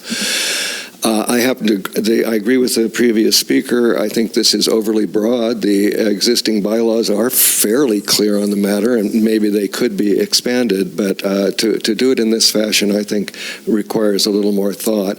It does tend to, wording in this, well, as the previous speaker said, when presented with questions from citizens or staff, when presented with questions from citizens, this would then suggest that people such as Tina Dickinson, who had been talking with some of the wastewater folks, that would no longer be appropriate, and that all communications from the public should, in fact, and all questions should, in fact, pass through the general manager. So this is definitely a step towards lack of transparency, not greater transparency. And we're not talking about personnel matters here. We're talking about operation of the district. It's very clear on the matter of personnel matters that those are, in fact, private and cannot be answered. So that, in particular, it reduces the contact or funnels the public into only one source of information. The other thing, though, is there's some sort of contradictory mention. As I read before, the president shall be the spokesperson for the board. And furthermore, Oh, no, this is the one where, talking about the agenda, the president and vice president can, with the general manager, put items before on the agenda. And yet, it says here, general manager shall take orders and instructions, and I presume that would be an instruction to put an item on the agenda, shall take orders and instructions from the board of directors only when sitting in a duly convened meeting. I think that, again, the wording of this needs to be gone through very carefully so that it is very clear, and it is worded in such a way that it does not impair transparency on the one hand, and that some of these contradictions can be removed, because clearly if you can only put agenda items on the agenda, but with a full sitting board and on a duly noticed meeting, then clearly the practices that have been going on in the past simply cannot be followed. So I think this is at best premature, and furthermore, I don't think it's necessary, but if it is necessary, I think it needs to be looked at further before it's voted on. Thank you. Thank you for your comments. Tina Dickinson, followed by Elizabeth Bettenhausen. I find this item really troubling. First of all, back in January 18th of 2017, the general manager had no problem at all relating to myself to a personnel issue. He not only brought it up in a meeting, but he actually had an article with his quotes in the Cambrian regarding an employee. I took great offense at what he said, and I could have gone further, but I didn't. I think the controlling factor, or the control factor here of one individual, the general manager, has gone way too far. It's time for it to stop, and if you, the board, pass this today, then I honestly, I just have to say it's beyond shocking. This is ridiculous that a general manager is dictating pretty much to the board. It's really unthinkable that this has come before us. And it has to stop. And if it doesn't stop with the board doing something, well, my God, this town had better start doing something. We got rid of one general manager in this room, and by God, we might need to get rid of another one. This is unthinkable. And it needs to stop now. Thank you. Elizabeth Bettenhausen.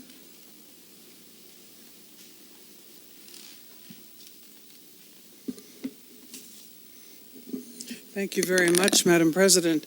I want to speak to another issue just in a few seconds. I want to thank the AGI man for saving my life by going out and getting some Tums for me.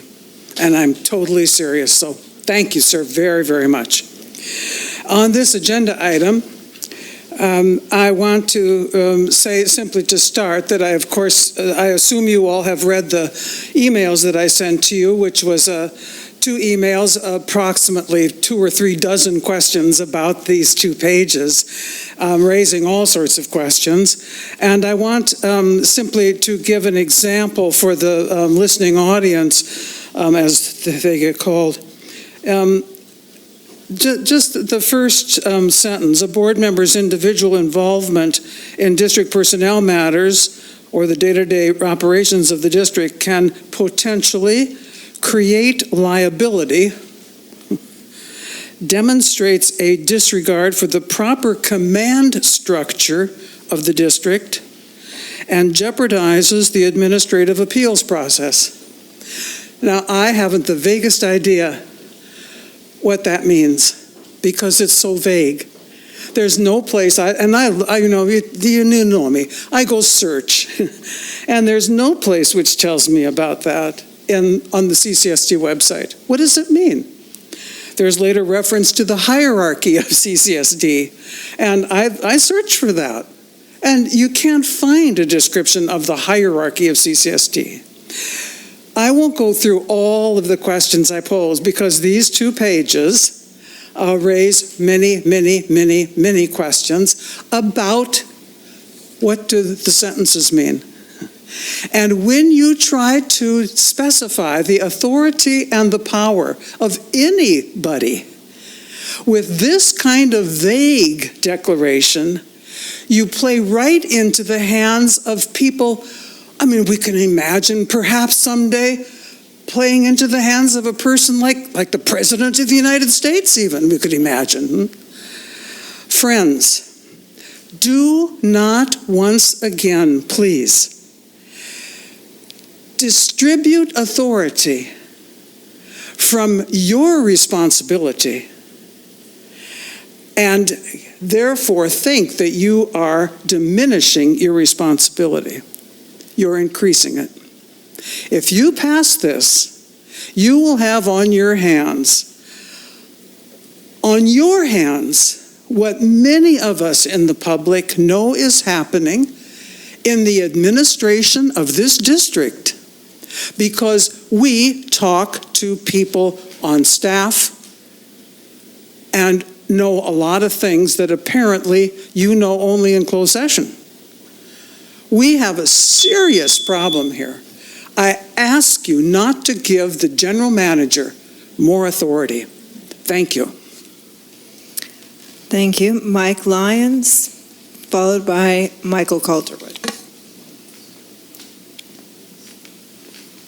Mike Lyons, Cambria. I differ greatly with the previous speakers on this issue. I am not a habitual caller to the staff of this fine organization. In fact, I don't think I've ever phoned the organization even once.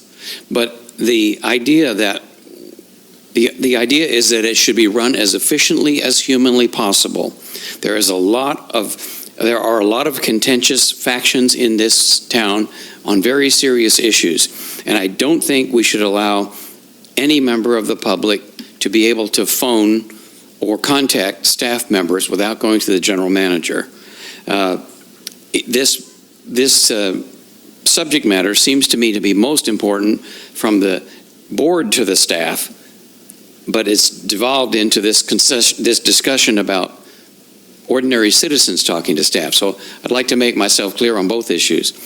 I think that the board should speak as a group to the general manager because it confuses his job. And I think in a very similar way, any member of the public going directly to any staff member simply takes up their time and confuses them. And that's not efficient, and that's not good for any of us. Thank you.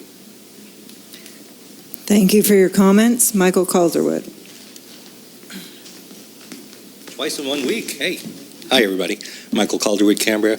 I saw this issue, and I looked at it a little bit differently. Observationally, there are tendencies in a passionate community with involved leaders to contribute in different ways at different times. I know I tried to interject a little bit at the special meeting on Monday, and the president very subtly told me to be quiet appropriately, so thank you, Amanda. But on this issue, any board, any governing agency, any organization, corporate or otherwise, has got to have a sensible, well-articulated policy of how things work.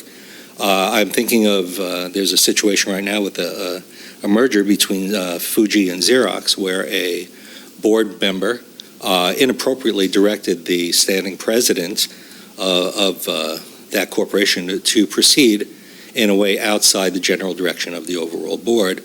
People go to jail for stuff like that, okay? And mergers fail and millions and billions of dollars are lost. At our level, efficiencies, as Mike pointed out, would be greatly impacted or greatly enhanced by a policy, a clearly articulated policy and process whereby people communicate with each other from the board to the general manager and his team and the other way around. I hesitate to put more discipline around the community's opportunities to communicate with staff. We're fellow citizens. We work and live together. And I don't see a lot of harm there, except when it becomes excessive and out of control. I think that's something that can't be legislated. But I think in the sense of being what's being requested in this motion, it makes very good sense to me from my perspective and my experience. I don't see it as a granting of additional powers to or taking powers away from anyone. It's just a clarification and a codification of a policy that will make sense and make the district run more efficiently. So that's my thoughts. Thank you. Thank you. Do we have another comment on this item Please come forward.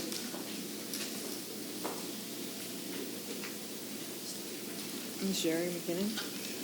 Mr. McKinnon.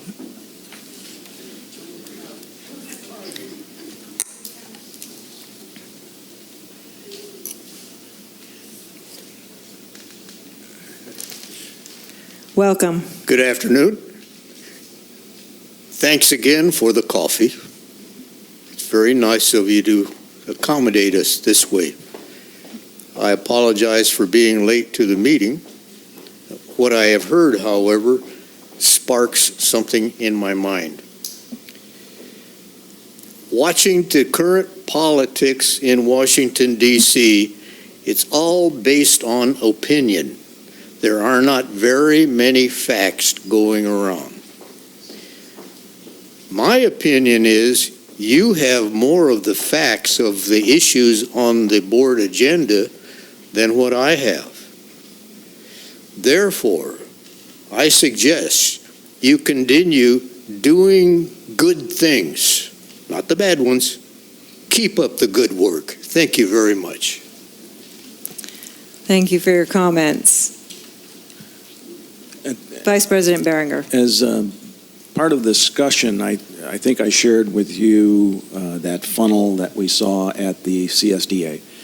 And if, at the pleasure of the President, I think we can put that up on, Monique would be able to put that up on the screen. And because this is an issue that I believe the District Council will say that this is a requirement. This is a legal requirement. This is not something that we can say, well, we don't like this. We want to put it off or we want to change it. This special district by law has been formed in this manner. What I saw at that particular CSDA meeting is that we have the people on the top, and then we have the board of directors, then we have the general manager. And what this says is that no individual board member shall give orders or instructions to the general manager. And if we're setting up an agenda, and there's two of us, that still can be accomplished.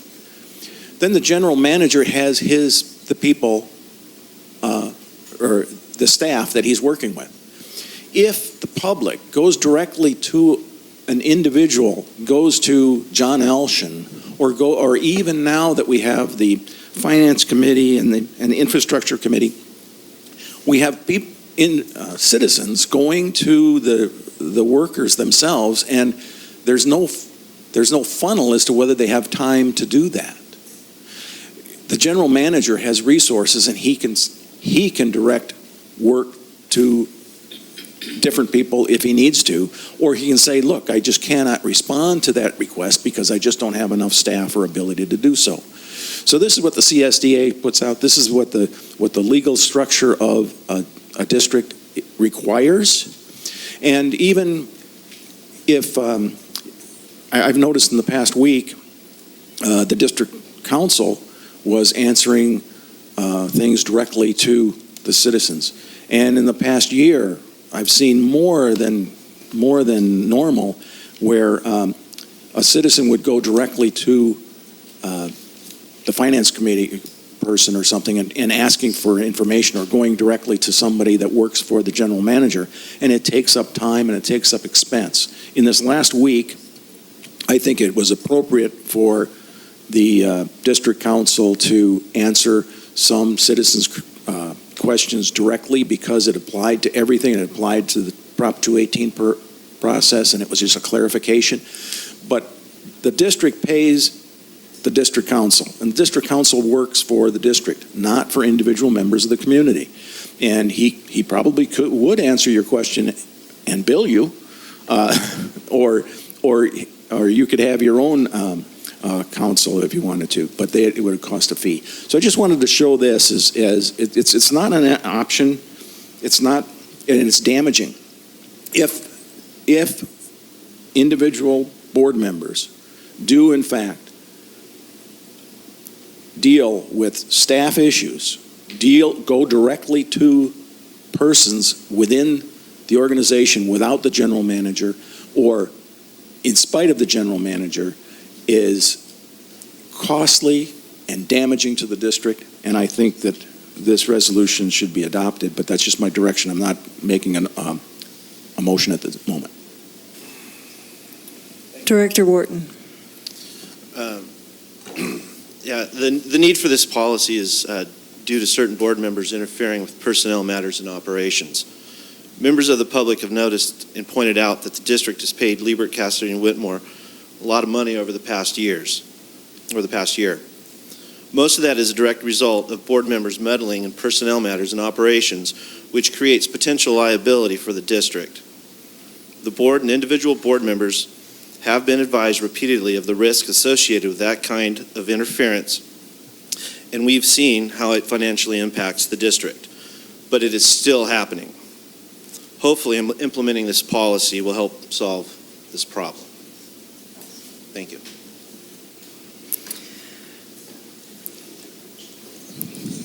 Director Pearson. Addressing a couple of comments that were made, I don't think this is going to handcuff the standing committees at all. The general manager and his staff have been available at those meetings. He makes sure that he or his proper staff members are at those meetings so that we can ask him questions and get answers that we're looking for. That hasn't been a handicap to date, and we've been working under these same rules, if you will, all along. So I think we're going to continue to add more transparency with those committees, and that is certainly my objective as chairman of the Finance Committee. And as a member of this board, we're going to continue to try to have as much transparency as we can. Okay, and I don't think that the general manager or his staff is against that. It's just the way we have to deal with the staff and the general manager, and it's the same way really that we should be dealing, that corporations deal with people and the military deals with people. Okay, as a district manager for the Virginia Train Company, I didn't go to the third level below me and tell that person what they had to do. If I did that on a regular basis, I would be draining the authority from the people that person really worked for. And you can't do that, okay? And we can't have one member of this board telling the general manager to do this, because then the next person comes by and tells him to do something different, and he's got conflicting interests and he doesn't know what to do. So this is really just a clarification of the rules that we really need to be abiding by as we go forward. It really is. Thank you. And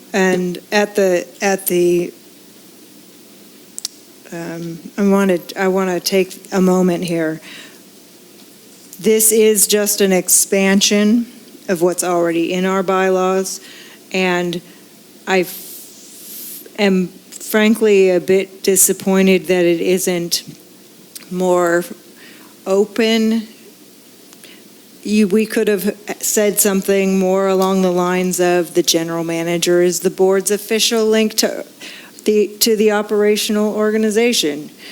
It's important to the effectiveness of the district, given the corporate nature of the board, meaning none of us has any specific individual authority, that the board honor the unique link to the organization through the general manager. In addition, all authority and accountability of staff is considered the responsibility of the general manager.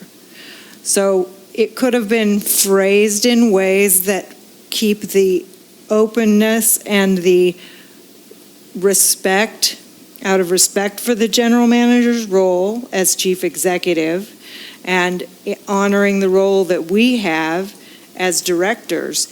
I would have liked to see something more specific relating to preventing individual board members from making giving direction to the general manager outside of meetings, but I also don't want to have it be that we can't do anything unless we're in a public meeting. Now, I don't think it's going to cause us issues with our standing committees, because That's directed from the board. The board has said, this is our policy. We have these two standing committees. The general manager has agreed to to have staff at those to help support those committees. And I think if we don't, I think this is the right meaning as an English major. I guess I just feel you can hear from the public's comments, it feels kind of like a stricture, and it's not anything different, it's just more detailed than what the bylaws had already said and what the structure and hierarchy needs to be. And the public, the public is not always aware of some of the interactions, and this is part of the way that this district is structured. We go to the general manager, we hire a general manager, that general manager has to implement our policies. To do that, he hires a staff. The staff doesn't work for us, they work for him. And the main thing that is important here is we jeopardize the possibility of any employee coming to the board on appeal of a decision made by the general manager if we get involved in that process prior to it coming to the board. It jeopardizes our ability to provide some kind of decision-making that we would need to do if it got to that. There's steps involved in these kinds of issues with personnel that it could come to the board. That's part of our personnel policies. So we jeopardize the ability of the staff to be appropriately complaints addressed appropriately. The general manager has to be able to manage the staff and the requests of the board, and I just would like to. I'd like to see it be more open and cooperative rather than strict. Vice President Berenger and then Director Farmer. I have a question for legal counsel. The reason the wording is such is it was drafted by, so maybe you can expand on that a little bit. It's not as friendly, but I think it was a reaction to a cause. Tell me more. Or no? You can't. Yeah, well, it was related to some various incidents and events. It was drafted by Shalene, and it is her way of expressing herself. So I agree with the president that it would be nice had it been a little bit softer, but I tend to think that it's this way because it's needed. In fact, well, more discussion, I suppose, but I'll move pretty soon. Thank you. I just want to briefly read 3 items here in section 7.2 and then make my comment. So the first one is the one that's really highlighted. Board members must not involve themselves or interfere in personnel matters or the day-to-day operations of the district. Further down it says, no individual board member shall give any orders or, excuse me, that's not the one I wanted to read. Board members should recognize and respect the general manager's authority to handle personnel matters and other operations of the district. And then finally, board members must not bypass the authority of the general manager. Excuse me. I remember the first time that I was at the office being sworn in and then going through about 3 hours of orientation with Jerry and Monique. And let me preface everything by saying Jerry and I, for the most part, have really gotten along. And one of the things, in fact, I think it was the last thing I asked Jerry at that first meeting, I said, and I asked him this because I had heard from other board members, you are not allowed to talk to staff. And I asked Jerry, I said, Jerry, would it be okay with you if I took the time to talk with staff members? And he said, sure, Harry, no problem. So I want to make this comment. And I want to thank Jerry for giving me the opportunity to do this. If I hadn't taken the time in the roughly year and a half that I've been on the board to talk with staff, both past and present. I wouldn't know a lot of what I know now. One of those examples would be why employees so far this year and in previous years have either been resigned or terminated. I wouldn't be aware of how various employees feel about how the district is functioning. Now keep in mind, I just don't take as gospel what anybody says. You know, I use my own filter of good judgment and common sense. You know, I take a look at, well, what's this person's issues? What's this person's issues as to how that might contribute to what they're telling me?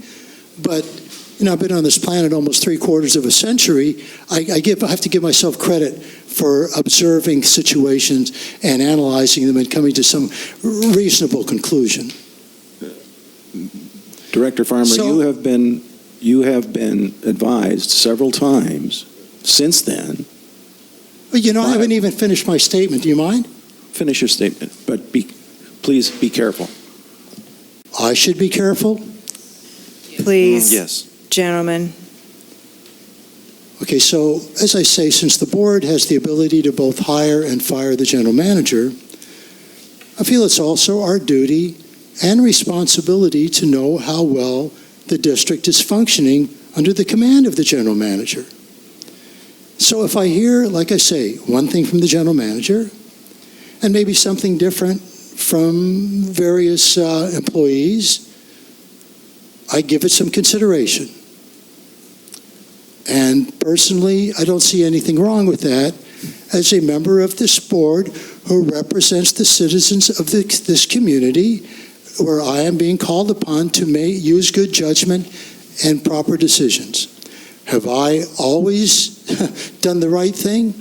I would say there's probably been a couple of times when I wish I had used better judgment, but that's life.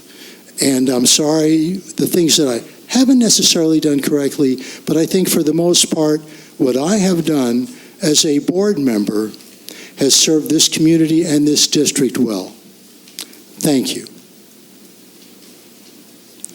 Can I ask for a clarification? Duly convened meeting, does that count ad hoc and other committee meetings? Or is it, because it says duly convened meeting of the board of directors. Can we put a phrase in there that indicate, because the vice president and I as the ad hoc agenda committee, we meet regularly on a regular basis, and we do have to, in building the agenda, have to give instructions or whatever. Is that, can you help? There's a specific bylaw, and it's very specific. It's 3.1. That's the one that describes the process of putting together. Yeah. That's the one that describes the process of putting an agenda together. I'll read it. The general manager, in cooperation with the board president and vice president, shall prepare an agenda for each regular and special meeting of the board of directors. I mean, that's the important part. So this is authorized in your bylaws now. It doesn't contradict necessarily with what's in there because it's so specific. So I really don't think you need to make that change. So the general manager then should also not be meeting with any of the individual directors except at a board meeting. That's what I'm reading in this. That is what this is. Instruction. But if he's meeting, but the impractical, pragmatic reality is, if you're meeting individually with the general manager, there's no reason to think that if you say something like, could you please look into seeing if we can get it $150,000? I mean, there's nothing to stop the general manager from taking that instruction. The point is not to give the instruction. The board member shouldn't be doing it, but the general manager at that point says, you know, I can't take that instruction from you. He needs to talk back at that point and say, I think that's out of bounds or something. And but we've got to be able to there's meet nothing with him. but there's nothing in here that allows for that. That's where my concern is. That allows for the meeting? This doesn't prohibit meetings between the general manager and board members. Can you show me the sentence that says that? what it does is it makes it a practical difficulty to have what's the purpose of a meeting if you're not going to do it, if it's not going to result in any outcome? I'm not going to just go for a social. To get questions answered. Information. And to get information from the general manager so that we're better prepared for these meetings. Yeah, I'll do, I've met with Director Pearson and General Manager Gruber at the same time to ask questions to clarify further statements in hopes of moving, if it's a dumb question or a question that's that I need clarified, we can hopefully move the meeting along without asking questions time and time again. Right. And no individual board member shall give orders or instructions to the general manager. And so if it's getting information one way, and then if it looks like there's direction or discussion and the general manager wants to get board consensus, he can put it on an agenda. That is absolutely true, and none of that is anywhere for board members to know that that's the process, and that's part of why putting together a policy manual would be helpful. I am not going to be objecting to this specific change to the bylaws, even though it's kind of outsized based on all the rest of the bylaws that we have. But the next thing that needs to happen is we have to have a motion to go past 6 o'clock because we're at 6 o'clock. Yeah, I'll make a motion to go till 7 o'clock. Is there a second? I'll second that. There's a motion to go to 7 o'clock.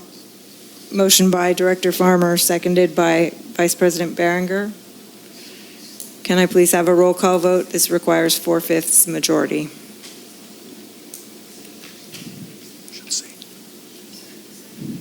I did. Director Farmer? Yes. Vice President Berenger? Aye. Director Wharton? Yes. Director Pearson? Yes. President Rice? Aye. Thank you. If there's no further Director discussion, Wharton. if there's no further discussion, I would like to make a motion to adopt Resolution 24-2018, amending Section 7.2 of the Board of Directors bylaws relating to board member involvement in personnel matters. Is there a second? I'll second that. Moved by Director Wharton, seconded by Vice President Berenger. Let's have a roll call vote unless there's further discussion. That's all right. Wharton made the motion and Vice President Berenger seconded. Director Wharton? Yes. Director Berenger? Yes. Director Pearson? Yes. Director Farmer? No. Director Rice? Yes.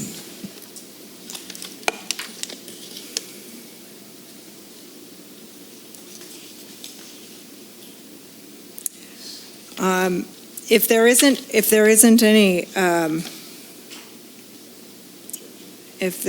any objection, I'd like to do the Land Conservancy item. I don't think I have any. Are you doing that one?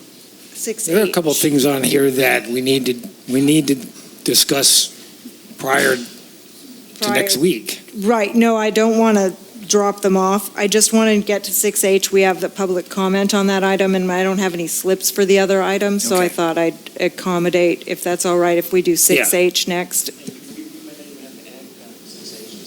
Right. It also is time sensitive.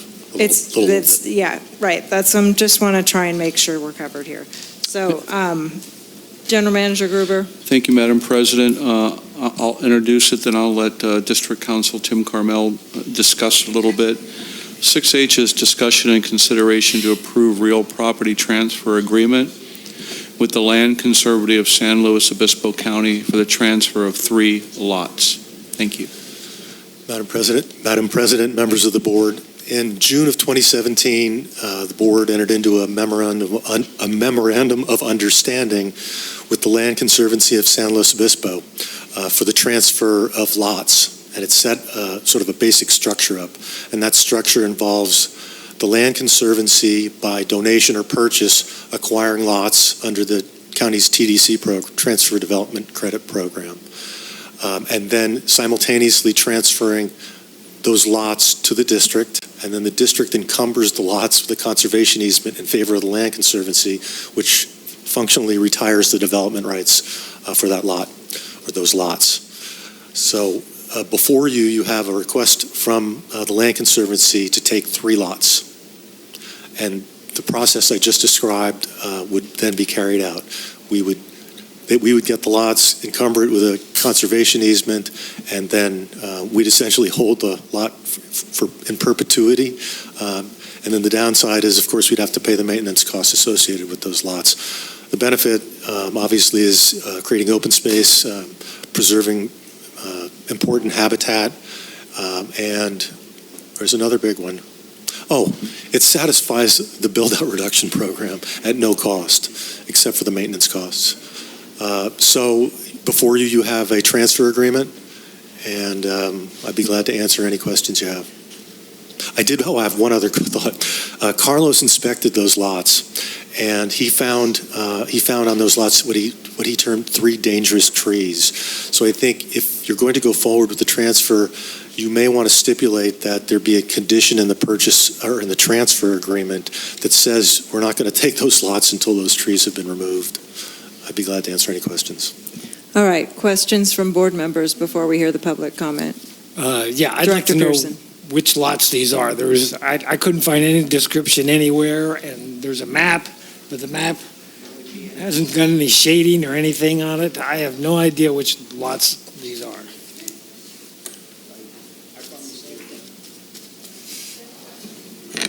I tried to drive by the place. They're on Dovedale Avenue. I don't know. I don't have the map in front of me either. Well, and the map isn't indicated on the map that I can see. Yeah, there's no shading or any indication, and in the verbiage, there's nothing in the legal that's a legal description either. I mean, that is kind of a blank page in the template here. So.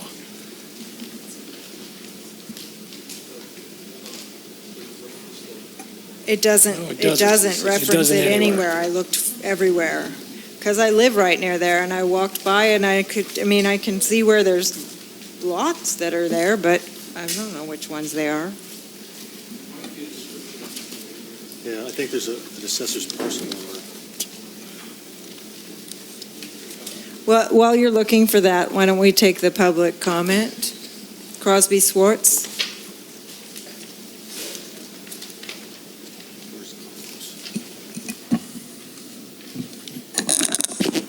Good afternoon, Madam President. Crosby Swartz, Cambria.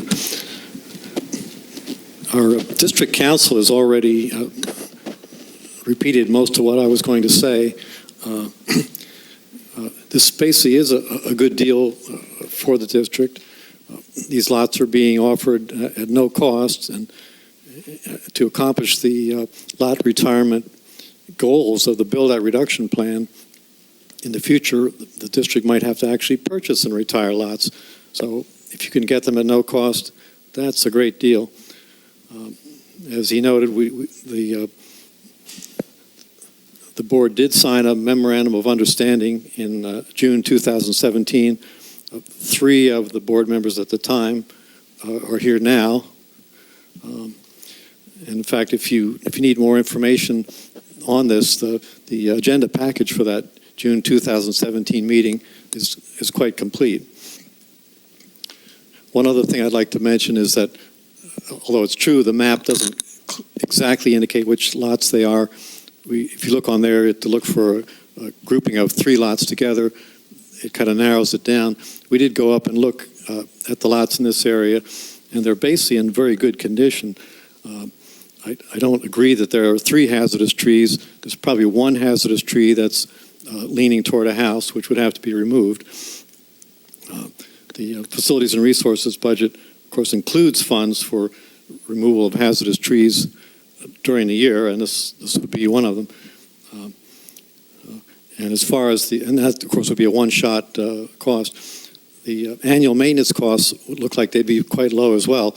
The lot has just a light covering of grass on the ground, and it's just a typical couple $100 weed whacking expense per year. So I don't think the the maintenance cost should be a big factor in deciding whether to accept these lots. Thank you. Thank you for your comments. Appreciate that. I don't have any other requests to speak on this item. Vice President Berenger? Yeah, I, as a part of a discussion, I know this might be somewhat time critical, but I agree with Carlos's request to ensure that the Land Conservancy, if necessary, is responsible for downing any trees that are there. And also, I wouldn't recommend that the president sign this Without that. the transfer agreement without noticing these what the lots are, and legal descriptions, etc. This is an incomplete contract. So could we bring that to our August 1st meeting for completion?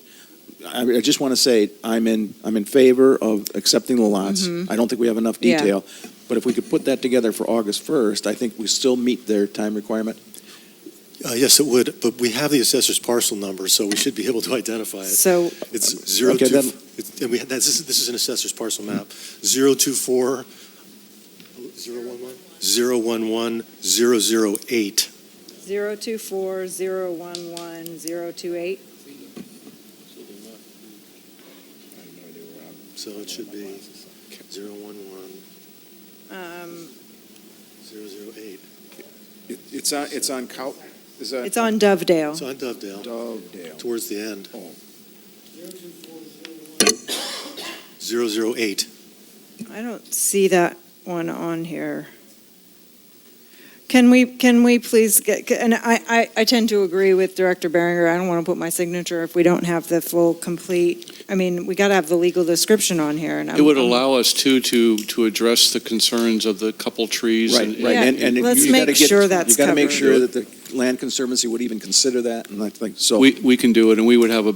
Is that enough time? Yes. Sure, I can call Yes. Land Conservancy tomorrow and at least address the Okay. issue of the trees, because it's probably a pretty important one. Okay, and it's Yeah. important. I wouldn't support it without. Yeah, because they do give us $3,000 a year for 4 years as under that contract, but that's nowhere near enough to take down trees and on all the properties we own. So is there any objection to this being placed as an item more complete on the August 1st agenda? I'm not seeing any objections, so we've got our marching orders. And that gives us enough time to get the information, right?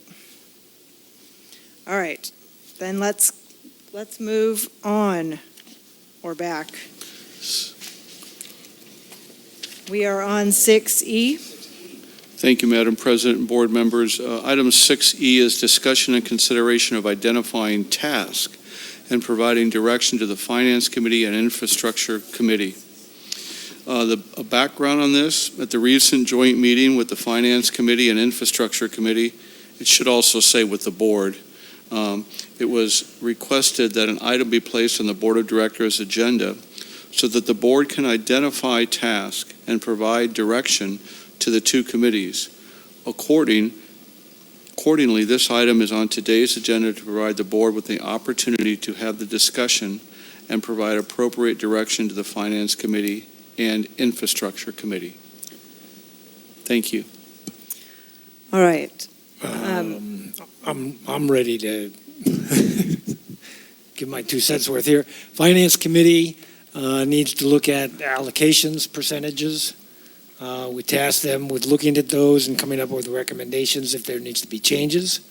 And 2, the 2018-2019 permanent budget should be reviewed at the August meeting and brought forth to our August 24th meeting or whatever it is with a recommendation to adopt or not to adopt.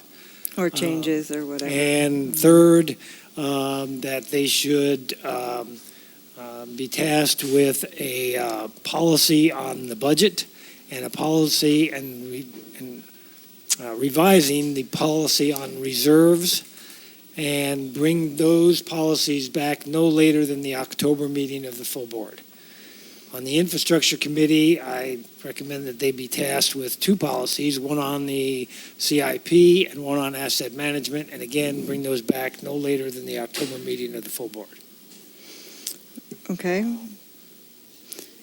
I have, yes, Wow, Vice President Berger? that's good. That's good. But let me throw out a wild card. No, yes, please. Okay. I observed Ted Siegler and his group do such a fantastic job on the Build-Out Reduction Committee that was assisted the district. And the way they did that, first of all, they didn't have any directors on it, made life a little bit easier. Secondly, they had enough members so that they could assign 3 people to go off and do something. I watched, one meeting, they said, oh, look, we need the APNs. So 3 people would go out and get the APNs. And the next meeting, when they came back, they had the APN numbers, and they did a lot of work. They actually went to the county. They actually produced something. They did something that didn't require a lot of staff time. And that isn't easy to do the way the infrastructure committee is. And so if we had a board, a combined finance and infrastructure committee that had 8 members, you could have 3 of them go off and not be a quorum, and go off and do something and actually produce some success without having to. And it's a standing committee, just like the infrastructure, or the build-out reduction was a standing committee. PROS is a standing committee, but these standing committees could be a combined group. One thing I want to acknowledge is the fact that former Director Merle Cliff has tendered his resignation. I do think that was your appointee, and I'm just asking if you could potentially, now that people see that, if anybody approaches you to join the infrastructure committee, I would take your lead. But I was just throwing out that wild ball, and I'll be quiet. So there's 2 kinds of, well, there's more than 2. There's 2 kinds of committees that this board has had. And I think the Finance Committee is an example of one of those, which is a policy committee, looking at the various options for policies, giving pros and cons, and not necessarily making a recommendation, but doing the kind of the back research so that all board members have the same information, have good information that's been kind of looked at a closer level than any of us can really do on our own without that kind of help. And then there's implementation committees, and the BRP is more like an implementation committee where they're doing work that would otherwise be done by staff that is non-existent, because we don't have enough staff to cover some of the things that get done on an implementation committee. The infrastructure committee can be doing policy work, and that's what I think that they should be doing in terms of looking at how do we get an asset management in place, how do we get a CIP in place to help the policy and the direction coming from the board to the general manager in terms of running the district. This is about mid-year. I want to remind us that both committees also need to have on their task list, is this the way the committee is going to remain? 5 members, appointed 3 of the 2 board members, 3 appointed by the, and how long are the terms? How long is a term if somebody is appointed to that committee? And just those kind of basic things that I think that we need. That was one of the mandates for the committees, was to the committee on committees. Instead of having a committee on committees, each committee would be giving the input to the board about how the structure. Do we have an application form, or meetings are like supposed to be this much a distance ahead of the board meeting so we get enough information. I have a request to speak, so I want to, and she's on a committee. Cindy, please. I'd love to have your input. Since we're at a public meeting, this is perfect time for this. Well, I'd like to suggest something that's kind of a hybrid of what Vice President Barringer recommended. And that would be to have, rather than two directors on a committee, have a single director on the committee and four committee members. Where that gives you some additional option is when you get into both of the committees coming together, because you're not creating a quorum of the board, so you're actually able to make recommendations from the two coming together to actually make a recommendation to the board. So, suggestion. That is a good suggestion. I think that I think there's value in having two board members. There's also value in being able to have the two committees meet without a. I have to say though, the joint meeting was really useful. I'd like to hear what Director Wharton has to say, since he isn't serving on a committee. You are unique in that you're from the perspective, if there were only two board members on these committees, how would the rest of us feel, so to speak? Since you're not on a committee, if we only had, so like I wouldn't be on a committee and neither would Director Farmer. So what's that experience? Is that something that hinders your ability to know what's going on, or? I'm just trying to get a sense of how that would make things different, if you have a thought on that. I put you on the spot, sorry. Yeah, you did, Sorry. but yeah, I haven't attended any of the meetings, just relying on letting the committees do their work and then reporting back, listening to those recommendations in depth. Haven't really even met with any of the committee members outside or heard anything. So, but you came to the joint one. Yeah, so. and I see value with what Cindy Stidell just put forth, that I think it might be easier for a board member to come and sit and feel like there won't be a Brown Act violation or a quorum accidentally triggered or a slip. I think there's value in that. I know we had some reasonings of why we formed it with two. I'm forgetting those at the moment, but in case one of them can't be there. True. So you. So maybe we can do kind of what the NCAC does. Is we have an alternate there, that if Jim can't make his meeting, then suddenly, the other person says, "Hey, I can't make the next meeting. Can you sit in?" I think there might be value. That's even more of a hybrid. Anybody else have some thought? I think that that having the discussion on how these are structured, that's an important part of that, and because infrastructure is substantially different from dealing with finance, I think, depending on how it goes. Mr. Carmel, you look like you want to say something. Just looking at the description on the agenda, this is pretty far astray. All right.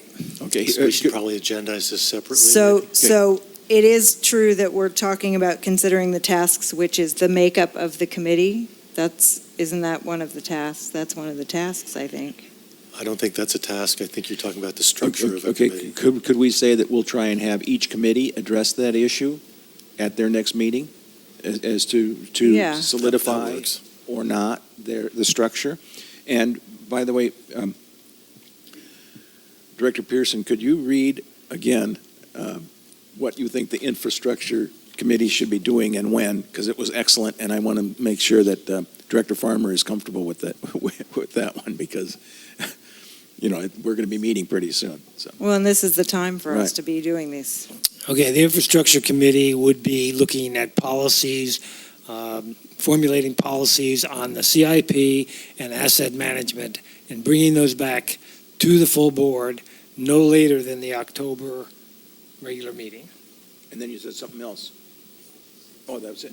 Okay. For infrastructure, that was it. Yeah, it sounds like. For finance, I've got some other stuff. Director Farmer, you feeling pretty comfortable with that kind of thing? I trust Director Pearson's judgment in moving forward, so I'm fine. Okay, thanks. And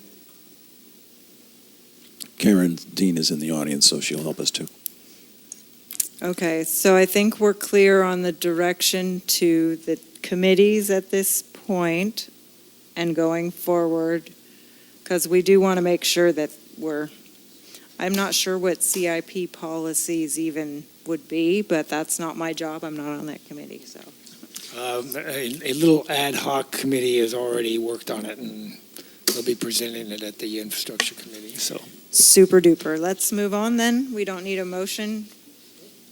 Is that true, Mr. Carmel? We're okay without a motion? He was taken in, we don't need a motion on that one. We can move on. No, a motion, did you ask if we need a motion? Yeah. Yes, it would be helpful. It would be helpful. All right. So, Director Pearson, can you read your, I don't think he has to read them again. I think if the board Okay. just, the motion to approve okay, Director Pearson's recommendations would be so satisfactory. moved. Director Pearson's Second. recommendations. I'll second. So moved by President Rice and seconded by Vice President Behringer. And can we make sure that Ms. Madrid has that I'll text? get these to you. Is that okay to do it that way? Okay. I just want to make sure that she's got what she needs to. The items I have on the financial committee, or the finance committee, is the 18-19 financial budget policy, reserves policy, and for the infrastructure, it's the CIP and asset management. The finance also allocations. Allocations? Oh, overhead allocation? Overhead allocation percentages. Good deal. Okay. Thank you for that clarification, Ms. Madrid. Let's have a roll call vote, please. President Rice? Aye. Vice President Behringer? Yes. Director Wharton? Yes. Director Farmer? Aye. Director Pearson? Aye. The vote passes 5-0. Thank you. 6F. I'm sorry, which one, Madam President? 6F is in Frank. Oh, thank you. This is just discussion and consideration to adopt policy B, and the lettering on this, B stands for board. This is the first one we brought forward. That's why the 01 and the 18 is for the year establishing procedures for staff, board interaction with staff. This is really a continuation, if you would, of the previous change to the bylaws. I think the timing couldn't be better. I think there's a consensus amongst the board. I do want to compliment the board on their willingness as of late to kind of honor this, if you will. And it's really just very simple. And this is what I kind of view policies, and I'll work with the president and vice president in the future. I'd like to bring one policy forward every month, and this is the first one.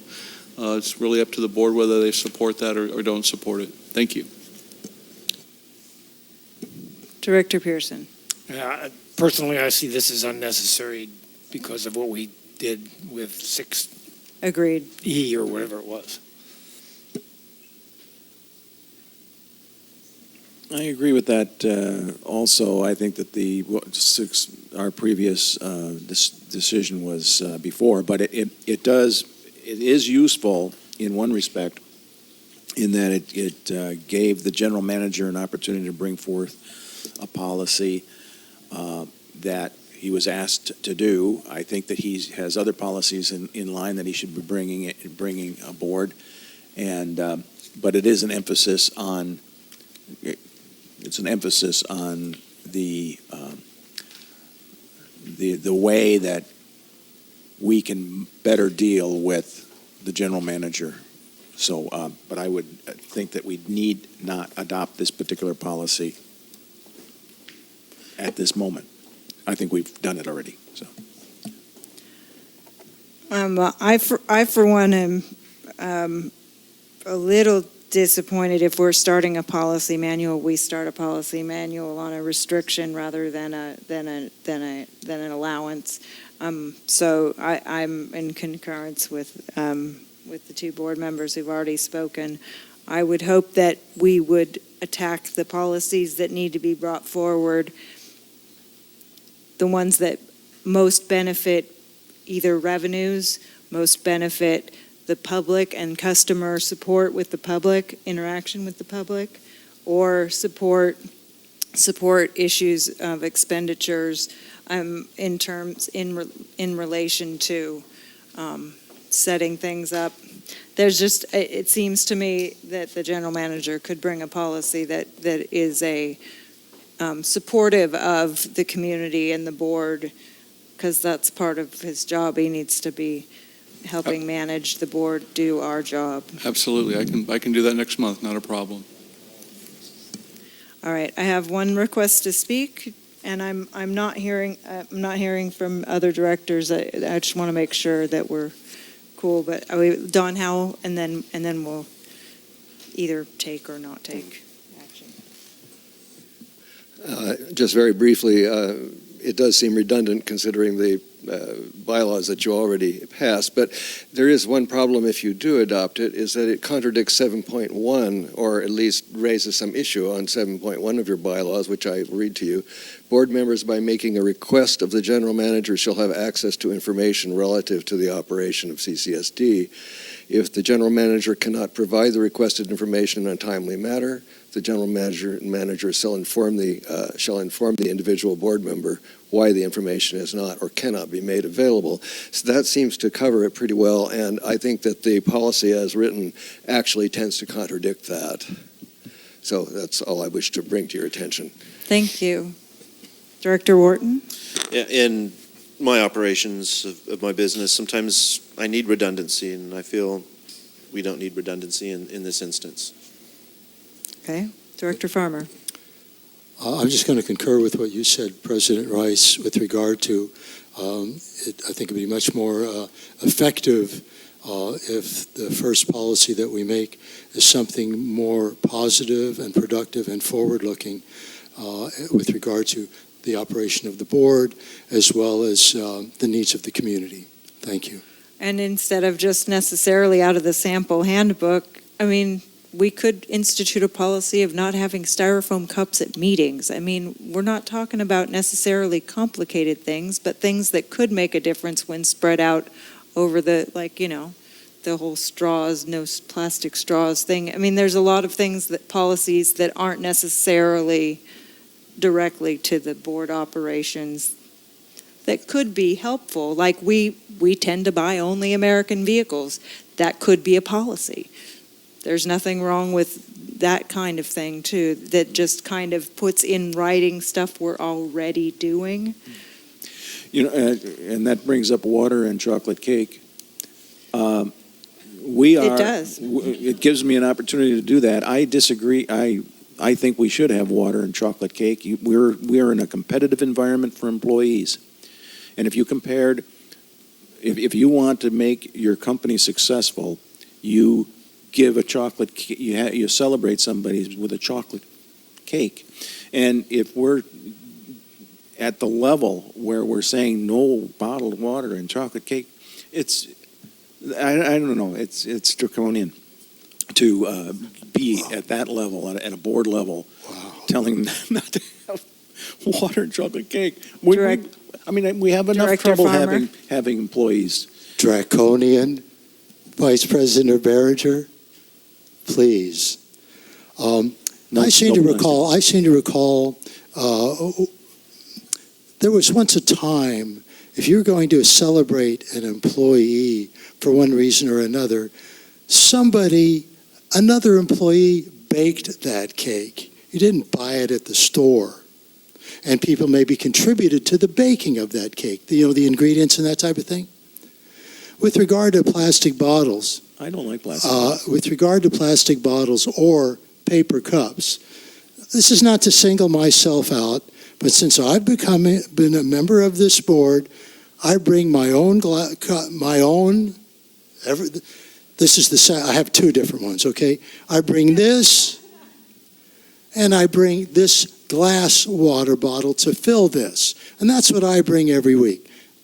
Every month, or at special meetings. And I don't have to discard anything, and my conscience is clear, especially because it uses more water to make a plastic bottle than the water that's inside of it. Thank you. Not to mention the petroleum and... I suggest that we skip Director this Berringer. item and move on to... Tabling it? Yeah, table it. We need to get to closed session. I know Shalene's waiting. Okay. Yeah, we got to get going here. We need to do this one really quick on the fire thing because it is time sensitive and we will try to keep it to the minimum. Yep. I just, without. Go ahead. 6G, about the participation in the San Luis Obispo County Fire Protection Services study. If you don't mind, General Manager, I watched the hearing at the Board of Supervisors where the CAL FIRE made the presentation about doing this study. I think it behooves this district to participate in looking at the levels of service, and I am hoping that the board supports that position. There is no, we're going to CAL FIRE, there's none of that. This is just an assessment. The county is trying to get an overall look at all of the different fire protection services in the county, including, hopefully, ours. It requires the general manager to dedicate some time and the chief, and I want to make sure that the fire chief and the general manager have the time to participate. We also need to pick a board member who would participate with board members in the board member stakeholders group. Absolutely, Chief and I have discussed this, and we support it, and So he doesn't feel you threatened. have the time. Yeah, he doesn't feel threatened at all. I don't feel threatened at all. I think it's a good thing to be part of. We'll make the time. Okay, great.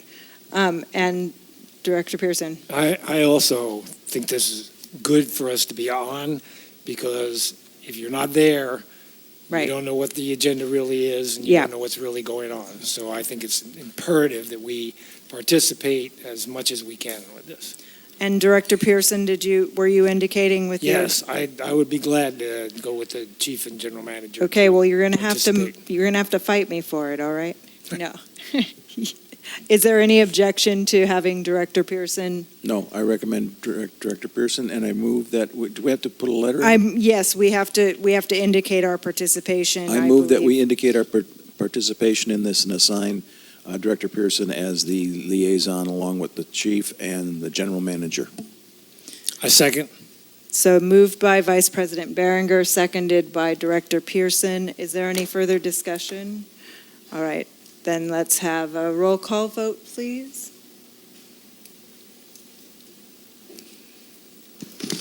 Vice President Berenger? Aye. Director Pearson? Aye. Director Wharton? Aye. Director Farmer? Aye. President Rice? Aye. The letter in here does say specifically what they need from us to let them know about the participation, and that's going to be starting August 2nd. They're going to start doing interviews and meetings and stuff. So can we, okay.